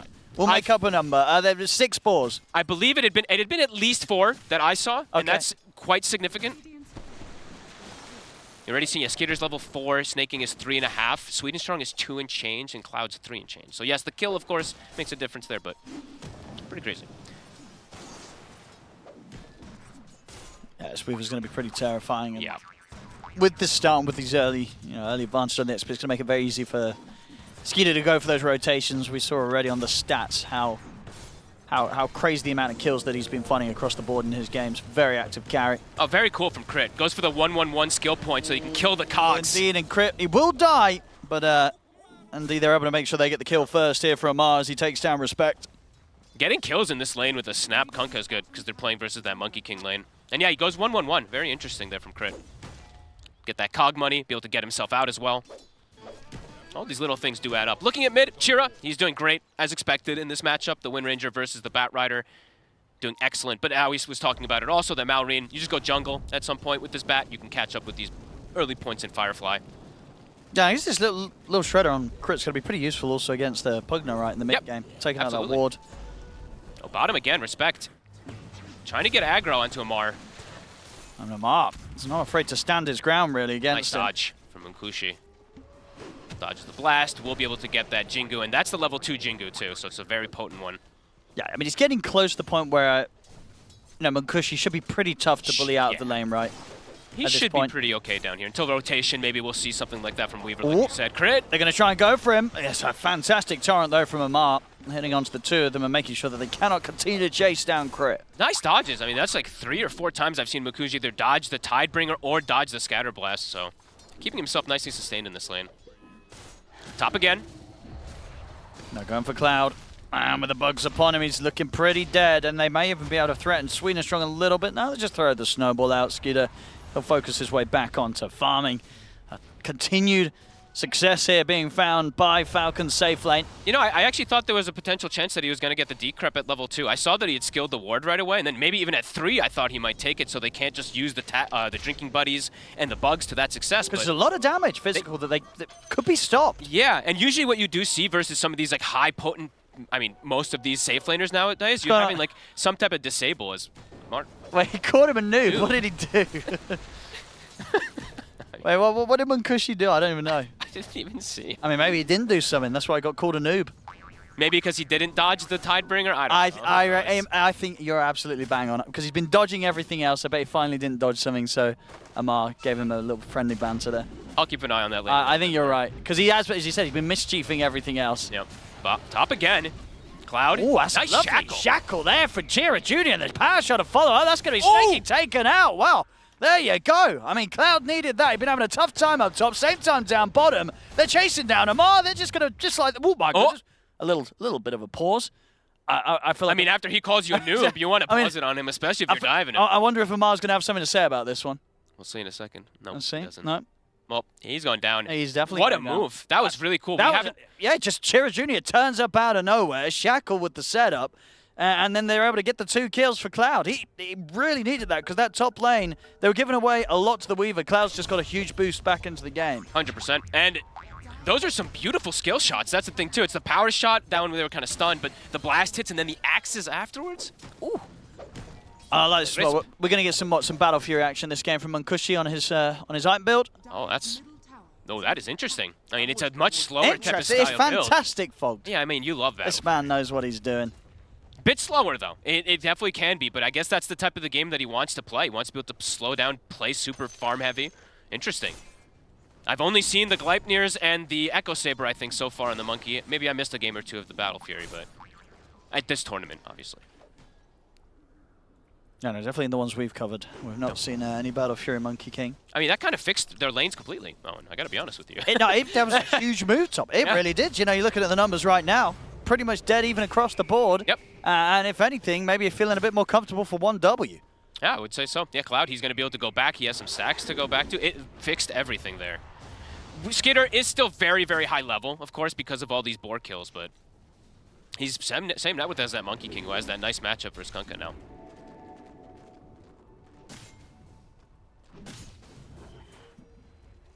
I imagine both teams calm things down a little bit now.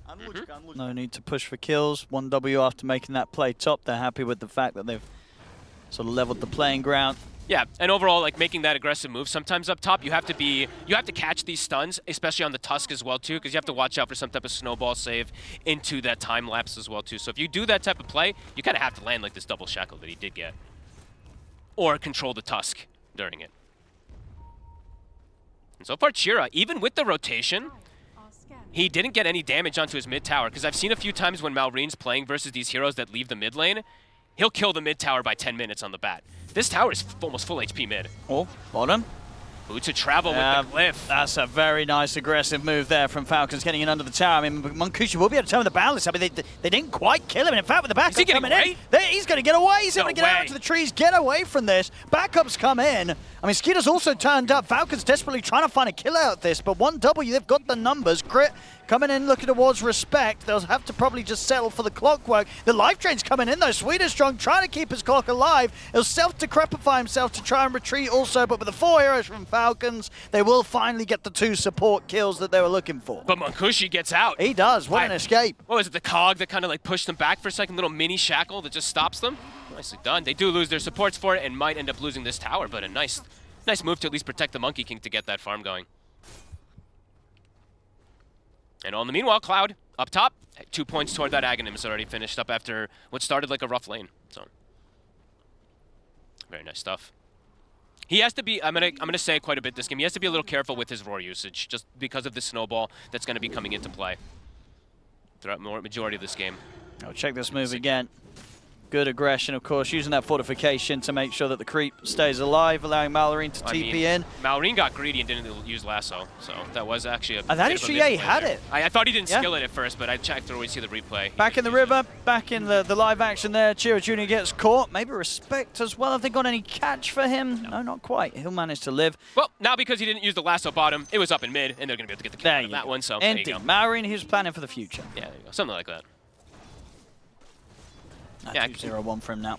And very cool to see that he's gone just very immediately boots of travel. Just really wants to play active on the map. I mean, they're so active, right? You got bots on the Batrider, you got Skeeter playing as Weaver. These two cores, they're not going to be missing out on any of the action that Falcons look to bring. No, and if you do see Munkushi's going for Battle Fury as well, too, that's going to be let's go time, right? We're going to play super aggressive because it's hard to get involved as much with the Battle Fury compared to anything like a Gleipnir, obviously. So they could definitely look to take advantage of the fact that he is going very, very greedy on this Monkey King.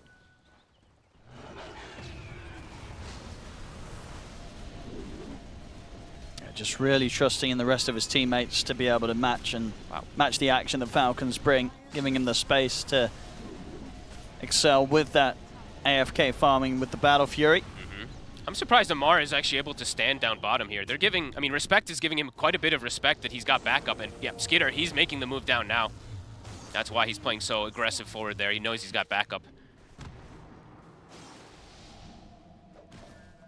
So Skitter can find. I mean, he can start to tease around with the Monkey King here. It's quite a bit of damage. It's a lot. Skitter going pretty deep for this, right up to the tier 2. They're going to settle with the X-Mark combo on a Respect. Respect's able to get the cogs down. See if he can get out of this. Caught by the Torrent and the shards. He'll have to hook shot over towards Munkushi. Marine's waiting to dive to tier 2. He goes in with the lasso, catches Munkushi. They bring down the Monkey King. Shackle shot and a power shot's going to be completely off the mark as Falcons. They get in, get the kill, and get out with no casualties on their side. I bet during this downtime, Chiro Jr. is being a little sad that he has Focus Fire and not Whirlwind, I have to be honest, though. You definitely want to be able to try to keep this farm going up. So I'm definitely going to be trying to keep tabs of that one. Because I haven't seen Focus Fire really at all in this tournament.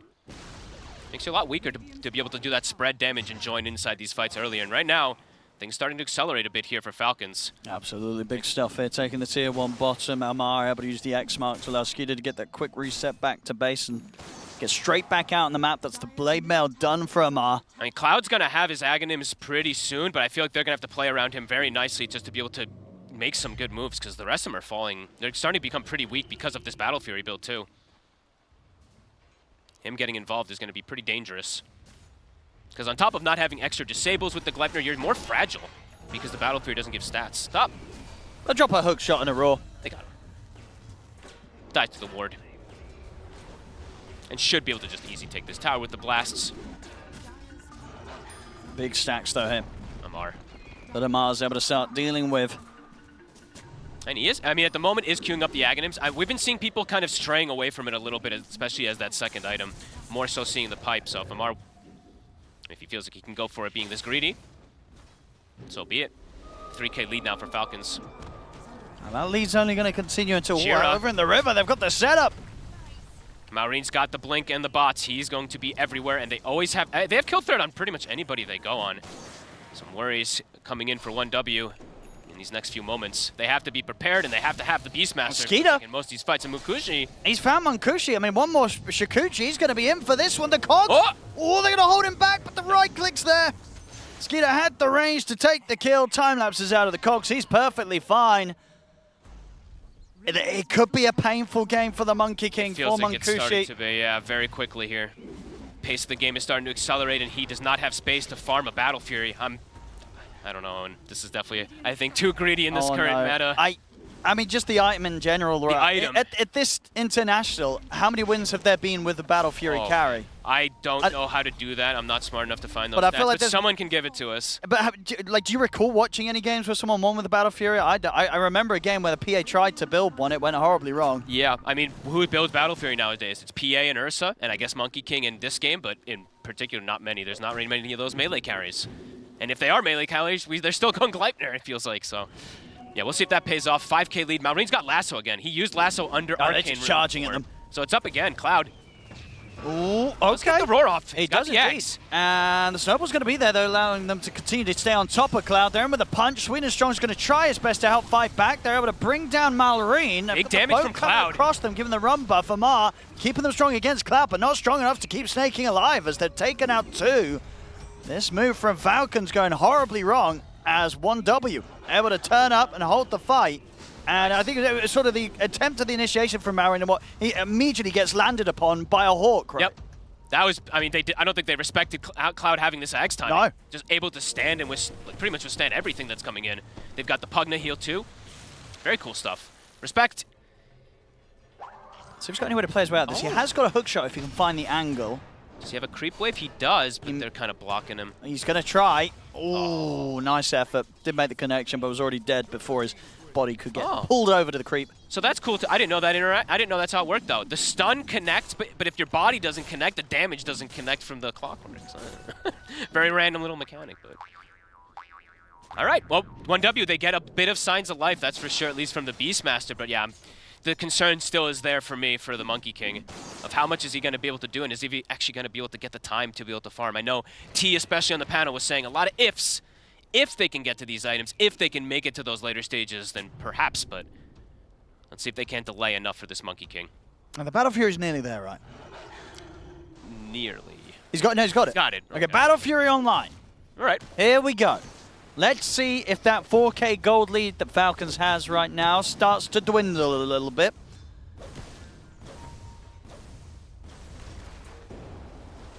That's Falcons. Ready to keep the pressure on down bottom here around the tier 2. 1W, they're setting up the smokes there from Chira Jr., Cloud, and Sweden Strong. They're happy to look for a fight. This is definitely how they need to be doing these type of approaches. Just bring the Beastmaster. He is, I mean, he's probably one of, if not the strongest hero on the map currently at the moment, so. Enable Cloud. Skitter, Gleipnir is already finished up though, so never mind. Him and Cloud are probably the two strongest on the map at the moment. The boat gets casted early. It's just a precaution, right? Maybe someone's going to be coming through the twin gate. You never know. Amar just kind of, you know, keeping things secure. That's kind of weird. It's a low cooldown. I mean, yeah, sometimes a boat's got relatively. a boat's got a boat, you know. A little juke play from 1W, of course, dodging it out, making them think they're going through. Malreen, the arsonist, building up on the tower. There goes another one. 3 tier 1s taken. They have potential to just go for Roshan if they'd like to, but maybe they want to find a kill first out of the lasso, because they do kill it very fast on the side of Falcons. Definitely not the easiest, I would say, for 1W to contest that up there at the moment.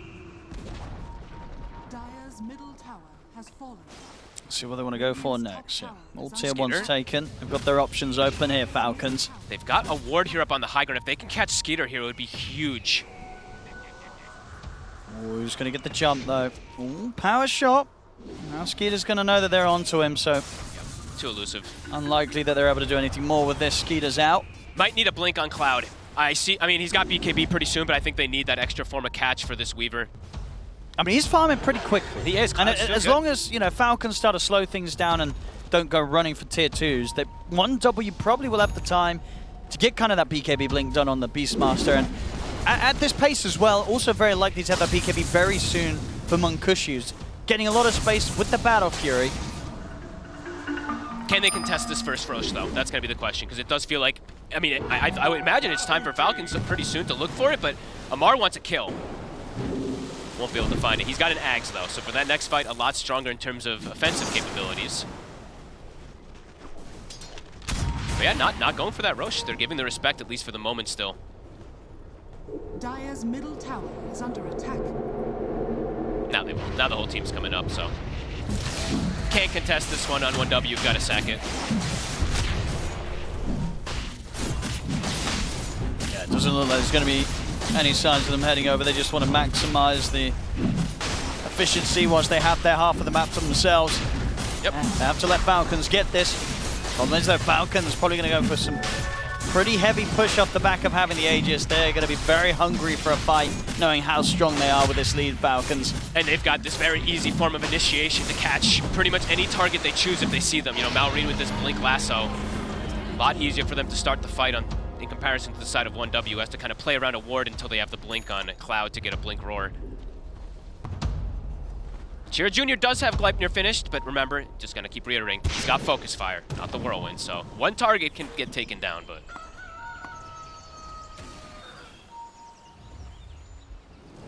Falcons. They're ready to hit. The smoke's there, they're charging straight down the bottom lane. 1W, will they choose to try and tackle a fight around the tier 2, or just let it go? I think Mukushi needs BKB to be able to fight. Beastmaster's got his, so maybe he can look to get involved. Smoke coming out, Amar scouts it. This is very difficult for 1W to try and enter into. Falcons, they have the favorable position on the high ground. I mean, Mukushi has to join the fight very late, or he just dies because no BKB, so let's see what angle that they can get with the Roar. 1W, they really want to try and do this, but it's risky. Which target do you go for? Because there's a lot of saves. There's cookies, there's force stabs, there's snowballs. And now fighting into this part below the lane is very tricky. They're going to know for sure that Falcons have this vision set up. They don't want to try and fight into They're this. cutting the wave. They blasted the wave out, so there's no extra creep wave that Falcons has to push forward here. They'll finish the tower in time. And yeah, they'll back away. Mukushi probably saying, guys, I'm getting pretty close to BKB. Wait till we have that before we take a head-on fight. Especially into Aegis. Now 1W will make the move all the way over to be able to sneaky take away a Wisdom Rune from Falcons, so a little bit of something found with that. Yeah, that's pretty nice, right? They get the double Wisdom, some good experience, and they'll be able to claim their own Tormentor. Nice move when you're playing against that Aegis and don't want to take a fight. And yeah, 700 until the BKB on Munkushi.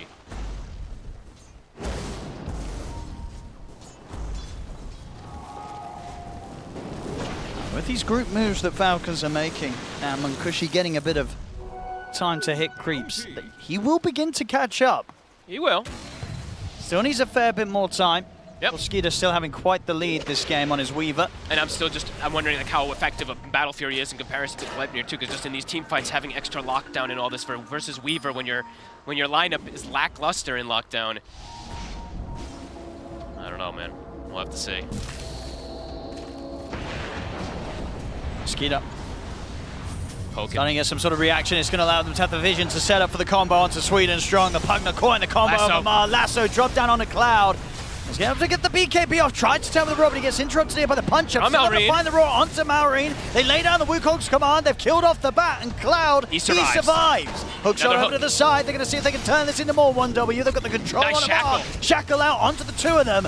Falcons, they've still got the numbers, and 1W, they don't quite have the damage to push on for those kills. Now Falcons, they can maybe get more themselves. They look for the setup on the Respect. They catch him in the torrent. Snowball over to Chira Jr. as they take out Respect on the Clockwork. She's got BKB. He's getting turned upon, but Chira Jr. will go down. Buyback comes out now from Respect. 1W trying to find more from this Skeeter, getting incredibly low, but even if they take him out, he of course still has that Aegis. The cookie heal's there though, and Skeeter, he's not even going to lose that. Keeps the Aegis safe, gets out of there. Crit, he'll get caught in the trees though. Munkushi jumps forward, boundless strike, puts a stop to Crit's escape. Okay, alrighty. Nice moves forward. It does, Respect does use a buyback, and it is a pretty deep dive that's coming out from Falcons, but they keep Cloud alive during all of it. Little Pavis thrown onto him, I think, at the last minute, gives him that extra bit of barrier. Good fights. And now Munkushi, he's got the BKB, so he can start getting involved. I mean, we'll see this again. It was a pretty aggressive move from Falcons with this Aegis. But he's able to get the BKB up before the whole chain stun kind of comes into play, so very nicely done to keep that Beastmaster alive as long as possible. And Cloud, indeed, as you say, getting his spells off, able to survive. I think he had a, what was it, like a 20 stick or something it looked like at least, plus maybe something else. Something healed him quite a lot right when he popped that BKB, so. Oh, Cloud. He's going to have to roar and run away from Skeeter. Should do it, unless Falcons want to try and go for another tier 2 dive. Skeeter in the same position as he was before, but not going to look to get in under the tower this time round. So 1W They'll stay safe, and as indeed the moments continue. Munkushi on that Monkey King, the net worth is rising. The gap between him and Skeeter slowly start to close. And the one cool thing about Battle Fury in comparison to something like Gleipnir, it's just straight physical damage, right? So you get that 65 rather than, what, 30, I believe, that Gleipnir gives. So, yeah, with the damage that progresses when he's got Jingu stacks and all, with the Boundless, it's quite a bit of damage. Yeah. And we've seen it a few times now, with the farm that Cloud's got on the Beastmaster and the fact that he is having a good game. You know, Skeeter's not really able to go for him in these solo kill potentials. No. He doesn't at the moment have the damage to take down this Beastmaster. Cloud, as you say, progressing with the items, Blink Online. Another beautiful shackle. And with the damage coming in with the backup of Munkushi, that's Malorine. Malorine gone. Oh, Jump forward as well. They can try and chase for crit. I mean, Snake King and Skeeter have turned up to try and fight back. They'll look over towards Munkushi, got his what the BKB, and now Snake King's kind of trapped him with him. He turns, starts to put up Jingu. He's able to break the distance between the two of them. They've lost their Wind Ranger, and Munkushi this time will fall. Skeeter able to chase him out. The final bit of damage coming in from crit. Amar turns, cuts down Sweden Strong. Cloud, he has to go for the BKB TP out. They got the physical to kill him off. They don't. Cloud, he'll live. But 1W, a painful couple of losses, few losses in that team fight there, specifically that of Chira Jr. and Munkushi both going down. This time Falcons, they get the big kills. This time they strike back. I think they got a little overzealous. They get the kill on the bat and they're like, oh, we can get more out of this. But nope, all the Falcons turns up, they bring the numbers, they get the wraparound. So a nice attempt there from 1W, but yeah, maybe just a little bit too excited after they get that first one. Cloud wasn't there until pretty much the end of the fight, too. They do need this Beastmaster if they want to keep going for some of those. Malorine. Cloud. Seeing if you can close the gap there on Cloud, but Cloud, he's out. Pipe's finished up now for Amar. So on top of that Aghanims, now he's got that extra survivability for his team to be able to go for those crazy type of dive plays. And the lead has, I mean, just after that one fight, it did swing pretty big. It stopped at, what, 3K for a second, up to 7. They've all finished up a full secondary set of items.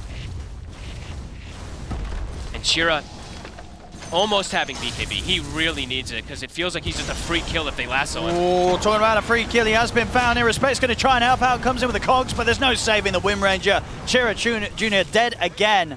He's just too susceptible to this magical burst. If he gets caught in any type of them, he's just dead. They will have the follow-up. 5 times now they've been able to find this Wind Ranger. He's found some good shackles, but they've been able to find the better grabs just to be able to finish him off. And they have this ward bottom. They saw Cloud, I believe, for a second, but he's able to at least get to high ground. But Gleipnir setup. Diving the tier 3, maybe a bit too risky, and indeed, especially with the backup of Sweden Strong. They're trying to pop some BKB. kisses, though. And yep, Cloud feels pressure to put the BKB with the kisses coming in from crit, so he has to BKB and walk it off. That's a pretty smart usage there of the kisses. Now they're kind of trapped in their base, no BKB up on their strongest hero. And they're kind of trapped. All the lanes are shoved in onto their side too. How can 1W get out on the map now? Things are looking more and more complicated in just a quick matter of seconds there.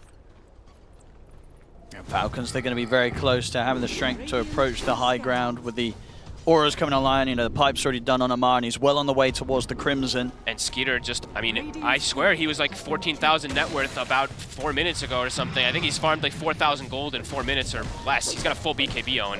Full BKB, and he finds the Vindicator's Axe, which is probably the best neutral item you can get versus a Beastmaster Monkey King Wind Ranger lineup. They stun him, he's going to have plus 20 armor. And he's got the amp damage in the bottle for the next potential push, and 1W kind of stuck in their base. Chira needs to find space to be able to finish his BKB. Falcons, they can take their time. They can look for Roshan. Yep. They've got, what, 75+% map control now at the moment. And Rosh, it is back up. Chira still doesn't have the BKB, so fighting into that Rosh area, it would just be suicide for the Wind Ranger. Yeah, I don't think they can contest this. Nope. You know, Falcons get themselves in position to take down Rosh. They'll do it at a speed that 1W won't even have the choice to get over there in time. Man, the first 20 to 25 minutes or so was kind of close in that front. Like Falcons having a lead, but just one fight really exploded everything. This deficit is enormous now. Like you said, full sets of items, almost 2 full items on each core. Amar with the Crimson and a pipe.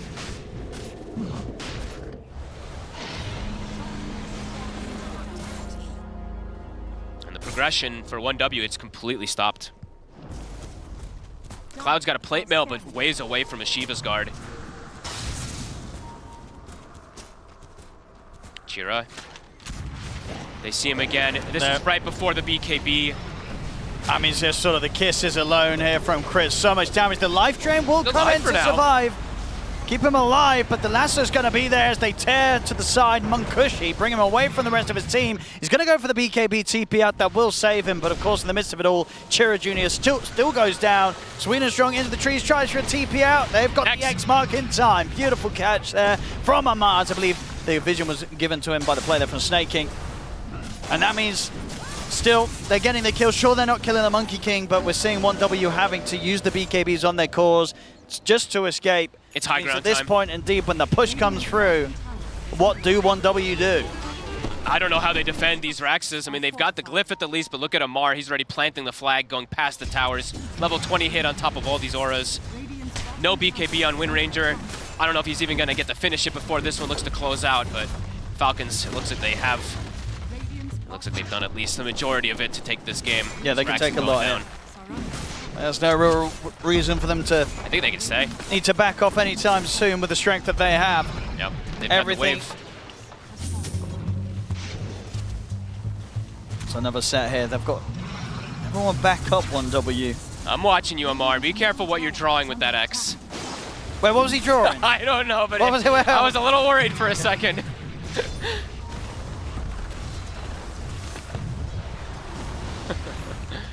Catapult wave. And yeah, Wind Ranger has to sell an item to finish the BKB, and this is potentially the last hurrah. Let's see what they can get. The long wraparound. I mean, I guess you got to go on Snake King, right? Have to stop him from snowball. Exactly. The snowball's just going to save anyone else. But the boat and the crimson and the pipe. I mean, at this point. Oh, that's not one way to do it. Oh no. Well, let's pretend we didn't hear that hook shot. It never happened. But that was not the way to try and start the final fight, potentially of the game. Never mind, they still have a chance here with the Wukong's command laid down. No, they don't. He got pushed out of it. So the Wukong's command gets put to a stop. They've got the shackle on a Snake King. He's pretty tanky. They're with all taking these auras zero that are being damage. kicked out by Amar.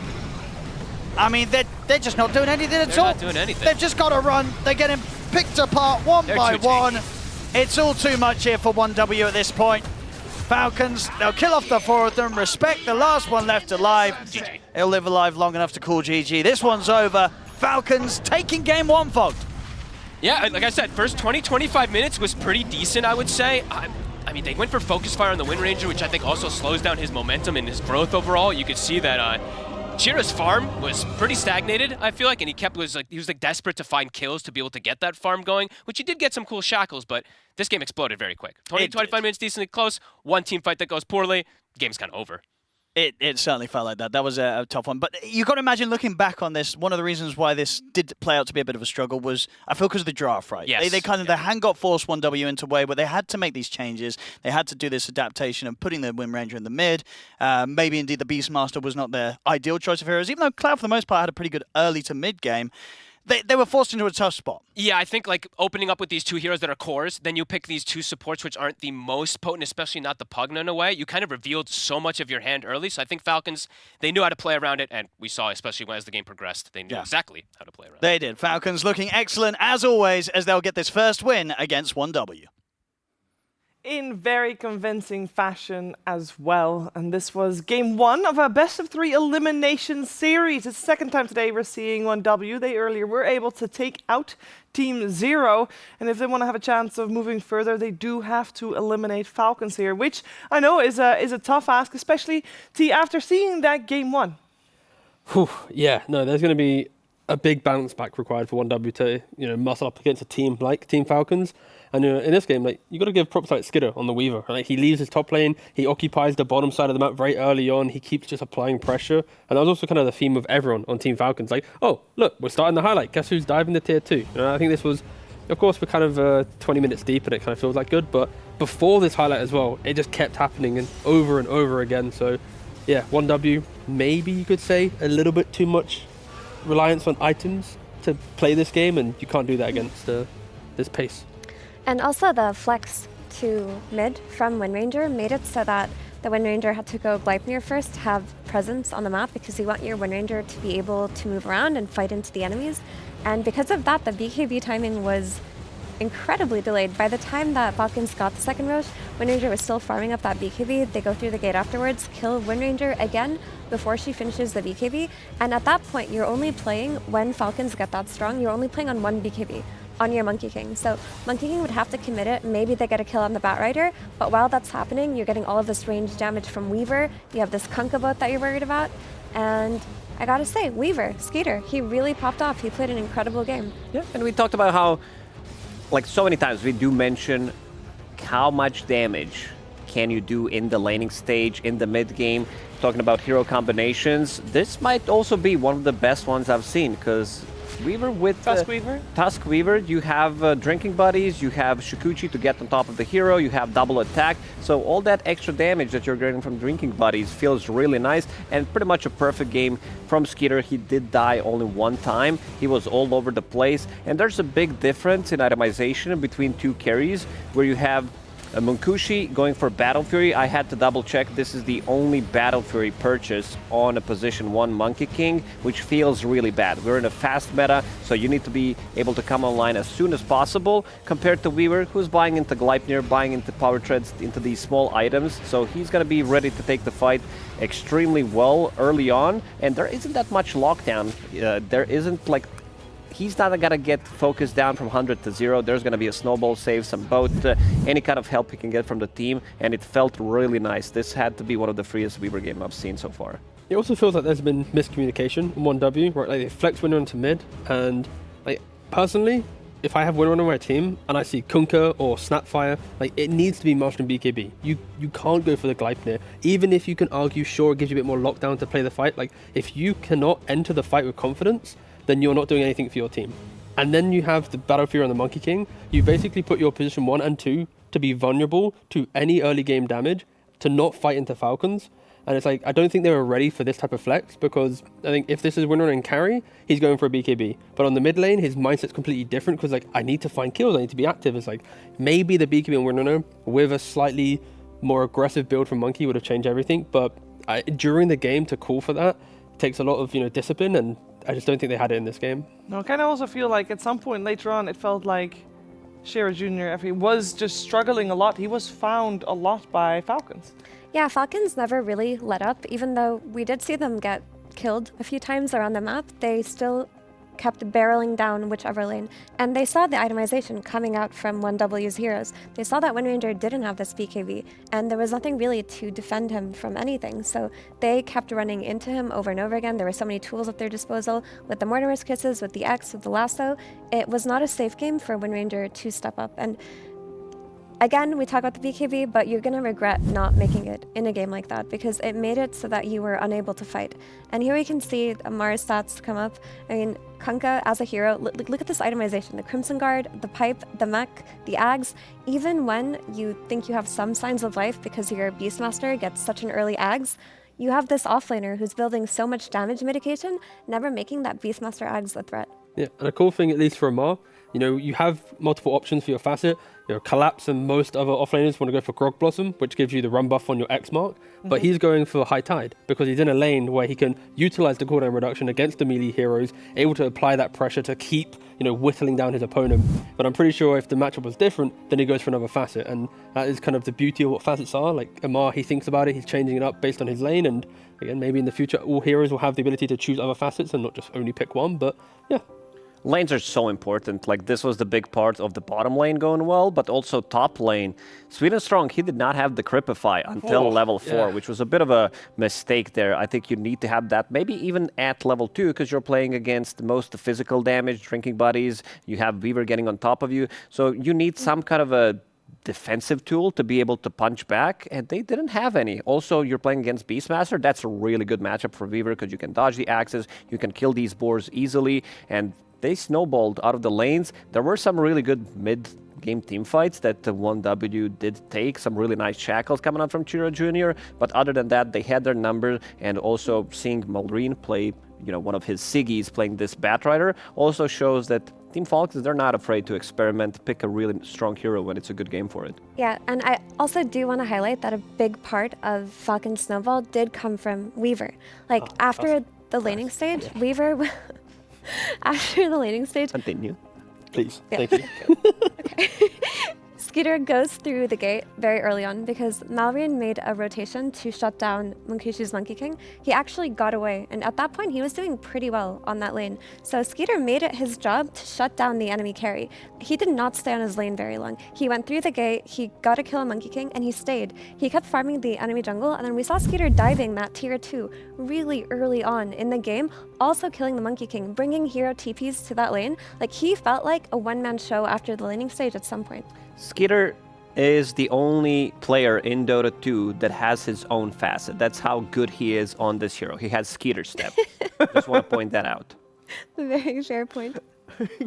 Have you been sitting on that one for a while? Yeah, first time when I saw it, I'm like, it's going to be a perfect time to say thanks for the production, for bringing this up on screen.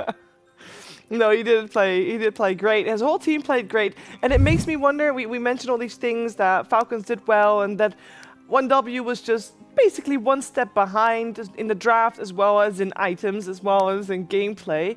And it makes me wonder where they should focus in game number 2 to have a better showing, because we said the only time that they could do well in the previous game was if they stretched out the game very long, which is a tough ask to do against a team of Falcons caliber. Yeah, it's a difficult one because draft-wise, like, if Pugna gets decrep before level 4 or whatever, and actually can delay the tag team damage, top lane can go better. If they can then do that, then they play behind Beastmaster. If Winona buys a BKB, they can maybe take a fight. I think we don't really need to harp on the draft too much in this game, because I think there are so many small decisions made by individual players that prevented them from actually showing what 1W can do in the competition and what they've done so before, that it's kind of hard to really find excuses elsewhere. So yeah, I think individually they just need to have a better read on the game, because if they don't, then yeah, Falcons are looking to potentially 2-0 this one. Ooh, Just play better is what T says, basically. Yeah, that's always the case. But looking at top 3 offlane combos, I knew Kunkka Snapfire, we did mention it multiple times, is super strong, but the win rate is really up there. These 2 heroes, because you have a way of setting things up, you have quite a lot of damage, you have sustain in this lane, you have so much damage mitigation. You have Cookie with the shard, extra healing that comes out, and also Mirana. And I think that's only Cloud9. Okay, that must only be Cloud9. Because I've been trying to remember which team did play it. We've seen, a lot of Team Spirit bringing out this Snapfire plus Kunkka combo. Worked really well for them. But this one is also... I see a lot of Snapfire, though. This hero is really good because she can keep the distance. You can build pretty much anything that you want from position 4. And you're never going to lack damage with this hero, no matter what. Very true. You want to see some other combinations, Effie? I do. For example, some safe lane combos that have been doing really well at this international so far. It's not surprising to see the cat ladies with the treant there, surely. No, not at all. I mean, it's the standard high damage range DPS carry plus big strong melee position 5. I am surprised the Mirana plus treant combo is at a 33% win rate, because Mirana is the highest win rate carry at the moment, I believe, with an 80% win rate. I have not verified the stats exactly, but I do believe she is winning most of her games and is respected as the OP hero at the moment from either support or safe lane. So maybe the teams that have run the Mirana plus treant have pushed it down a little bit, but the only time teams ban out the Mirana or the treant, for that matter, is when they let them through, is when people know that they can counter it. They have a plan catered towards it, which is probably why that doesn't win as much. Yeah, Mirana has a 64% win rate so far in the tournament, and I think it's just a hero that's been played so much by everyone that the stats will be skewed by some of the teams who are already eliminated, trying to play what the better teams are doing. do you have the stats from Carrie? Because I think at the start of the show today, the first panel brought it up. Going deeper, please. Give me a second. It's also because indeed we saw the win rate of the Yes, Mars my apologies. Let me develop the stat further. Yes, 63% overall. Yes. Core offlane, 100%. Core safe lane, 47%. 4 position, 80%. That's where the 80%. So the Saxons of the world are inflating these stats a little bit. There we go. Because she seemed to be the carry that comes online slightly later compared to some of these other carries like Luna and especially Windranger. Because Mirana, she hits like really hard, but you need to get that level 15 talent, you need a shard. Your other big power spike is once you hit that level 20, but there are other heroes that counter her, I would say, more compared to some of these other carries who can stand the ground, like Windranger and also Luna, which has been pretty much the hero of the tournament when it comes down from position 1. I do want to point out that in the game we just watched, game 1 of the series, Mirana was ignored. Mar is laughing at something so hard, he started crying. He has something really spicy coming up for the second game. Or in the old he chat. has spicy stuff in his eyes. I hope not. Have you ever done that? Hope not either. Where you have like cooked food and then put it into your eyes? I think I did, but I thought I washed it off, and then you know It how you happens sometimes again. like you want to remove like you think you washed your hands, but you didn't do it well enough.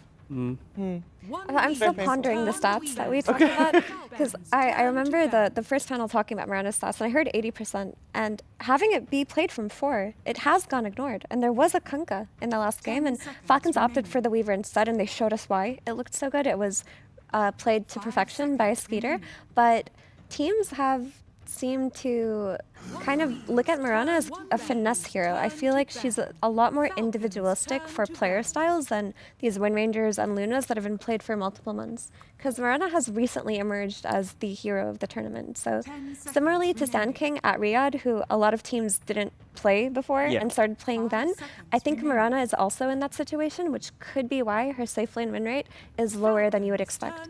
That being said, in Falcons, we got Snaking Mirana, Crit Mirana. They're both very strong. They are. I'm just looking at the draft, which is pretty much the same openers, but... When you say pretty much, you mean like 100%? 100% yes. I don't want to see Windranger being picked up for one dub team after, because they reveal too much. These two heroes are physical damage cores. There is some mixed damage, of course, with the Windranger, but I would say that they reveal too much when it comes down picking up your position 1 and position 2 immediately. Sure, there's some flex to it, but they didn't flex it in the end, and I feel like you need a different approach, especially when you play against Falcons. And they could hit them with the Bat Band too on 1W if they want to potentially rerun something similar, because that is the hero that threw their draft into turmoil. 1W might also just go, if we ban Weaver and let them have Luna, that feels better for them, because they... No way can a Luna play that deep into your map than the Weaver did, right? So strategically, if you need a little bit more time to come online, Luna, you play from lane back to the jungle. You might help take a 10-minute tower, but after that, you retreat to your jungle. So this could just be a do the same draft, ban the Weaver this time. If they want Luna, they get Luna, but at least we're going to have, at least opportunities to find our rhythm into the game. It's Falcons that make the first change. They ban out Batrider. They could be looking at Windranger for themselves. That's a potential option. Yeah. They're kind of reminding 1W that if you want to go down you ban this here, then suddenly you're opening up more opportunities for us to punish you elsewhere. So the Batrider kind of makes them second guess the ban a little bit. Let's see where they go with this. As we said previous time, they banned out Luna and picked up Windrunner. Will they do the same thing? Or will they kind of almost have to ban out Windrunner if they don't want to pick it up. Windranger. Don't have to. It's not necessary. I mean, you can go for Kunkka yourself and play off of that. True. It would be a hero that simplifies 1W's gameplay for sure. But what if then you have to pick Kunkka out of the face. So then you give also potentially Luna. That could be fine, because if you're not taking Kunkka for yourself or banning it out, you're giving Falcons a Kunkka run back, which they would be more than happy to. True. They ban out Weaver. That's the problem from last game. So step 1. We still have all the heroes we mentioned, Luna, Kunkka, and Windranger in the pool. I mean, with the Bat Band as well, they might still go for the Windrunner, knowing it's like, okay, we know what mistakes we made. They can't bat to mid. We don't have to do this like weird flex. So due to the Falcons ban, we could just see a repeat of the previous game. Could. It's a better one for sure, because there's no Weaver, there's no Bat that you said, Yeah. and they would have a better entry to the team fight. But this is also fine. This also means that this Monkey most likely going to be played from the mid lane. So far, we haven't seen Monkey being switched to position 4. I don't remember seeing a game, because the value that you lose, I would say, is too much. And also the recent nerfs to his tree jumping, you receive any kind of damage nowadays, it's going to go on cooldown, so you're not going to be as effective as you were a patch ago. Fun fact. Skeeter hasn't played Wind Ranger at all this international. That's quite a skidder thing to do, though. To enter a tournament, not to play the most popular hero of the tournament. We're going back to Nature's Prophet. Yeah. And his heroes have worked for him, though. That's the one thing about Falcons is it always seems like Skeeter's had a slightly different hero pool than all other carries. You know, running Weaver when it wasn't popular, running Wraith King consistently when it fell out of favor. Yeah, So, when he came into the scene, this guy was playing CK back in, I don't know when that was, 2016, 17, playing for Penta Esports, making the start of his career, playing CK when nobody else wanted to touch that hero, and that was one of his Siggies, still is to the day, because he really likes to play it, and he really plays it well. Yeah, Falcons here in this position. I kind of expect the 4 again. The Snapfire, the Mirana, all these heroes that we're mentioning before. Any good laning setup for Kunkka? Yeah, it doesn't really complicate your draft too much. You know it's going to be a strong lane, can play into most matchups. You still have the last pick for your carry. And there it is. it would be surprising if it went ignored again with another Kunkka, with it being such a classic combo of X and Arrow. But the flex is still open. We talked about Skeeter's slightly hipster hero pool, but this could still be a 1 or a 4. 10 seconds remaining. Very true. It's something that 1W will have to speculate on as well, as they need some support for themselves. Previously, they went for Clockwork Kunkka.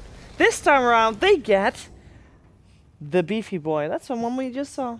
Big team fights, a lot of circles, Trin Protector with Monkey King. Very easy to execute. Throw in Luna's damage from the Eclipse. You have a very easy team fight. You don't have to, necessarily hit any of these spells like, wow, I need to hit X mark into arrow combo, snowball save. This type of a draft is relatively easy to play from 1W. And we saw the win rate of these two heroes as a safe lane pairing. It's the highest of the tournament for any safe lane pairing.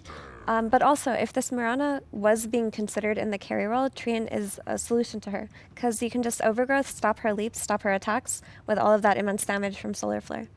And 1W is a team that can still play the Monkey support. We already mentioned that we don't see it, but Sweden Strong, he was the first Monkey King player when the new map got released, with the trees on top of the... So, do you know how big the map is? There used to be trees on the extremes of the map. He was the player, the first pro, to jump on those trees, making it untargetable, and actually getting it patched out within 24 hours.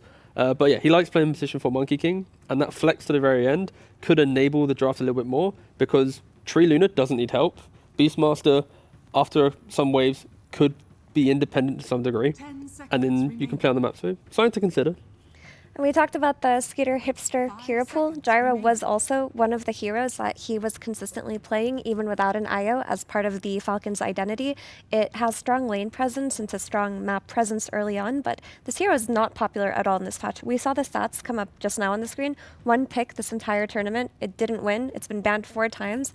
This hero is not considered very good, so it's not on the radar of many teams. But it's filthy right now due to drinking buddies. You thought Flak was annoying in lane?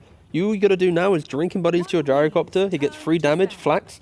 No more tag team on the hero. You can flak everything. Creep waves, neutrals, heroes. It's a very spooky lane. This does to a lane, especially if this Monkey is gonna be played from position 4. The team mentioned. I think you need to take an L and play this Monkey mid. Yes, you find have to, another position 4. Again, we're going back to Snapfire to break the comp. She's banned, never mind. Some other position 4, because this lane, the way you play out this lane with Gyrocopter and Tusk, you shove out the wave, you have sentries on your Tusk, and then you have pretty much both pools open because you can't get close to this because damage is too high. Your boars, your hawks are not going to do anything. You're going to kill that off almost immediately. And not just that, because the lane is constantly pushed into Beastmaster's tower, that allows for early triangle access if Gyro wins this lane. Like, he is one of the carries that can walk into a stack, take it very quickly, and walk out with the help of his support +1. Yeah. Falcons just do a very good job in the draft where they identify a flex or something that 1W are leaning on, and then they remove it. Like the bat to take away the monkey flex, the gyrocopter to take away like the monkey king. It's like it really complicates it, and you see from the bans as well. 1W protecting the monkey mid now with a Huskar ban, a storm ban. You might need some like casual Rubik thrown in here for 1W team. There are good spells to steal. X mark to break the enemy. X mark, snowball. Against gyrocopter, it's not as good. Stuff from Muerta is okay-ish. I also like Jakiro. We haven't seen him that much, but it's a lot of, ranged poke for the gyro, lots of combo break with the ice path. Could potentially disrupt some X's, some snowballs. Together with Beastmaster, so far they have only played Bat and Pugna, and obviously Bat is out of the pool. Pugna is still in, though. Yay. If he levels Decrep, sure. That sounded very enthusiastic. So you're excited for some more Pugna.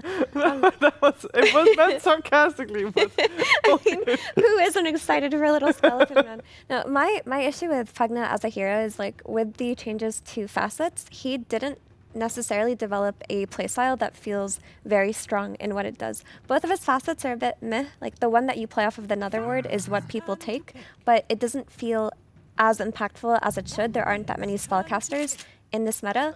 The other issue is that the one with however many towers you take, you get damage amp. That one's quite useless.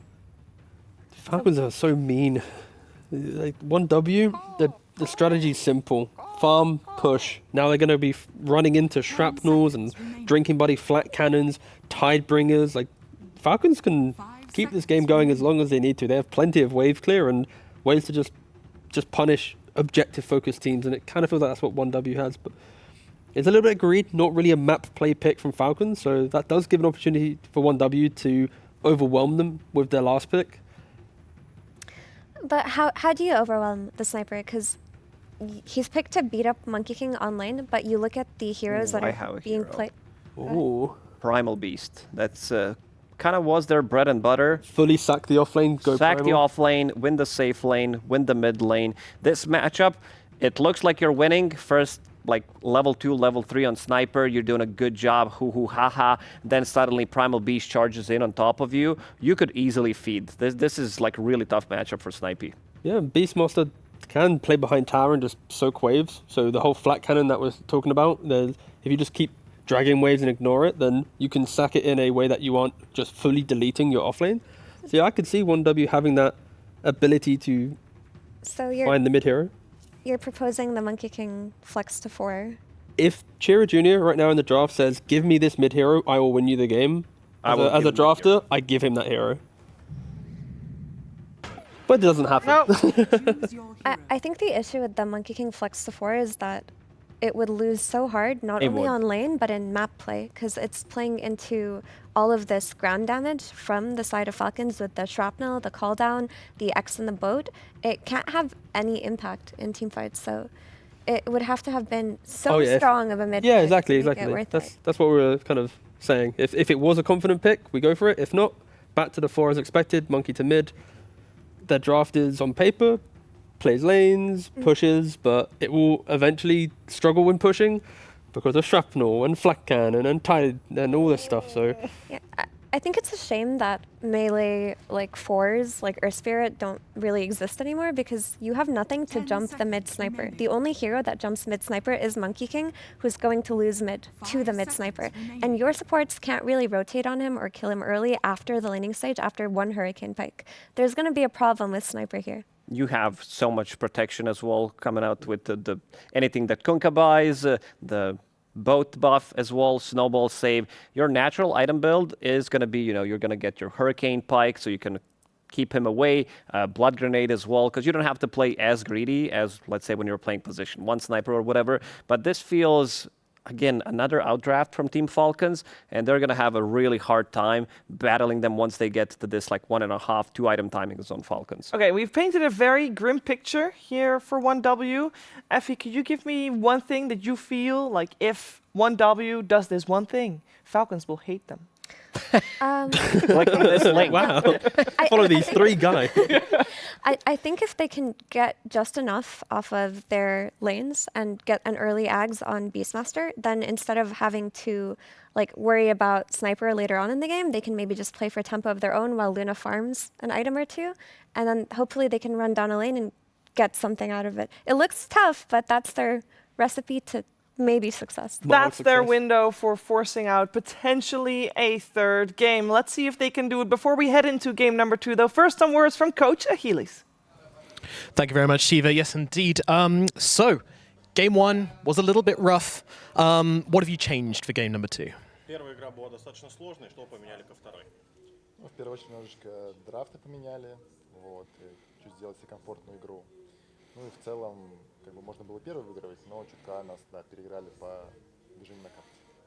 So we changed the draft a bit and, well, made it more comfortable for ourselves. We could have won the first one, but some things were outplayed by our opponents. Sorry. Absolutely. I mean, Falcons are very good opponents indeed. So, when you prepared for today, did you prepare for both series equally, or were you most focused on one series over the other? Когда вы к сегодняшнему дню готовились, вы готовились ко всей серии серьезно, ну, ко всей серии или готовились к какой-то определенной игре? Мы готовились и сразу, то есть и к Team Zero, и к Team Falcon, то есть мы сразу готовы были играть сегодня целый день. So they were prepared to play against Team Falcon and Team Zero, so they were ready to play the whole day. All right, very well prepared for this one. Let's see how it goes with Odie and Fogged. Thank you. Match, yes, let's find out indeed if 1W have what it takes to be able to try and push this series to a game 3 and hold on here in the lower bracket against Falcons. Game 1 was pretty rough for them. It was. This game 2, looking at what we've got on the drafts, is there anything that could give them a bit of a better hope this time round, Fogged? I think their draft overall looks easier to play, that's for sure. I mean, Pugna is definitely a risky hero, and this one it's a lot easier to make aggressive moves. They try to go for this early first blood onto Amar, won't be able to quite get it. Falcons will get the 3 bounties, but overall, yeah, I'd say their draft just looks more cohesive this time around. You know, the Pugna clockwork for me were a bit weird. That being said, though, they still have this first pick Monkey King that now is put into a pretty tough matchup, and he is, as Miro was saying, this is the hero that has to be the gap close versus that sniper. So let's see what Shira Jr. looks to do with his build and with his play overall, because I've seen a lot of different item builds lately on these Monkey Kings. It's about like getting these shards potentially earlier, which could be a cool option to be that extra gap close on Malrine, but yeah, we'll have to see how the lane in particular goes as I think it's probably the Monkey King bug again. Again, that thing. Yeah, Amar, he's indeed, it's just the Monkey King interaction. I don't actually know what it is. I guess it only happens in lobbies. Or sometimes I haven't had that happen to me. I think sometimes when you load in and you can't click him. Okay, that was an old one. I must have come back. I think that's maybe what still the issue sometimes here at the start when they load in. All right. Well, looks like they're fixing that really But quickly. definitely something Monkey King related, as Amar is able to confirm for us. But yeah, overall, I would say that their draft, overall, it looks more comfortable for me. They have multiple forms of disables. They have a BKB piercing from the 5 position as well, on top of with the Beastmaster. So for me, the draft looks better from 1W by a lot compared to the last one. But Falcons, they've got a bit of a interesting kind of approach with their gyrocopter, because the team that played gyro at this tournament, it was 1W versus that Enigma, if you remember. Of course, there was some lane switching, but he wasn't amplified much. He had an IO to boost him. This gyrocopter has drinking buddies, solar flare especially, and of course there's like solar crest. But the drinking buddies and solar flare, the damage that's gonna give, and the speed that you can chunk out your flak from the solar flare, sounds like a fun combo, to be honest. So,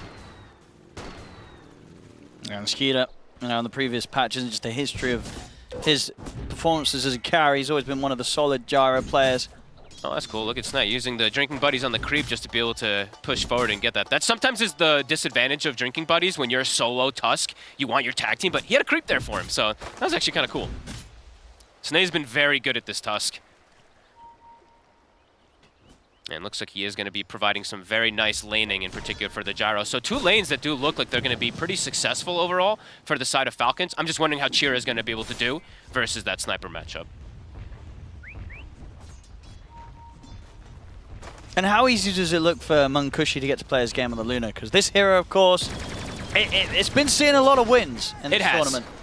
Just the Falcons' playstyle of collapsing with Skeeter, I think, is something that can be complicated for some of these like sit back and farm safe laners. But overall, I mean, they have one of the best safe lanes in the game right now, right? They have Tree, they have Luna, so overall, that lane should, in theory, do well. Yeah, I think on the stats actually before the game of the series, it was what, about 83% win rate, I think, with that duo. Well, Luna has like an 80% win rate on her just own, flat right? out, yeah. But it's that little bit higher when there's a Tree in the game with it. For sure. It's that good right now. But yeah, bottom, we're already seeing difficulties, especially for the Beast, just because of this drinking buddies, and they can just kill if there's any creeps or anything, so he can't actually play his lane too well. So far, CS on this top lane. 10 lost hits from Mar, 12 and 2 from Munkushi, so having that slight edge.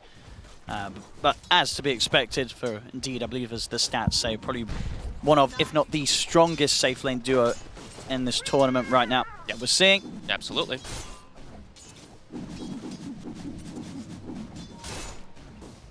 On that mid lane, 17 for 3 against the 13 for 2.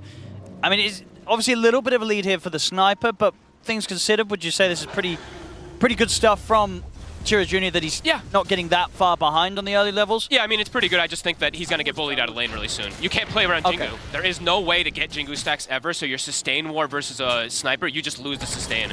So the longer you sit in the lane, unless you get like a rotation, it becomes hard.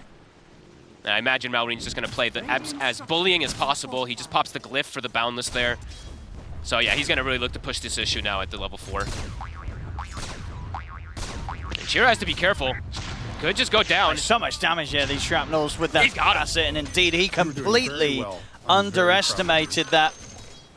Just the speed that the damage comes out once the levels are there on shrapnel, and with this crazy facet on sniper, you're just dead. And oh gosh, we're gonna have to see what he does to recover, because now it's like going back to the mid lane is scary. So the 3 lanes already looking good. Top, of course, the Luna's doing well, but these other 2 lanes, this sniper lane is devastating. They're gonna have some big time sniper issues this game. Does he already have treads coming? He already has the treads coming, so treads with the Wraith Band and extra stats. And with this sort of start that Malreen's had, it feels like that lane is not really somewhere you can bring a +1 in to try and dive in, because if it goes even a little bit wrong, you could very easily feed away a double kill to this sniper. I feel like Chira might have to just kind of like start roaming or something. This looks really sad, because Malreen's just sitting on his hill. He's denying almost every single one of these creeps now. I don't know. Do you move Sweden? I feel like you got to do something, because bottom's going pretty poorly as well. But I think, as I say, if even if you can bring Sweden over to the mid, I don't know if you're killing Malreen. I think he's killing you. That's fair. I don't know. This just it just looks sad for me. I'm just watching Chira. He's level 4. Sniper's getting every single one of the last hits. And Beast, it's not like, I don't know how much the Hoodwink's helping for Cloud down here. So I mean, he's helping, but I don't know. We'll have to see. Well, I'm just watching Chira. Let's see where he goes. I think you got to roam. And it looks like he's going to do that. That's the only option. It feels like it. But it's, you know, against a Mirana, not really something you're going to get. Maybe you could try for a mark. The Boundless, the Lucent Beam, 3 of them chasing him down. 26. Stick charges. Malreen's here. He's got backup coming in, and Mars able to walk away as he holds Chira Jr. back with the X mark. Malreen turning up with the TPs, cleaned up a double. Assassinate's coming in, the arrows there into the Assassinate. Triple kill for Malreen. Oh, man. Well, we had hopes for game 3, but Falcons is not really making it look like it's likely. 3,000 or more gold lead already. Malreen makes it look easy. He's like, oh, okay, he's roaming top. I'll just TP slowly. What do you do? If you're this Monkey King, if you're Chira Jr., you've had this terrible time mid, you've tried to make a rotation happen, it's just gone horribly wrong. It's so sad at 6 minutes that it's a 4,000 gold lead. Malreen, Haste Rune, and he's got backup as well, Chira. I mean, Malreen knew that Chira was going to jump for the wave there, gets the shrapnel in preparation. He's dead again. They'll get a trade. At least they get snaking. There you go. But this sniper, my goodness. It's devastating. It truly is. I mean, this was such a good type of little pivot there from Falcons to be able to have this matchup. They knew this monkey's going mid, and Chira is bottom 4 net worth already at this point. Great play from Amar, baiting them, of course, with the 21 when that whole play happens top, but oh boy. Recovery outlet time already. It's kind of sad. You have to like kind of play around getting stacks, but Crit with a haste, looking to steal the rune. Oh yeah, he wants that wisdom. They can't allow Crit this can to get happen. it. I mean, See if Sweden Strong can mess with him. Crit, if he can get a little arrow in, might give him the time to pick it up, and indeed the arrow's out. Crit's able to get the pick up. May die for this. He's got the leap. That's true. In fact, a couple of leaps and a TP. Is he going to get out as well? He is. Gets the Wisdom Rune, gets out of there. Uh-oh. Things continue to look up and up and up here for Falcons in this game too. Level 5 Monkey King, level 8 Sniper. I mean, Maureen has played it to perfection in the lane, and with that one little rotation, I mean, it's 7 minutes, but pretty commanding lead that they've got already. And so far, Skeeter, he's been able to get the free farm, and just, I mean, they shut down everybody. Luna is farming okay, but it's not like the Luna dominated the lane by any means. No. Amar was still able to find quite a bit out of that top lane. I mean, as you can see on the numbers, just as much as the Luna did. So Amar doing perfectly fine against what, as I say on the stats, has been the strongest duo in this tournament. The Treant and the Luna didn't bother Amar one bit. No. And getting to Maureen at this point, very difficult. He's just taking out pretty much the entire mid tower. Javelin's done. This could be one of the quicker Maelstroms, at least you see on a mid sniper. I think it has to be. We should be able to get the art. Once he's got the Maelstrom, we'll be able to check the art and timing on that. Unless they can somehow kill him, but I don't know how they kill and rotate onto him without, like, it's like Monkushi has to do something, but you can't pull your Luna out of this situation. Luna has to just jungle. Feels like Monkey King has to jungle, and Beastmaster is also one of those that kind of has to jungle too, so it's kind of sad. So just trying to see what they can actually do to fix this bit of an early game that's just absolutely devastating because of the mid lane. Level 6 on the Kunkka too. So yeah, kill threat in all lanes on the side of Falcons if anybody shows, because they've got just such high levels and such high gold already from stealing the wisdoms and dominating those lanes. 6,000. And they can dive for Cloud. They glyph it. They've got the snowball, they've got the cooldown, they've got the everything. Artillery from above. Bringing in the big guns here, Falcons. And even Crit able to play confident at the tier 2 mid because of how far behind 1W is. He can even do stuff like this to just force reactions and movements and get reads of the map. They can play so free.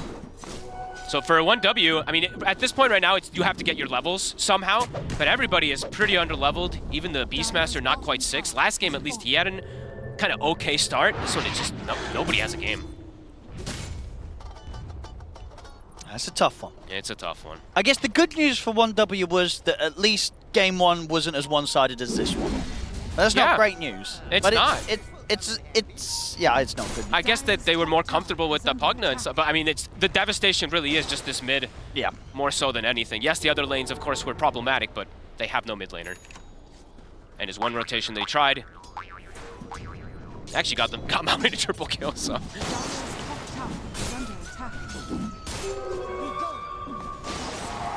It's lingering around top.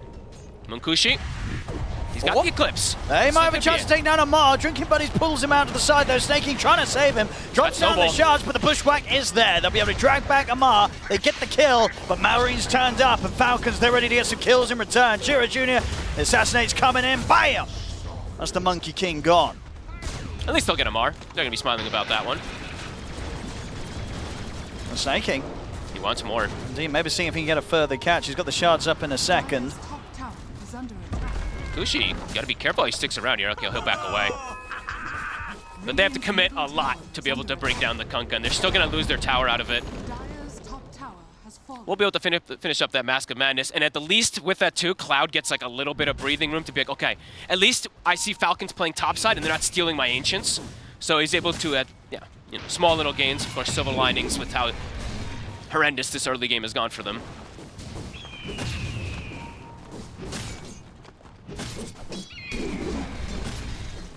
Let's see what Falcons want to take next. World is their oyster. Tier 1's all gone. Blade Mail for Amar, so next time round, if they do go on in a similar fashion, it's highly likely that, I mean, especially with the difference and just how far behind they are, they'll kill themselves pretty quickly on the Blade Mail damage. They're going to have to be careful about how they try and tackle this Kunkka. I actually feel like they don't really have damage without Eclipse. I think that's by far their only way to really kill people at this point. And if they don't get the full burst onto him like pre-Braum or pre-Boat, he probably just lives. Or gets Snowball saved since they is pretty much always there to get those type of saves. And yeah, there's that Maelstrom. So Tread's Maelstrom with 2 wands and a bunch of stat items.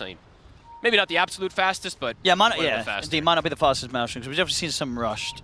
But indeed, if you take into account his full inventory, definitely one of the higher GPMs we've had on a sniper at 12 minutes in. They're looking to make a move on Amar, but he's so tanky, and it's on Munkushi instead. It's the poke connection. All right, off the mark. And Munkushi should have the chance to run from this. Off to the side, Respect's going to get shot down very quickly by Malorine. Amar is still chasing.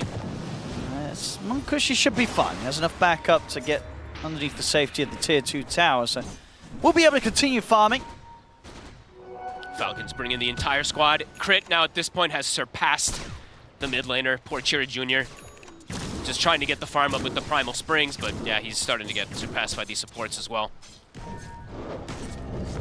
Just can't make any type of move successful. Just feels like if he jumps in, he's just going to die or potentially set up for a disastrous move. They just have to try to get farm on this Munkushi, on this Luna. But Falcons not really giving them much breathing room. 4 heroes playing inside the enemy jungle.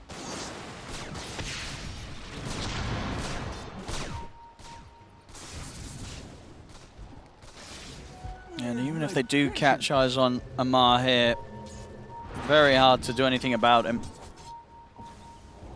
They have a ward on Malorine right now.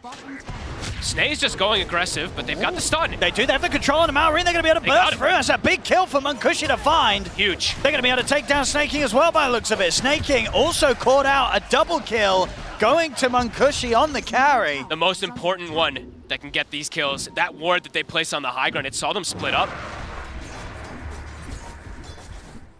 Yeah, quite a bit of something there. I mean, he needs, give him every single kill at this point. Like it is essentially, it's pretty much a full 4 protect 1 at this point, so all about Munkushi. Oh, they want the 14-minute Wisdom Rune, Falcons.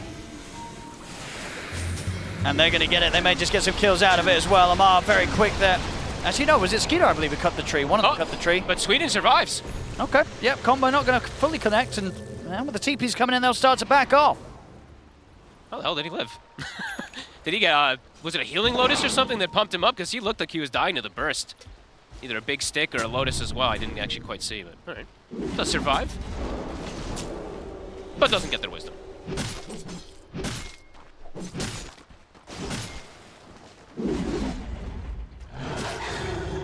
Now 1W. 1,000 gold away from Cloud having his Aghanims. A little bit of something at the least. Now slowing it down a bit. You know, sure, the 7k lead is still pretty huge. It's massive. The Falcons have, but they did have that a few minutes ago. It hasn't gotten any bigger. It is also the experience, though, right? Because they've gotten these wisdom runes, too. So besides having that massive gold lead, they also have a pretty significant XP lead. Over 6 levels in advantage with that. And Crit is literally a core. He's, level 10, wow. And we've certainly seen how ridiculous some of these support Moranas get when they get a bit of farm under them. Absolutely. I mean, the physical burst that you can do, even extra catch, because he almost has an Atos, so... Oh, Snake King. He's on the hunt for Munkushi. Won't be able to get the shard trap on him. Falcon's just playing super aggressive. Look, everybody's just kind of making their own moves, doing whatever it feels like they want to do, because 1W's options of making moves is just kind of non-existent. They need to have like a 5-man with an Eclipse in order to make those moves, it feels like, still at this point, when they have this big deficit. So Falcons just, move around the map however they please. Chira does have a Maelstrom, so at least does have one of those damage items, but very fragile. Dire's courier has been killed. Now even starting to deny a bit of these Ancients away, so more gold being lost. The 1W can't quite contest right now. But that Aghanims for the Beastmaster, it is about to be finished, so could be a time for them maybe to group up and look for one of these kind of 5-man fights, but still could be problematic because you're playing into this boat and this, of course, 9,000 gold lead. Yeah, I mean, we did see some good fights around the Aghs timing last game. And Cloud was able to pick that up. It was Falcons that ran into him a bit in that last one. They gave him a couple kills, but they are also kind of running into them this game. You know, we've already seen what that play up top where Snake King and Malorine get caught off guard. If anything, though, with that already happening, unlikely, I feel, for those two to make that mistake again. Maori now having a full Gleipnir, so that extra bit of control to hold them back if they do start to head his way in the team fight. I think for me, the difference in this game is that if the lead is massive, don't get me wrong, but this one, it's like, it's not, Skeeter's not playing this Weaver hero that can just dive past and get these kills, but he is playing this hero that can super farm and super carry, right? Weaver can too, but Weaver more kind of dives past and is always limiting you from getting even more farm. So we are seeing them getting a little bit here on the Luna at the least. Oh, here we go with the smoke. They'll settle for crit. The boat's They'll coming drop the out. roar, they've got the bushwhack. Have they got the burst? They have, and he's able to get the leap off. Get away from this attempt from 1W. Boundless Strike comes in onto Crit. Chiro Jr. trying to finish up the job. I mean, looks like even he can't do that as well as Crit's still able to step away. 1W just not having the damage to take him down, and now the backup comes in from Falcon. Skeeter's in with the flat cannon. The Wukong's come on and get clipped down. Finally, they'll kill off Crit. And in fact, with a double from Maureen in return, they'll get killed. But overall, it's 1W getting the 3 of them and only losing the 2. Can they get away here? There's a Gleipnir back up from Mallory. He's got the opening. So let's see if they have the control here. Mark. Next mark up in a second. Can't quite get in range or vision of Cloud. Their 5-man is still quite strong. They get to walk away from that. They kill off 3 heroes. They only lose 2 themselves. And they get the big one. You know, Skeeter goes down. Yep, very good overgrowth. Prevents the extra attacks from Skeeter, and then Munkushi's actually able to close the gap with that Eclipse. So that is their strength with this lineup. Yeah. It is fighting around just as a 5-man. That's huge stuff. I mean, that looked very close as well to Skeeter being able to get into prime position to destroy them all with a flak. A 1W able to deal with it. Yeah, and beautiful overgrowth. Closing that lead just a little bit. It's starting to fall a little bit. Not by much, still around that 7K. But again, they're holding on and making sure, as you can see, that things are starting to flatline a bit. Just a little bit. If they can get this type of, I mean, if they can do their ulti synergy in a really good manner, then you can definitely see possibilities. If they can keep Munkushi alive as long as possible, he now has pretty much the same net worth as those other cores, so have to time this overgrowth pretty much with the flat cannon. They're going to go straight for Amar. They remember the burst. Drinking Buddies from Snakey pushes him out to the side. He's Oh, able to the get the stun. turn straight away to burst Chiro Jr. down. Lemon Chiro Jr. is still alive. He'll get the Jigu Mastery up. Can he survive with his life till he's still alive finally? The arrow gets him, but again, Falcons, they lost 2 heroes for that. 1W making these moves happen. They really are. He has sacrificed himself at least there a bit, but he survived so long. He really did. He nearly survived completely. I mean, it's lucky for Falcons that Crit had that arrow coming in and finish off the job. I mean, respect. He's going to get spotted. Can he set anything up here for Munkushi? He can't. Gets shredded too quickly there by Crit and Skeeter. Did they have I guess they have a sentry on the south side. He didn't expect that one just below, so only about 20 seconds left on it, but it does end up getting the catch there. And now Cloud shows himself bottom. Shrapnel's there with the setup. Marion's got a lot of damage for this. Crit's in as well. I don't know if there's any way he can dance out of this. Nice Hawk. Okay, the Hawk did block the arrow. Doesn't matter. Nope. They still get the kill. Falcon's able to take down Cloud. As soon as they start splitting up, I mean, it's difficult to always be like a 5-man unit. You know, you never really want to do that either, but 1W has to be cautious when they do split up. When they're 5, they're strong. When they're not, they're quite weak. And that 7K deficit still continuing to show. As Roche, probably on the menu, I'd say, here for Falcons, switching down toward bottom. Amar.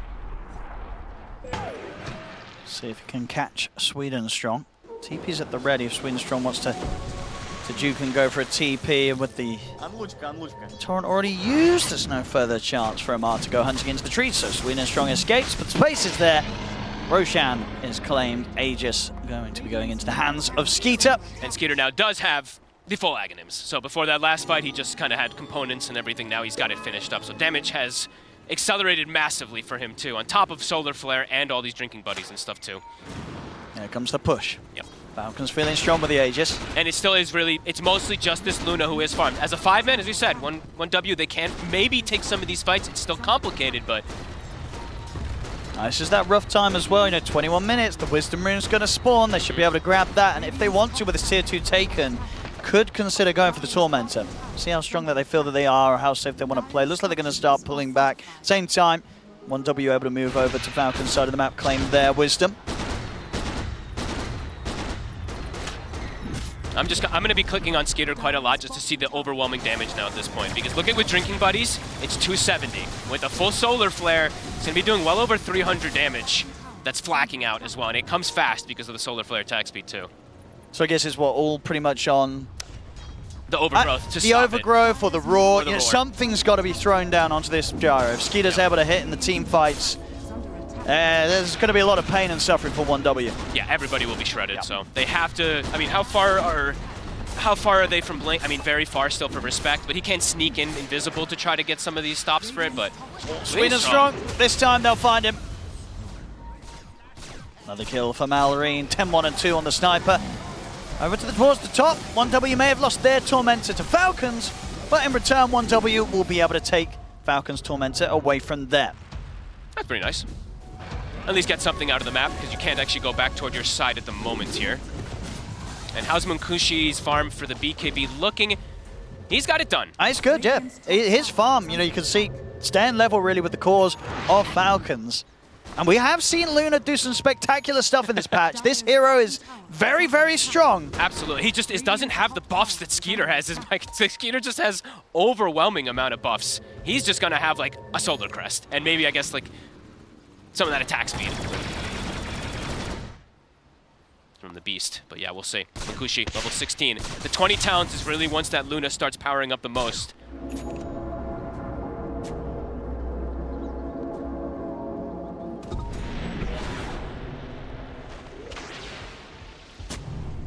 Two and a half minutes left to play with the Aegis on Skeeter. I think the Falcons will at the least look for the tier 2 top, try and clean out the last remaining outer tower that 1W have standing. Hurricane Pike for Skeeter as well, so it's going to be even easier for him to get into position in these fights to get the damage done with the flat cannon. As you say, it's going to be heavy pressure on 1W to find some sort of way to lock down this gyro. It's Cloud or Respect, right? It's got to be one of these two. You either have to roar him or root him, isolate him somehow. Do not let him get these flak hits off. Absolutely. But he's not the only one who's doing damage either. We have to remember Malrine is a very big true as well. It's true. Oh, Amar! They're going to deep. find him. They catch him with the roar. He's going to get pulled to the side with the Trinket Buddies into the snowball. There's going to be the bailout here, front snaking. Wukong's command has got laid down. Have they got the damage to take these two out yet? Caught in the Wukong's, they're falling down low. But Skeeter's doing damage. Go down first. Skeeter indeed bringing in the damage alongside Malrine. Double kill for Skeeter. Malrine's able to take down the kills. Sweden strong, also likely to fall as the Squirrel desperately tries to retreat. The Torrent won't catch him, but the Starstorm, it will. The right click's coming through from Skeeter's final hits. He picks up the triple, and Falcons get the team wipe. They got baited so hard. Amari just like giving them, he's like, please go on me. Snaking comes in. We've seen him do amazing things on his Tusk, on his Oracle. Save comes in. I think they even use Root on these two heroes as well, so Skeeter just comes in and really just crushes them from above. Oh, there we go. And up to the high ground now with the team wipe into their hands here, Falcons. I believe we're also going to be able to listen in to see what Falcons had to say in the comms during that last bit of action.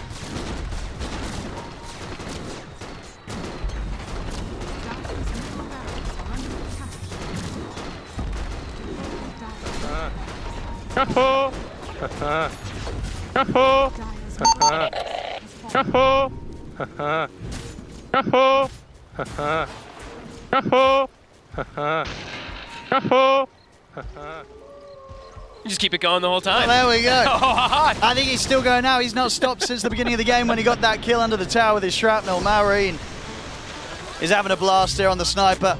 Yeah, I mean, he did also do, what, 3,000 damage or so in that fight, so he is just being able to, 11, 1, and 6. Pretty much flawless performance from him, except for that one kill they got on him up top. And he really did ruin poor Chira Jr. He did. Chiro Jr.'s had a rough one this series, really. I guess the first game being sort of given a position where it's like, hey, take the Wind Ranger mid. We need someone to play it. And then this game, too, having to play a matchup in which Malrine completely dominated him in. I mean, he had his number, it seems like, the whole series, right? Even on the Bat Rider, yeah, Chiro was, like, getting some farm, but he was getting lassoed in every single fight and just getting demolished. So, yeah, Marine bringing it to his counterpart. 16,000 gold lead. Another set of full items coming out for everybody, even Crit starting to get some more scaling, level 15 for him. Now he's starting to do some big damage also. And for 1W, I mean, that kind of was their big fight of a lot of their timing items coming in. That was the Luna BKB and everything that they've been waiting for, but... Snaking. Falcon's just too strong. He's going to find Cloud. He's got him caught in the shards. Cloud, he's going to go for the raw TP. Is there anything to put a stop to it? There is the double snipe coming in with the Assassinate and the arrow. Not a chance for Cloud. Shot down outside the base. Now Falcons, they can certainly look to start approaching the high ground.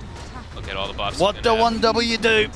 They're out on the map right now. They're going to have to get back if they want to put a stop to these racks going down. But these type of, I mean, we've seen these a lot. If you're not immediately wrapping, the teams usually know you're going to go for this type of wrap play. So let's see if Falcons does expect it.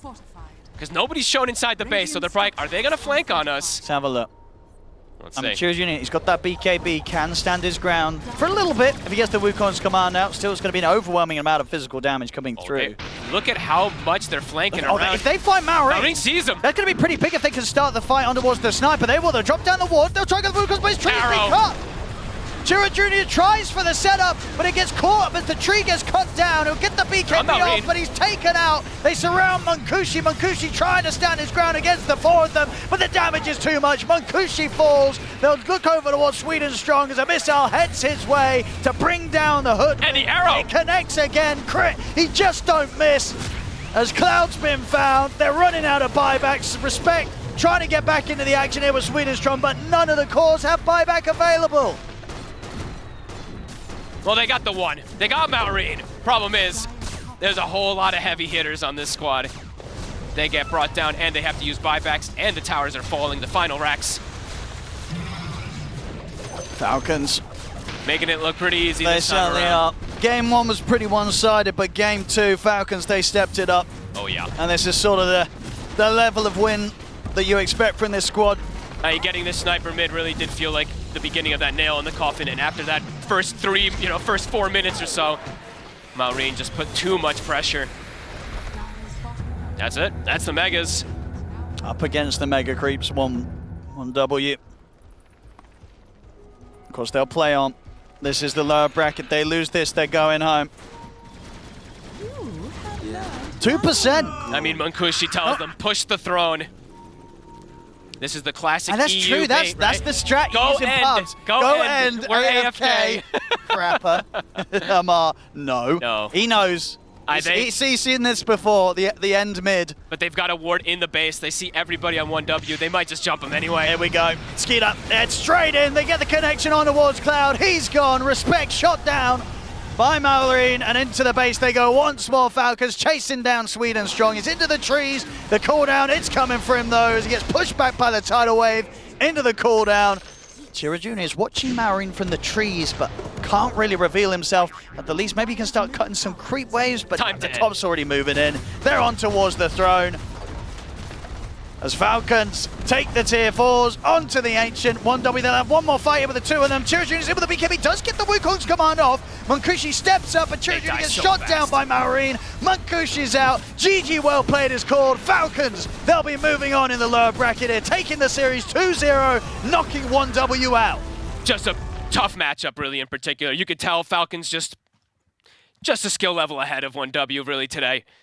In these lanes, in the draft, and just across the board with the way that they played. Just super confident, super aggressive, and yeah, it's sad. Sad for 1W, of course. You know, we've seen them kind of growing and everything, but this was one of the hardest matchups you can get put in. Oh, it was. This is a terrifying team to run into in the lower bracket, especially when they've got the level of preparation that they showed off today here.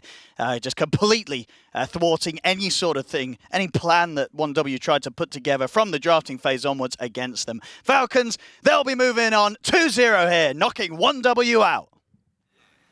Thank you very much, ODPixel and Fogged, and congratulations to Falcons to making it to the Royal Arena and securing top 8 with that series. We're going to break it all down here. Tigov, this game, we already knew it was going to be hard. We painted one potential road where 1W could do it, but it would have been a very difficult one. Yeah, no, they pretty much lost all their lanes, right? You got the gyrocopter just pushed out the Beastmaster, then you had Sniper slaughter the mid lane, and not only that, when you see the Monkey King rotate to top, and then Maureen follows him, gets a triple kill, Amar lives on a sliver of HP, able to run it off, even do a little bit of ult chat, like that was the kind of the beginning of the end. And yeah, this is where it's like, now with this deep into the road of International, the International's so close, like teams need to be a little bit kind of smarter with how they approach drafts, because the top teams, the tier 1 teams, they'll find ways to exploit the current meta, and that's exactly what Falcons did here. You know, the bat pick in the previous game, the gyrocopter pick in this game, with the sniper as well. Like, you cannot be so, you know, static like 1W was. And yeah, Falcons, incredible stuff, now progressing through the lower bracket. Yeah, Falcons just brought two simple solutions to the Monkey King that 1W just brought out in very early on in the draft. They had that Bat Rider flex in game 1. In this game, they had this pocket pick mid sniper, which is funny to say about sniper because we've seen him a lot, but for Falcons, it does feel out of pocket.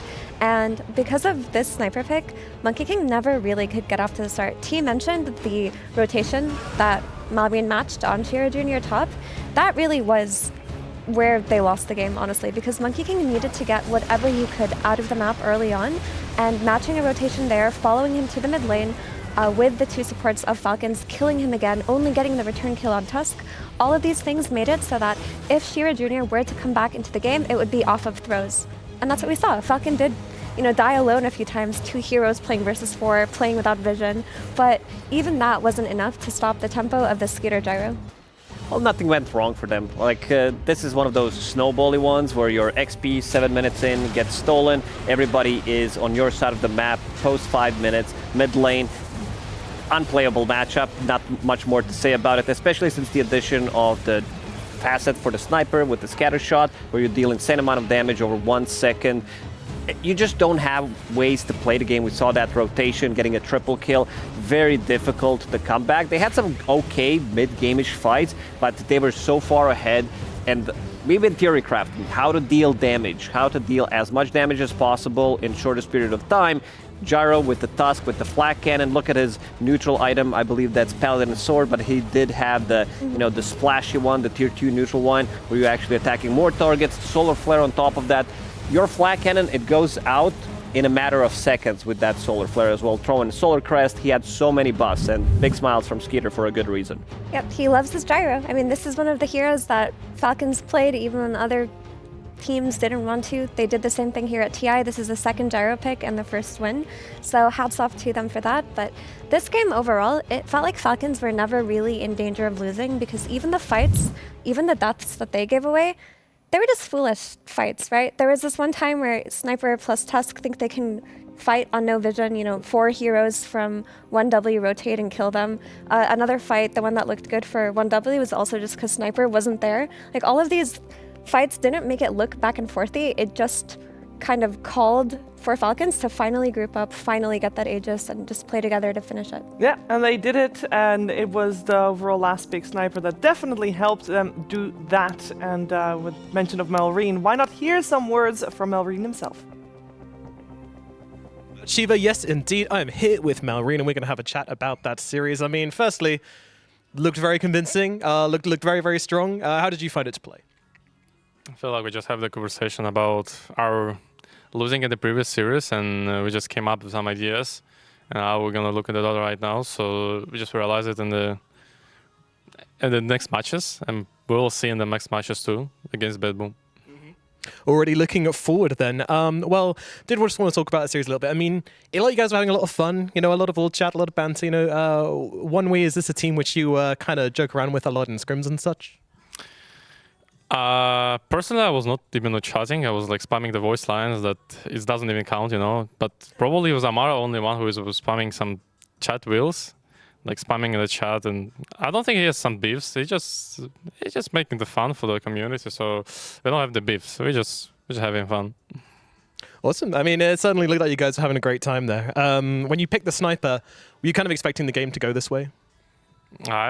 Even in the draft, I said, guys, Monkey King gonna have a rough time. So I was not expecting it's gonna be that hard for them to play, but that's how it goes. The guy was not expecting this. They certainly were not. You got the better of them there.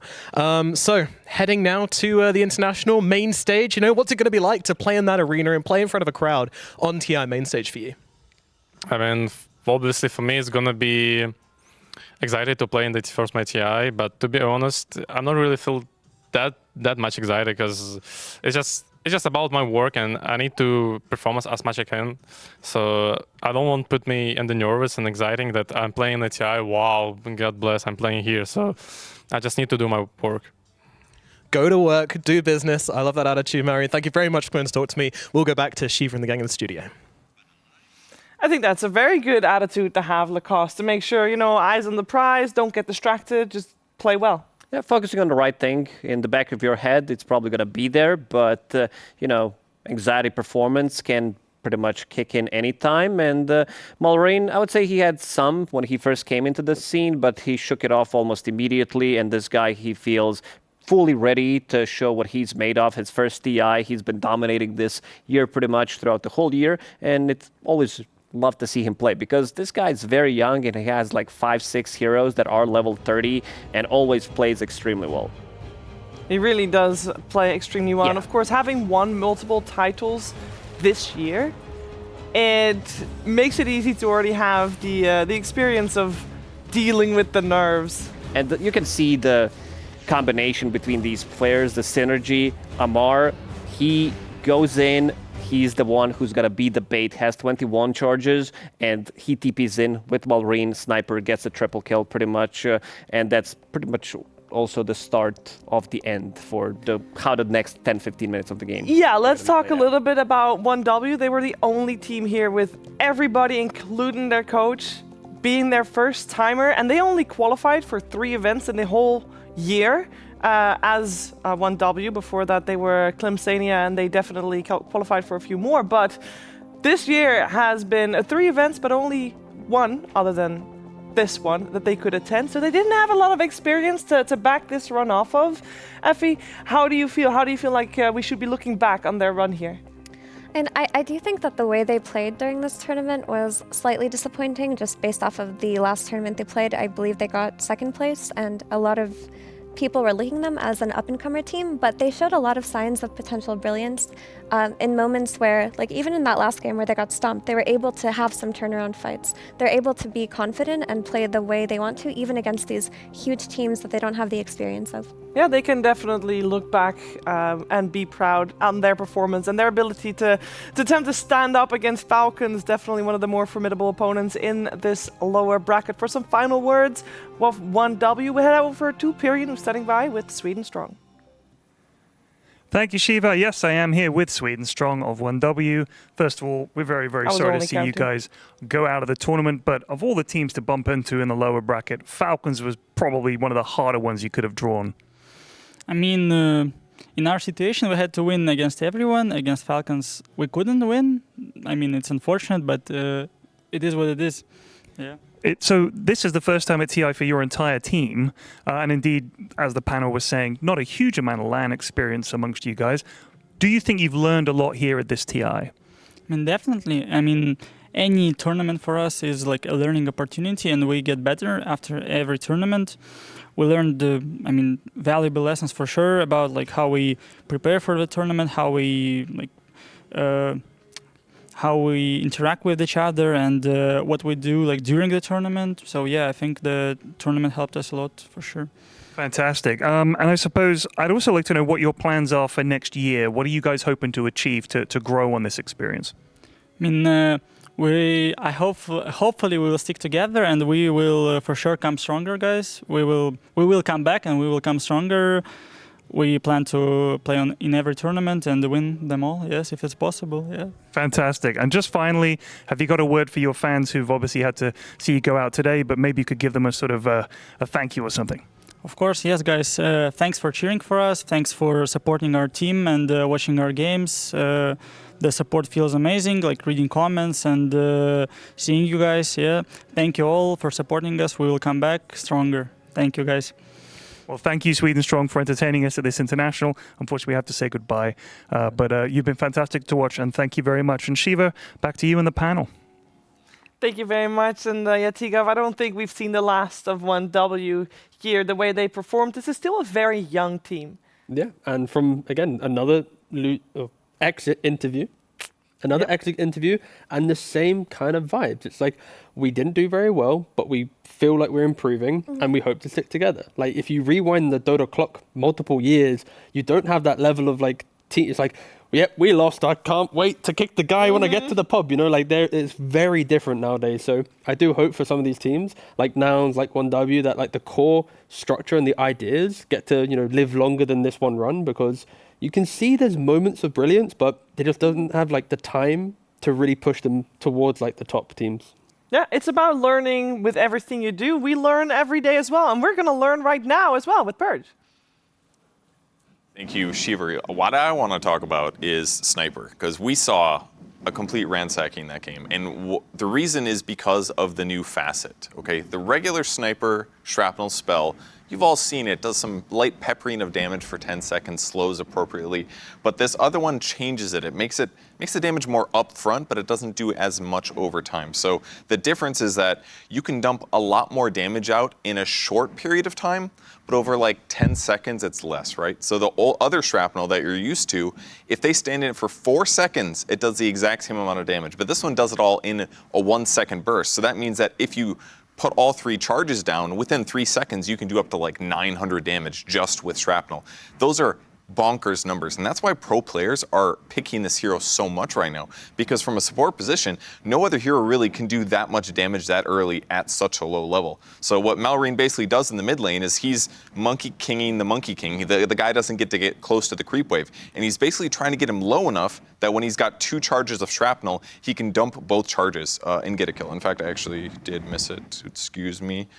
Get him low, get him low, get him low, get him low, and then when he's got 2 charges again, that's when things start getting really dangerous for the Monkey King.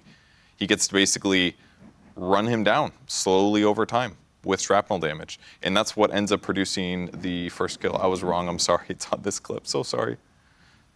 He was doing it so many times. So many times, there it is. First one, second one. That's it, he didn't even get close to the creep wave, he just kills him. Gets a solo kill, then he TP's top, same thing. 3 charges are ready to go. Right clicks down the Luna, puts one over on the tree, saves the shrapnel charge against the Monkey King, and this is just like an insanely big advantage. So anytime that his enemies fight sort of near his tower, he gets to use this huge range to just dump a stupid amount of damage into one guy, plus assassinates. So really big impact from Malrine here. Keep in mind though, with everything I just said, this hero's got a 32% win rate. It's just the fact that his skill is so unique in how much damage it does that pros they're just baited into it. They're like, well, obviously I want to win like crazy in the early game. It just doesn't always transition, but it looks good early. It looks good early, and maybe it looked also good, especially in this game, because it was one of the later picks, last pick coming out. So that that sets the hero a little bit more up for success, and we've seen it at a lot of supports as well. Yeah, I mean, as a support, it kind of fills the role of Snapfire. In what we've seen, provides a lot of damage on the laning stage, where you have a offlaner like Kunkka who maybe doesn't do the damage, but gives you the CC, and it's just been, very efficient in how it fits into the meta.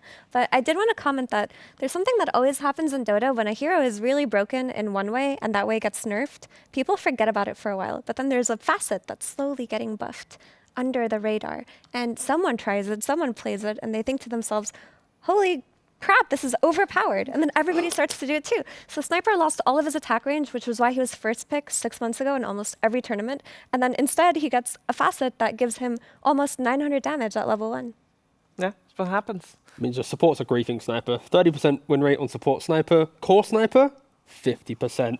There it is. Pick it in the mid lane, viable. Pick it in the support, probably booking yourself some early tickets got a home. hater on That's the all I'm panel. saying. All right, back to you, Shiva. It's all good. I feel like every panel has got a sniper hater. I believe in the mornings, Jenkins is right there with It's the chair. Oh, same no. chair as well, I was going to say. Speaking of mornings, we had one today.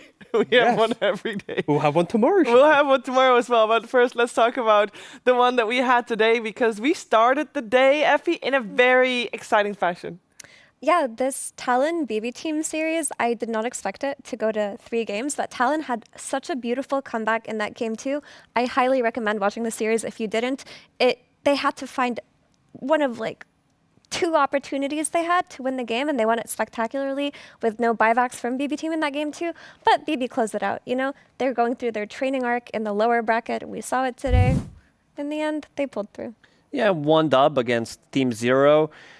I kind of expected more from Team Zero, to be honest, but 1 dub, they showed what they're made of in that series, but after they were playing against Team Falcons, they kind of hit the wall. This was a bit too much for them, too big of a meal to take on, and the last series was... BB Team Nouns. BB Team Nouns as well. Nouns slightly figured out as a team. They showed some great performance, knocking down Team Spirit, but other than that, I feel like the preparation for this series, it was all on BB's side, because they were so ready with the picks and how they played it out, showing that they were a better team today. And also the matchup between these 2 teams, definitely favoring BB Team. Yeah, I wonder if we have such a situation in tomorrow's games as well. When speaking about tomorrow's games, we've got 4 series in the lower bracket that are not yet played out. We are having 6 teams right now in the Royal Arena, and we want 8. 2 more teams need to join them, T, and it's spicy. Yes. Yes, tomorrow. Yes. Oh, we've lost it. It's fine. Don't worry. No. This is we've zoomed in on it. Yes, we did. Even better.